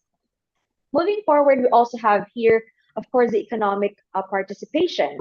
So currently, we have now 56% in the labor force that comprises females, and we have 32%, so 32.8% of women taking managerial positions, and 48% researchers in the ASEAN region. So again, this is really great because the numbers are soaring, the numbers are growing, which means that our efforts in promoting gender equality and women empowerment is really, really working. And to name a few people who actually is a part of the statistics, we have here the Vietnamese Miss Nguyen Thi Tuyet Minh, which is a prominent advocate for women's economic empowerment. So include fostering public-private dialogue through forums and establishing awards to recognize outstanding women entrepreneurs across ASEAN. And also we have Malaysian Dati Dr. Haja Hartini Osman, which is the chairperson of the Women Economic Forum or WEF ASEAN 2025. So she has been very instrumental in promoting women's leadership and cross-border collaboration within the ASEAN economic sphere. So the forum emphasizes innovation and sustainable development led by women, aiming to reshape global economy. All right. So these are very amazing women, really creating their mark when it comes to their economic participation. Okay, so we're done with the political, we're done with the economic. Now let's move forward into the policy and initiative. So currently, ASEAN is emphasizing gender equality through the framework such as the ASEAN Community Vision of 2025 and the SDG integration. So enhanced investments in gender responsive policies and data collection are central to these efforts. And by the way, these are where I got the statistics provided a while ago. All right. So in terms of this, of course, women who lead or take the lead or spearhead these policy initiatives participation, we have here Filipina Emeline Versosa, which is actually known for her work with the Philippine Commission on Women, and she significantly contributed to promoting gender responsive policies and integrating gender equality into governance. So her advocacy has really strengthened the role of women in decision making processes in the Philippines and is also being now used or being experienced and enjoyed across the ASEAN region. And also we have here Cambodian in Kantapavi. As the Minister of Women's Affairs, she has been a driving force behind Cambodia's leadership in the ASEAN Regional Plan of Action on Women, Peace, and Security.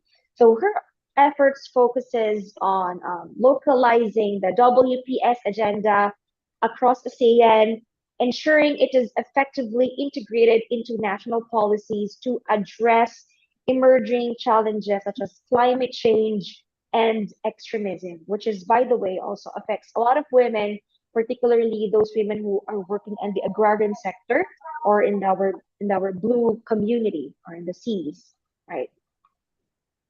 Okay, so moving forward, we also have here the social and development goals. So we have here 47%. While the official development assistance for gender equality is at 47%, ASEAN advocates for more focused actions on issues like digital inclusion, climate resilience, and peacekeeping, where women are actually underrepresented. All right.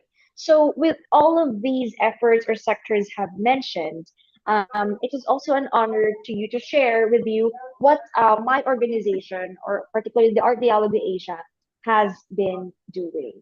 So, but before anything else, what is Art Dialogue Asia in the first place? So Art Dialogue Asia is actually a non-government organization. This is a non-profit organization founded our artistic um, by our artistic founder, Miss Ana Karina Hardin, and she is a Malaysian-based Filipina artist, visual artist. She's also multi-awarded and recognized by the UNESCO because of a lot of contributions that she has um, or she has done, particularly for the youth and for initiatives such as cross-cultural efforts, right? So what do we do is we actually, or Art Dialogue Asia actually serves as a platform where an artists can actually collaborate, where community can thrive, community of the same mindset, community with the same goals and values, and we like we forge partnerships, and then out of those partnerships we create projects. One of our like values or core values, because we really aim to create a positive effect in the community that we are working with. So here are a few of our initiatives wherein we reinforce our commitment, which is to create positive impacts through the arts, and we help together and sharing cultures and ideas. And we vow to make one dream come true at a time. And that includes the young visionaries, the young artists, the young advocates. All right. So at this point, what could arts could actually do for women empowerment or gender equality? Excuse me.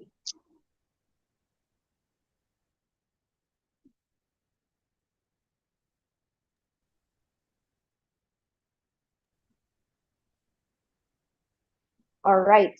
So through the arts, women empowerment or gender equality, this actually promotes representation and visibility, of course, obviously.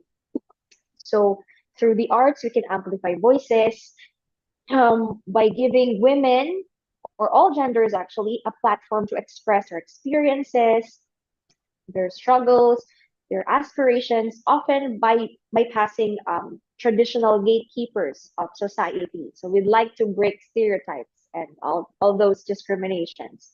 And of course, through the arts, we can create models by showcasing empowered women in literature, in painting, in music, in media, which helps us normalize gender equality and provide role models for the younger generations. So some people actually forget that media or the media is actually a form of art.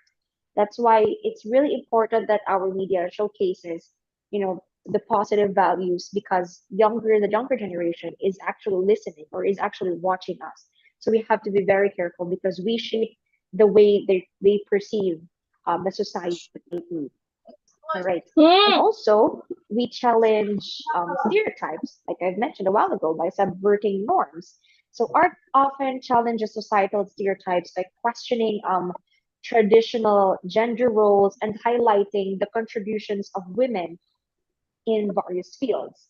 And we also deconstruct, or the arts deconstruct myths, like the visual and the performing arts can actually dismantle harmful myths about femininity, power, and capability. And of course, all right, I think to our moderators, we can mute the rest so You that we shouldn't can eat focus that on our dark color things, discussion. Oh no, I already did it over. Okay, yeah.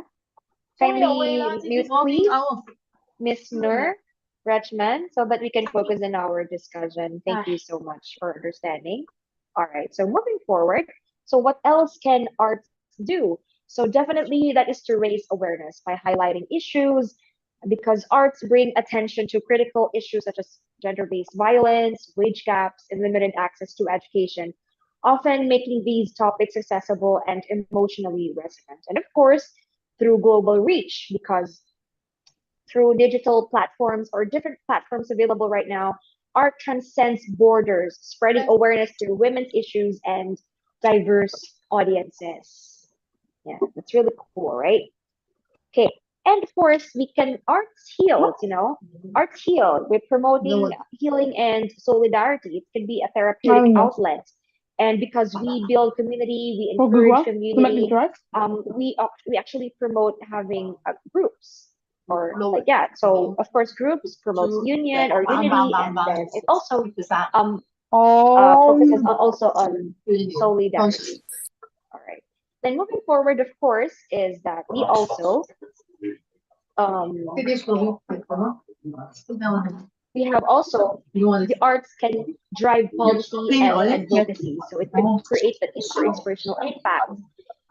Arts has the power to influence the public opinion and policy makers by actually evoking empathy and demanding attention to pressing issues right now. So we can also, through the arts, we can also have artistic expressions often serve as tools in advocacy campaigns for gender equity and empowerment. So having said all of these things that the arts can do, I would like to share with you the previous projects that Archaeology Asia through Ms. Anna Cadena Hardin, our CEO, has done in the past. So we have here several partnerships with different countries, especially with the Yubsata, and we also this is an Indian this is a girls this is for girls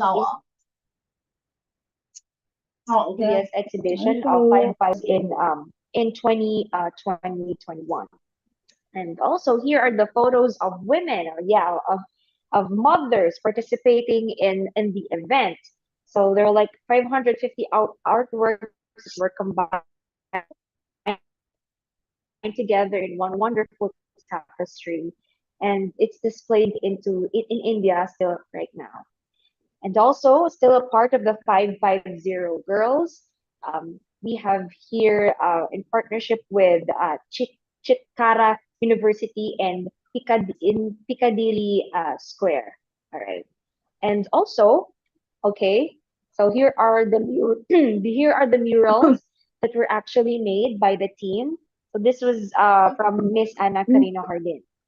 So moving forward, we also have here the international Malala Day celebrations at Chandigarh with Filipino visual artists. Of course, our founding anniversary, founding artist, Miss Ana Karina Cardin. So this is participated by 500 members plus members. So these are only the few of the photos. Wherein at home they created their own artwork that is or that talks about art for change. There you go. So these are young women or young children participating in the activity. So like I mentioned a while ago, Art Heals, right? So we also partnered with the Department of Social Welfare and Development and Malaysian Embassy in the Philippines at Pinheros National High School for girls who were actually victims of abuse. So we gave them free arts workshop. So in that way, they were able to express their feelings and eventually vent out at some point during the workshop. And then there's of course empowerment in them that they are not what happened to them or what happened to them does not define who they are, and they can still be an emblem of or they can still recover from all of those things. They can move forward and they can use those experiences actually to what do you call this to fight against violence in general or overall. So these are the photos um, of the kids or the participants and some people from the Department of Social Welfare and Development at the time and Malaysian Embassy. And here are more photos of the Art Reach activity, but this one is conducted in Cavite, also for women particularly. So there are more photos. So these are all free, by the way. We don't ask for anything in return. We just want, of course, a partnership and for these children to actually learn. And we also have here, this is a creative webinar. Arteaga Asia is also very active on this. So we have the art perspective, that which pivots and around the concepts of effective communication to, of course, mitigate violence against women and what the youth can actually do in addressing violence against women. So this is free.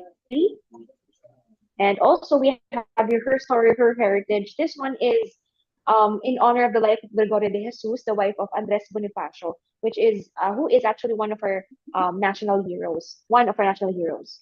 Okay, and he's also the father of the KKK, which actively fought against the Spaniards during the Spanish colonialism in the Philippines during the 1800s. Okay, so here's our more partnerships with DSWD for our women. So here's the art sessions. This was in 2021, and the most recent. This is just actually the tapestry of femininity. You can actually search this online. This is in a partnership with the ASEAN Committee in Madrid, or in Spain, wherein Miss AK, she had her solo exhibition. So she put all of her wonderful artworks in there. This is a collection of mixed media pieces. Yeah, by Miss AK or Miss Ara Karina, in celebration of the women from Southeast Asia and International Women's Month. So it reflects the traversing image and attributes of women in reshaping gender roles and spaces. All right. So yeah, I hope you guys enjoyed my talk. I hope you guys were inspired, especially the women here. And actually, hopefully, this would not be the end of us being together because we're open to partnership. So feel free um, to connect with us via Facebook or Instagram because next year, which is actually next month, we will be launching a lot of projects that talks about gender equality and gender empowerment. So hopefully, you guys can also be a part of it. And if you guys are interested more, then please do reach out. So there you go. Thank you so much, everyone, for taking time to listen. And our floor is open for more questions. If you have some, or if you have like a reflections that you would like to share, then please do so. Thank you so much.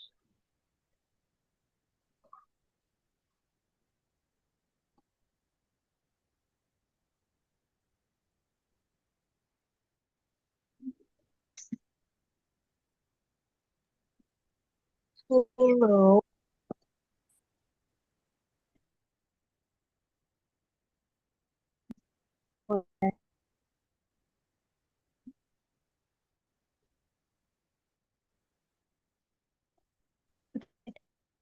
so much for the participants. If you have a question to Mr. is sorry, oh my God. Please type your question into the chat.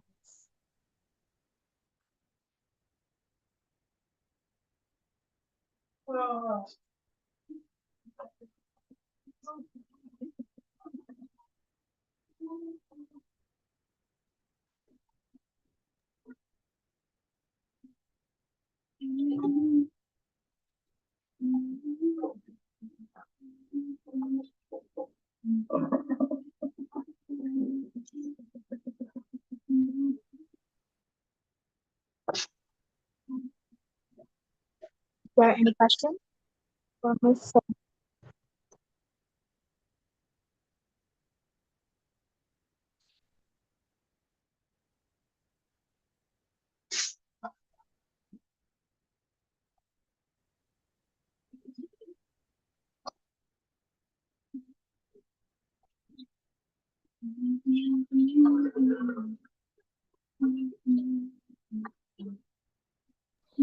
So I can see a question here that's from Lucky, and her, I don't know, his or her. I'm so sorry, I don't know.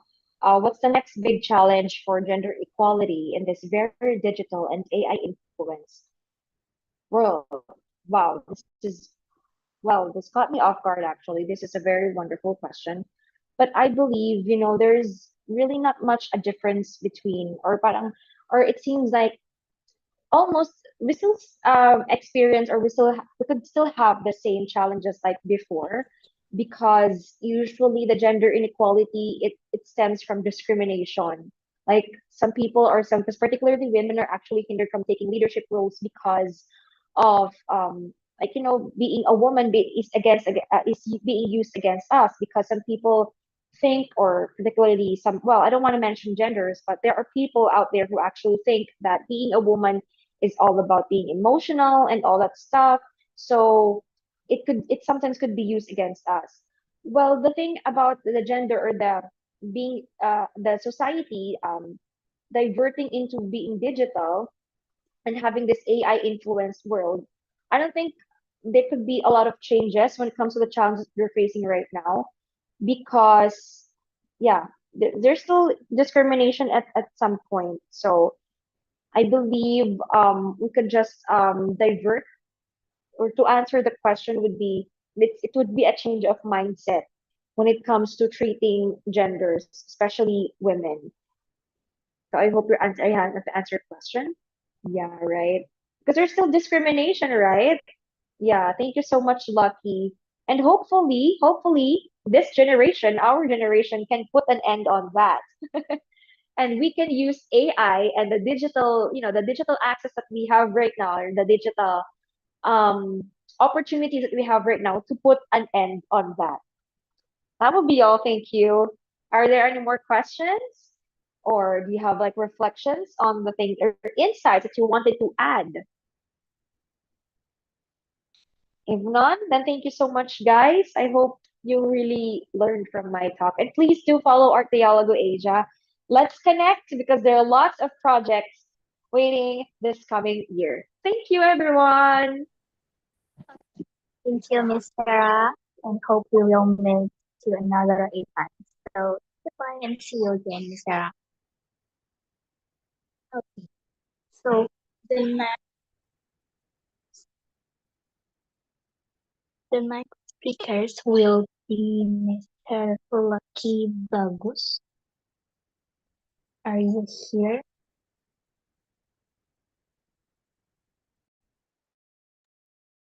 Yes, I am here. Can you see me? Yes, clearly. All right, perfect. Hi, Okay, Zahwa. Hi, everyone. Nice to see you all. okay, Mr. Bagus, the time is yours. Okay, I'm gonna share my screen, all right?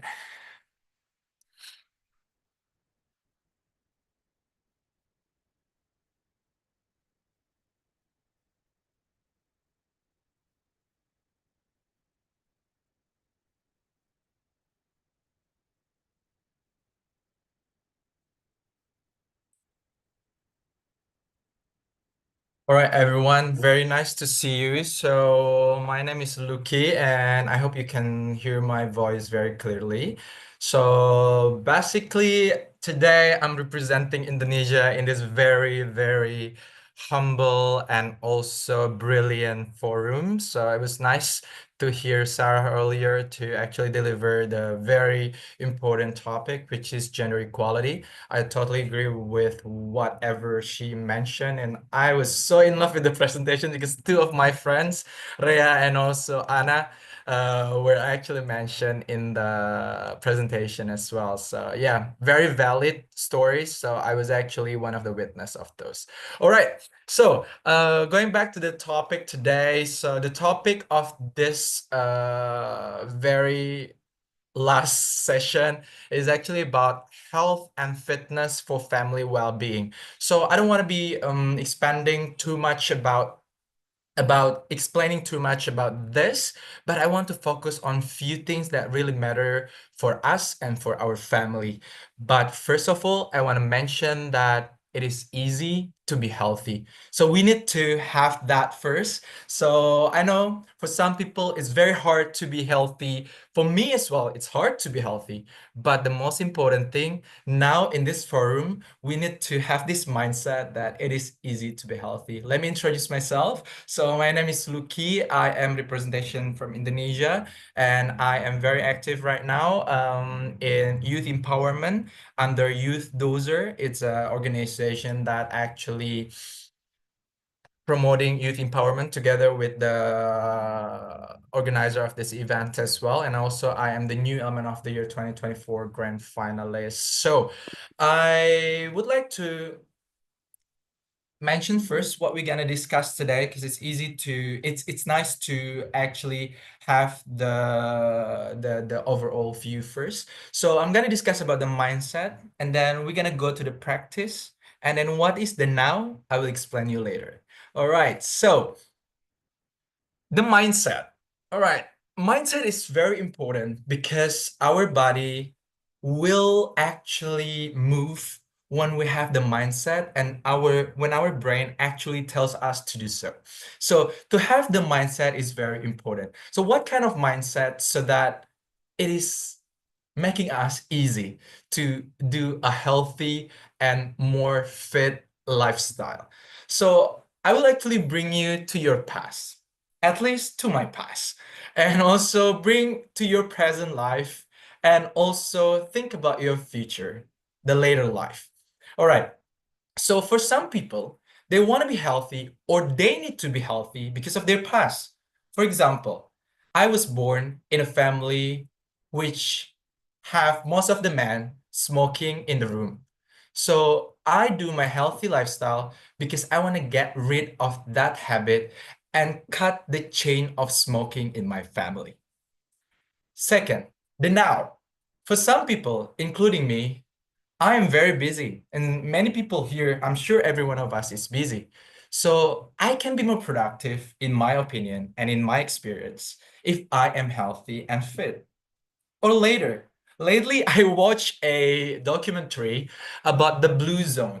So it's actually telling us living up to 100. So the essence here is actually they're highlighting the people who actually live up to 90s, 100 years of their life, and they are still happy, they are still active, and I want to be those people. So the background, the background of our mindset can be determined by our past, by our present, or by our later, or the combination of both or three of them. So that's what I want to discuss about it with you guys today. Decide what triggers you to be healthy and fit, because everyone has different story and background. All right. So next one, like I mentioned earlier, you decide. You decide what makes you triggered to be healthy and fit. Is it because of you? Is it because of your family? But the most important thing, you cannot change your family's fitness and health before you do so to yourself. So what I mentioned here is actually you start everything from yourself. So by starting it from yourself, you actually trying to actually influence others, directly or indirectly. At least from my very own experience, I had that. So my family is not only my dad, my mom, I mean my parents or my siblings, but also my best friends, my colleagues. They're all my family. So by doing a healthy and very fit lifestyle, I also change some of their lives. I don't need to change everyone's life, but at least I inspire some of them so that they can have different life that are more fit and healthy so that they can inspire others again. So this decision can make a multiplier impacts or multiplier effects to your life and to others. That is the powerful benefit and influence of mindset. All right. So why I've made like very easy at the beginning. I mentioned that it's easy to be healthy. Yes, it's easy to be healthy. Because of that mindset, we try to simplify things as well to be healthy. Let's not make it difficult to be healthy. So I came from an organization, Youth Dozer, which was built by one of the very organization that focus on health, NutriFood Indonesia. So there I joined a competition, the New Element of the Year 2024, which actually show that there are a lot of youth in our generation that actually focus on influencing others about health and fitness.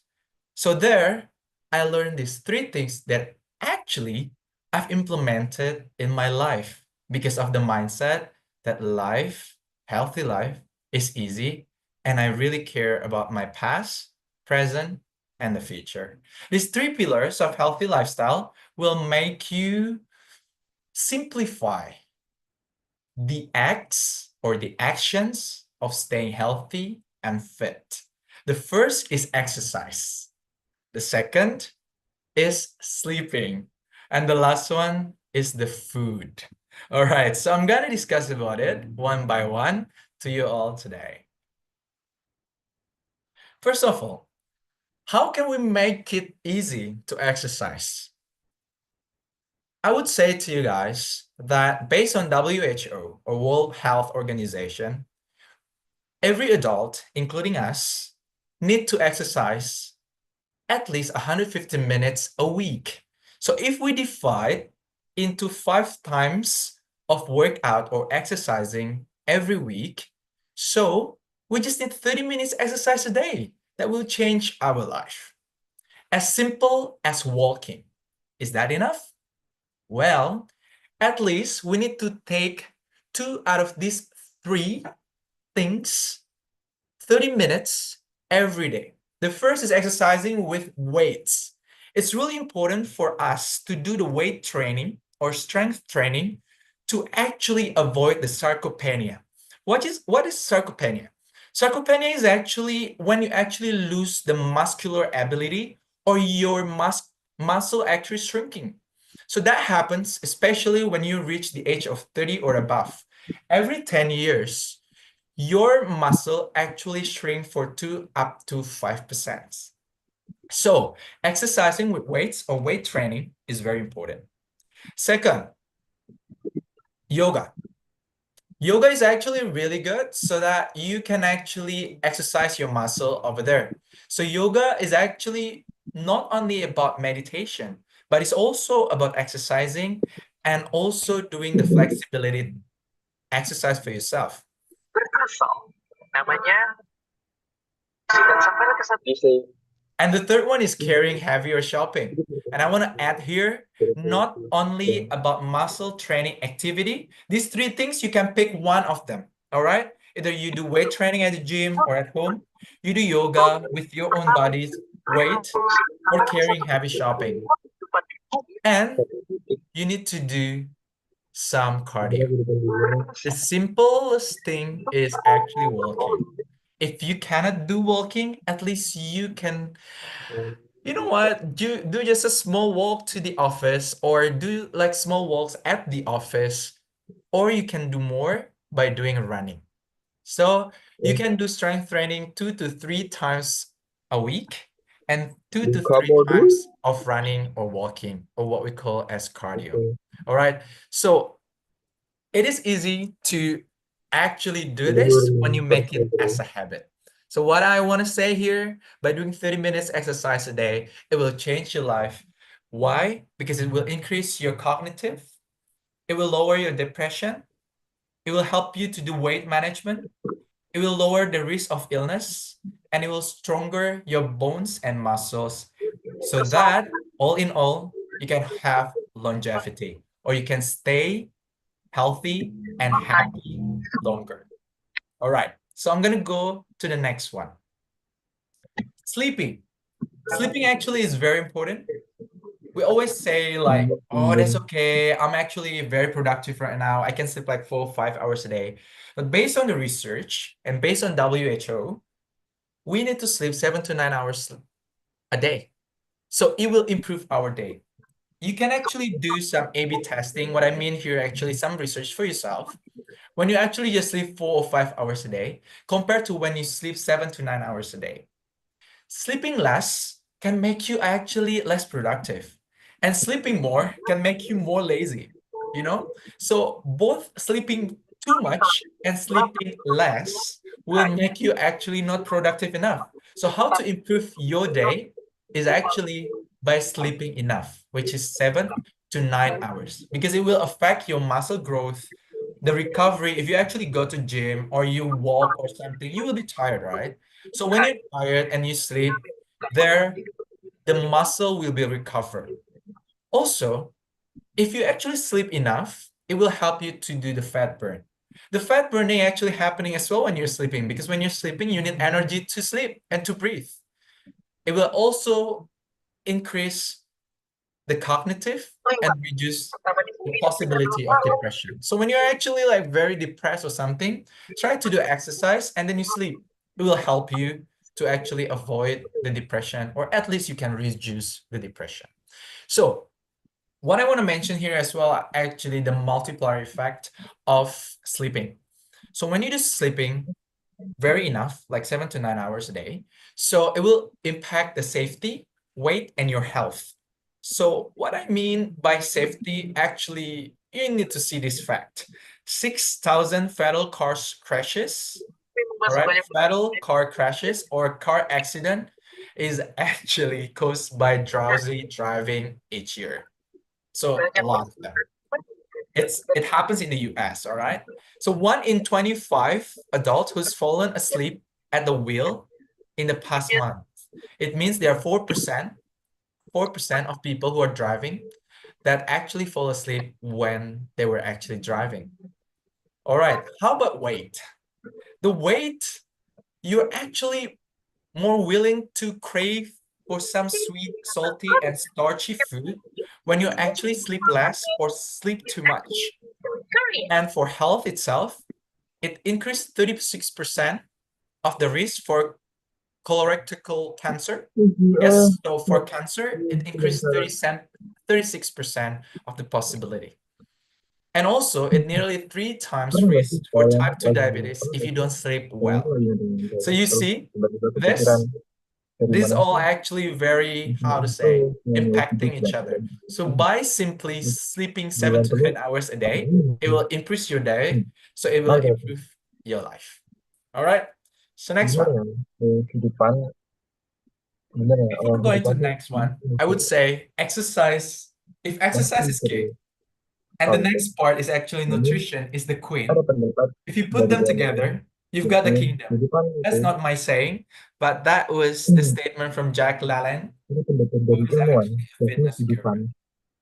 So going to the next one is actually balanced diet.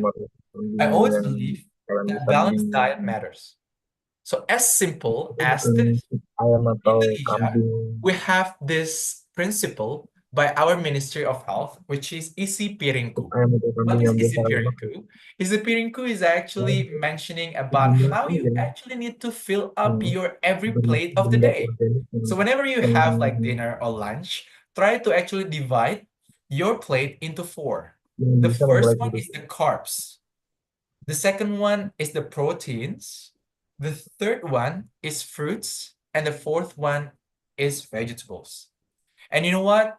I would say it will be very difficult at the beginning, but when you make it as a habit, it will be easy.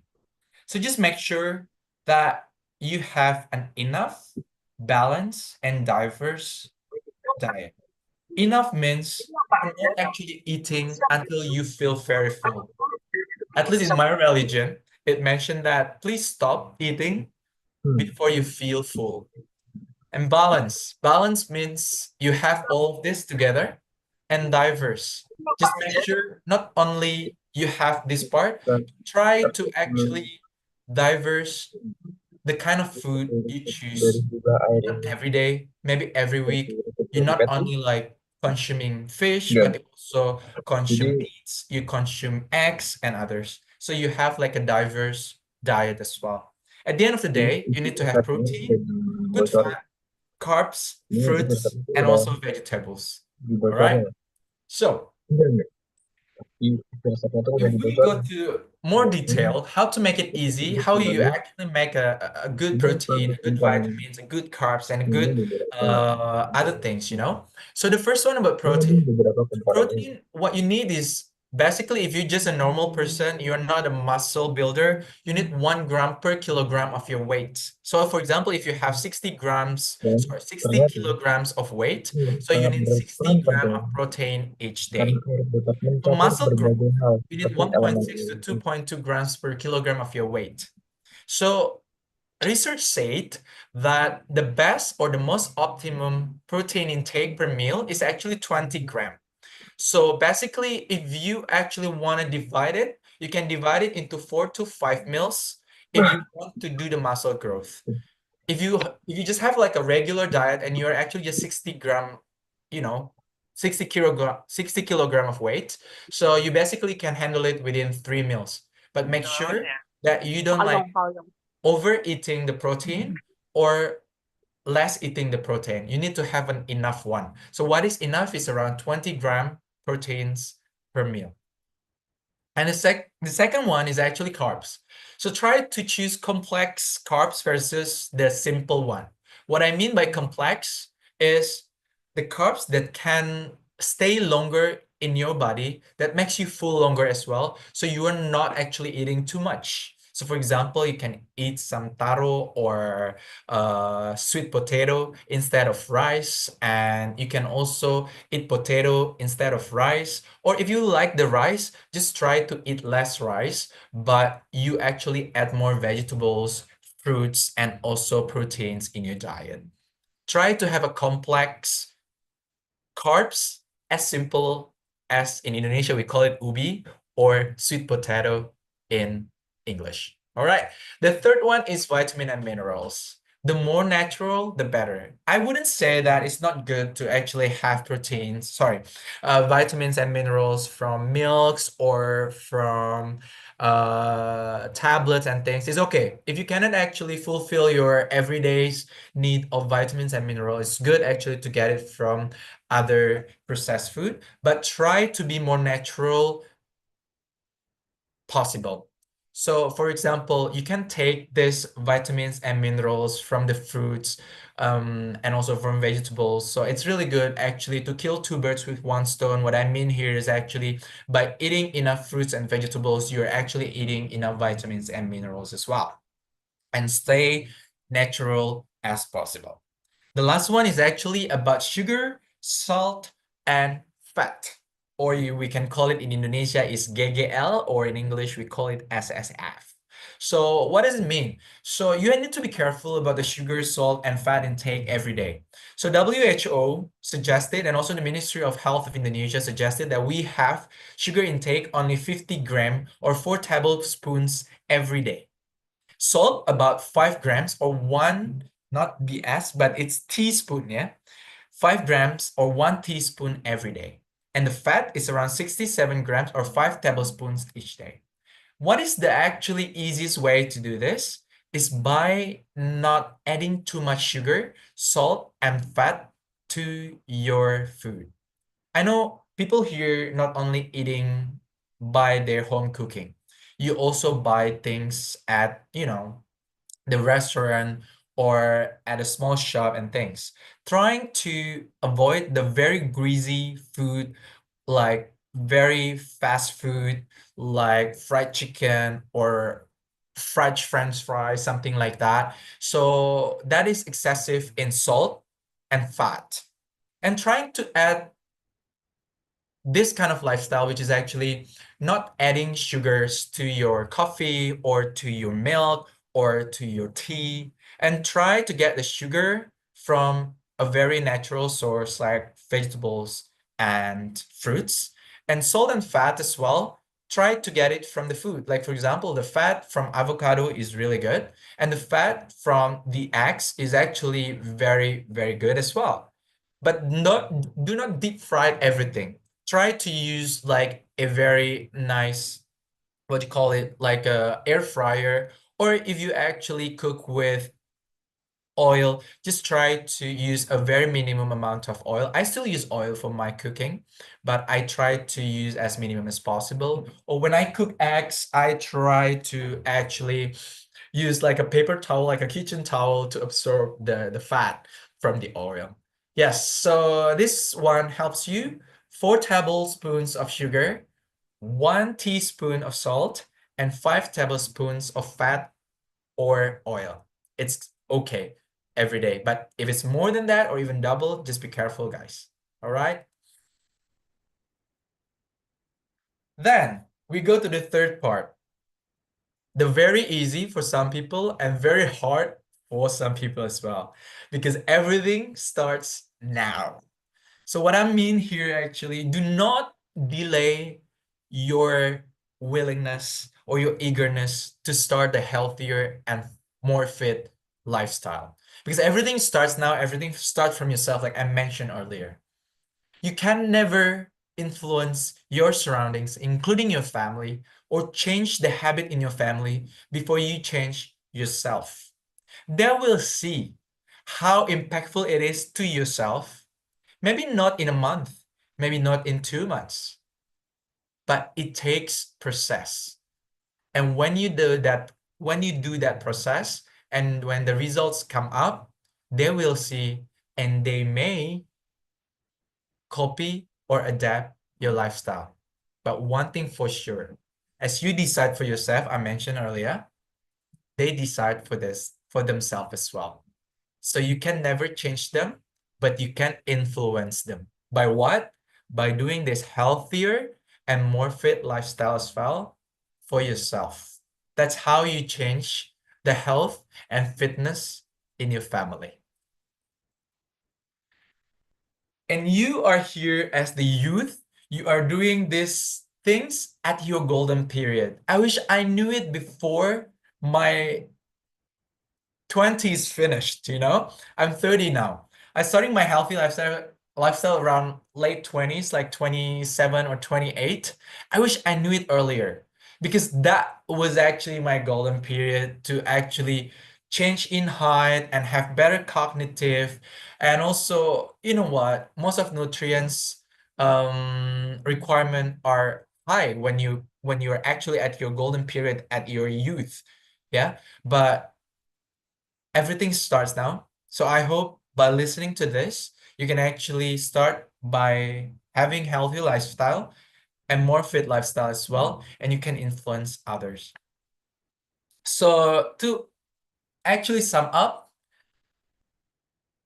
to be healthy and to be fit, starting from yourself, and then you can influence your family. Doing this is not difficult. You need to have a mindset of it is easy to be healthy by doing 3 very simple things. Exercise 30 minutes a day, sleep 7 to 9 hours a day, and have balanced diet every day. Cheating day once in a while is okay, but do not make it as a habit to cheat every day. Make a balanced diet your new habit. You decide what's best for your future now, like right now. And again, I mentioned that it is easy to be healthy, and I invite you all to do this 60 days, 66 days challenge to be healthy, because a habit is actually formed after you do it very consistently in 66 days. And everything starts now. All right, thank you. That's all from me.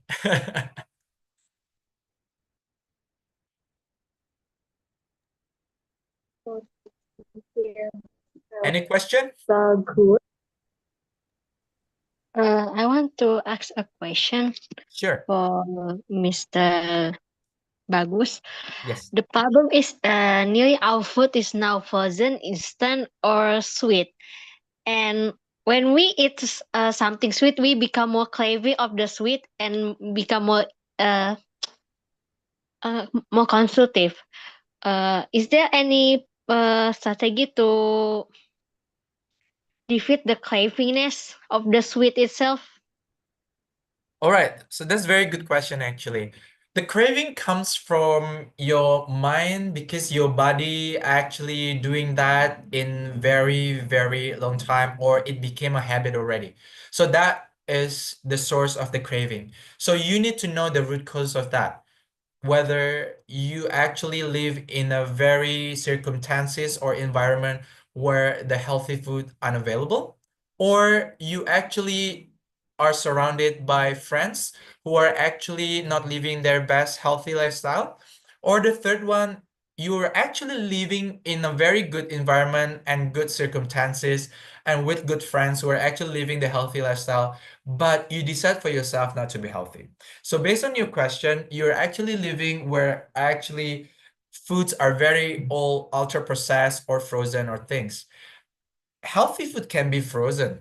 Yes, healthy food can be frozen. Like for example, your meat can be frozen, your fruits can be frozen, but they not last long. If they do last long, like for months or something, so there's something added to that food. So what I'm saying here, actually, the easiest way to actually exclude the craving of that sugar is actually by seeing the root cause of your issue.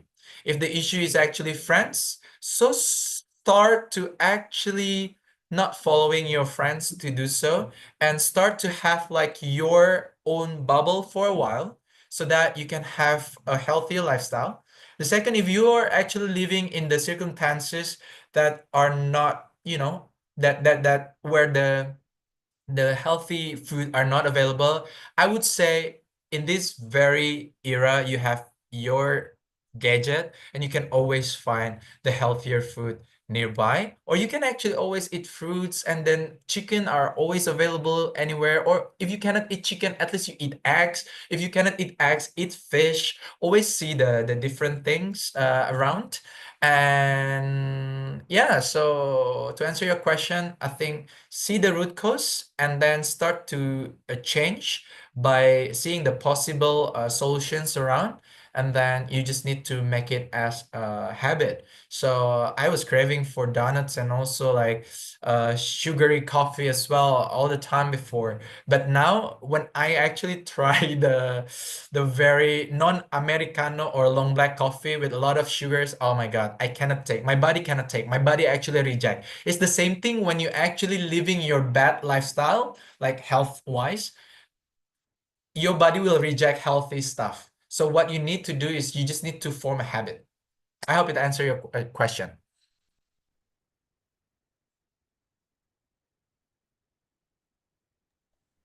Is it Thank you okay? very, very much, sir. Another question. Yes. Uh, a lot of Gen Z right now, when they're about to having a stress because of the pressure, they start eating or become binge eating or emotional eating. Is it better to mitigate this with with using sport or using a mental health with what is the question? Go to the psychologist to mitigate it. All right. Okay, that's really good. There's nothing wrong to going to the expert to actually seek for help. So that's the first thing I wanna mention. If it's actually very bad, so it's okay to actually go to the expert to seek for their help. But for me, like when I sometimes we actually trying to justify our unhealthy habit by saying that, oh, my mental health is broken or something like that. So try this. So I was very broken as well last year because of few stuff. I was so stressful, and I actually tried to channel my, my stress and my depression to exercise. I walk a lot. I could walk like when I was actually depressed or stressed out, I can walk like 10 to 20 kilometers a day. Because why? Walking and exercising actually release dopamines and also endorphins. So those two hormones help you to be happier and to be actually, it improves your mood. So those hormones helping you to actually be happier and having better mood. So what I want to say here actually, just be careful with the food. You can actually craving for eating, but maybe start by changing your snacks by which your craving is actually fulfilled.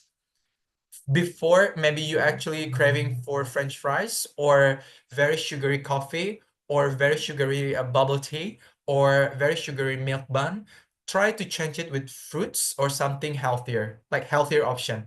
Check the sugar level, check the salt level, and try to change that first. And then when you're able to do that, try to channel your depression or your stress or your busy schedule or whatever it is coming to your mind that makes you actually sad or in a bad mood. Start to do the exercise because exercise really helps you to actually be more sane or more in control because it releases those hormones that make you happy and more in a good mood. I hope it helps to answer your question. Yeah.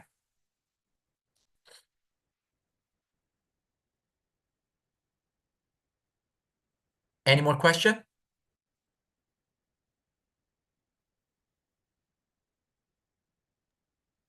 Okay.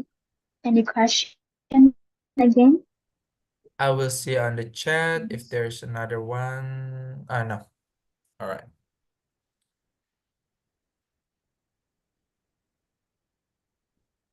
Mm, All right. I think that's all from me. Okay. And there's a question, Zawa? Okay. Okay, if none, so I would like to No. okay, I would like to say thank you for the organizers to invite me and also Youth Dozer in this event. Just want to say a very, very quick closing statement that guys, you decide what's best for your future now. So don't forget that your present impacts your future. So you decide what's best for you. If healthy lifestyle is actually best for you, so do it. I mentioned earlier the simplest ways to do so. So I hope it can inspire you. Thank you very much.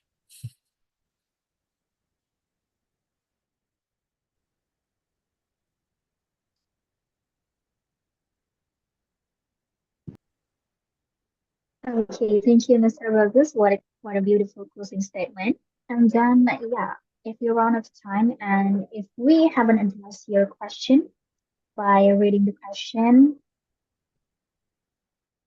please reach us afterward and we'll do our best to answer. Okay, thanks for all the participation to this Q&A. Um, yeah, thank you for joining us today for insightful. You found the discussion engaging and informative on the essential to our esteemed and then as we wrap, I like on the key question or would like to ask you yes of the guest or gender and we our webinar. And don't forget to fill out the feedback form and the presence form on the chat box below. And thank you once again and have a wonderful night. So I'm gonna return it to Farid and Andin. Farid and Andin, are you here? Yes, of course. Zahwa. Hello. Okay, thank you so much, guys. I'm Zahra Ulia. Say goodbye. Hello? Is it my voice clear? Yeah, yeah. Okay, thank you Your very voice are much. clear, Andin. Okay, thank you very much, Zahwa.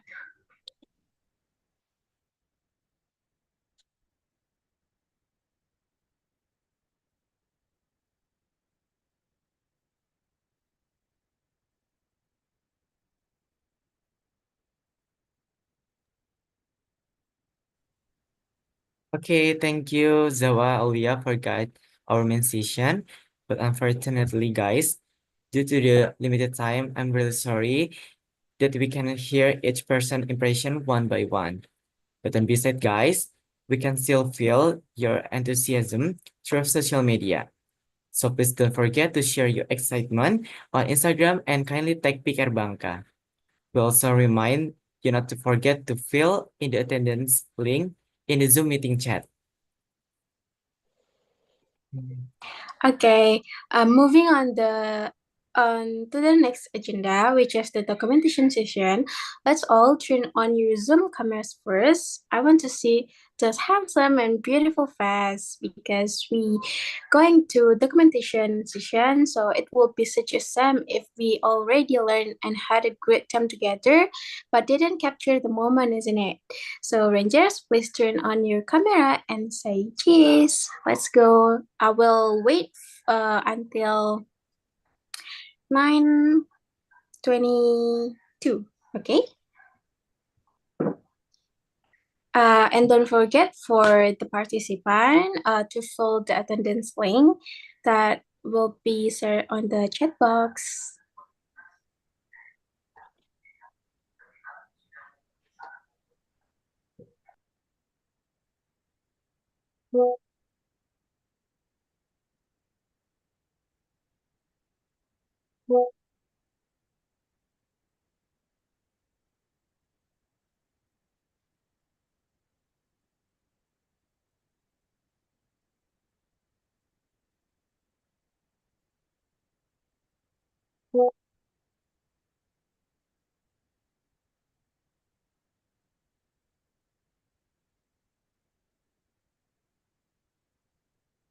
Okay, unfortunately, I look to the participant and there's a lot of participants that didn't turn on the camera. So guys, can you turn on your camera for a while so we can take a picture together for this amazing moment? Okay, so I will to call one by one. If you guys didn't turn on your camera, how? So I look on this screen. There are Muhammad Rizky. Can you turn on your camera? And Aditya Anugrah Utama and Devi Chantika. Oh, sorry, Devi Chantika has turned on the camera. Thank you. There are Florenta Nadia and Dioseni Michelle, and then Milena Feliciano de Menezes. Okay, and Orlin, Regina, Sabrina, Tarina, dan kelas Zahwa. Let's go. Okay, let's go, guys. So we can just take a pitch together for just a few minutes. I think it's not take 1 minute. Okay, so let's go. Let's go. What do you think? Farid, if there's no one that turn on the camera, what do you think? It, does we have to close the Zoom if they don't want to turn on their camera? What do you think?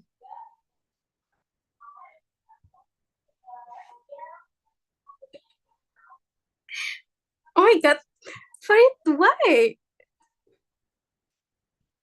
What happened to you? Why everyone is just so silent today? I don't know. Okay, so I just look and Devi, Florentina, and then Najla, Tarina has turned their camera. Thank you so much, but we have to wait for our friends. Yeah, guys. Okay, let's go, let's go.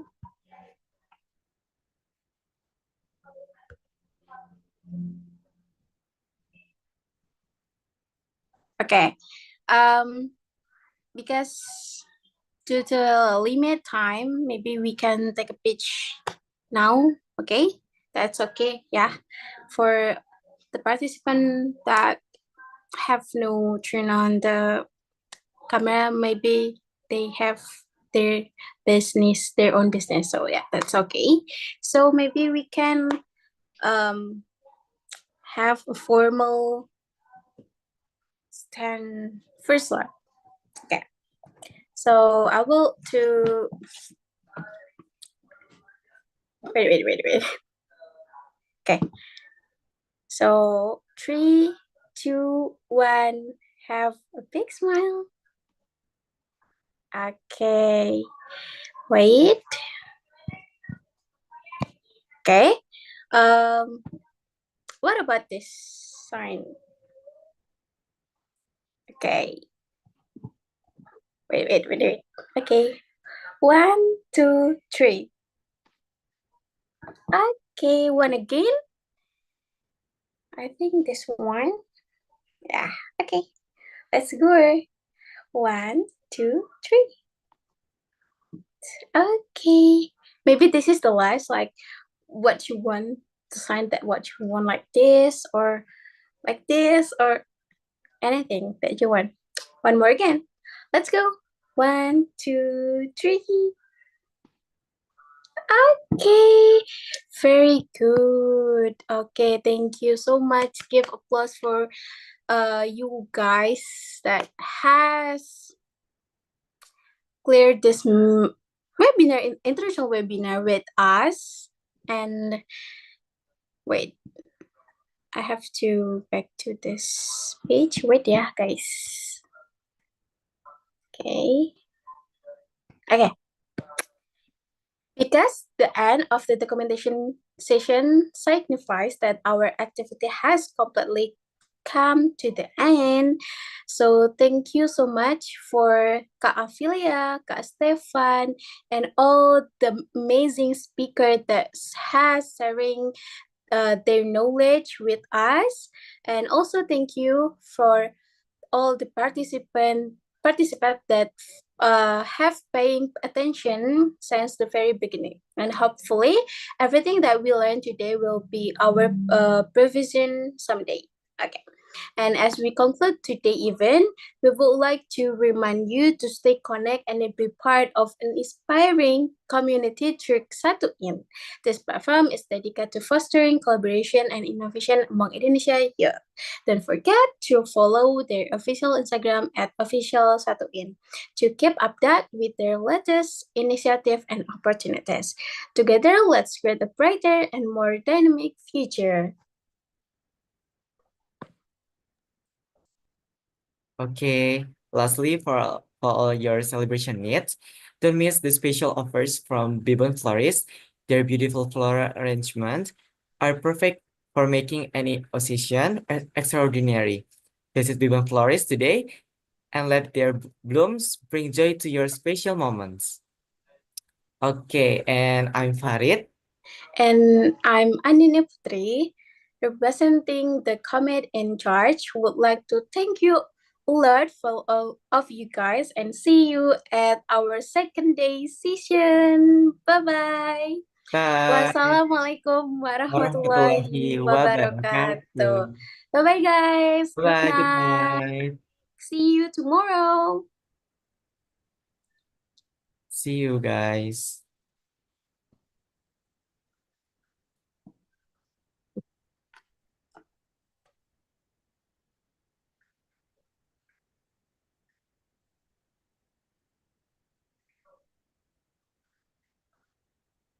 Well,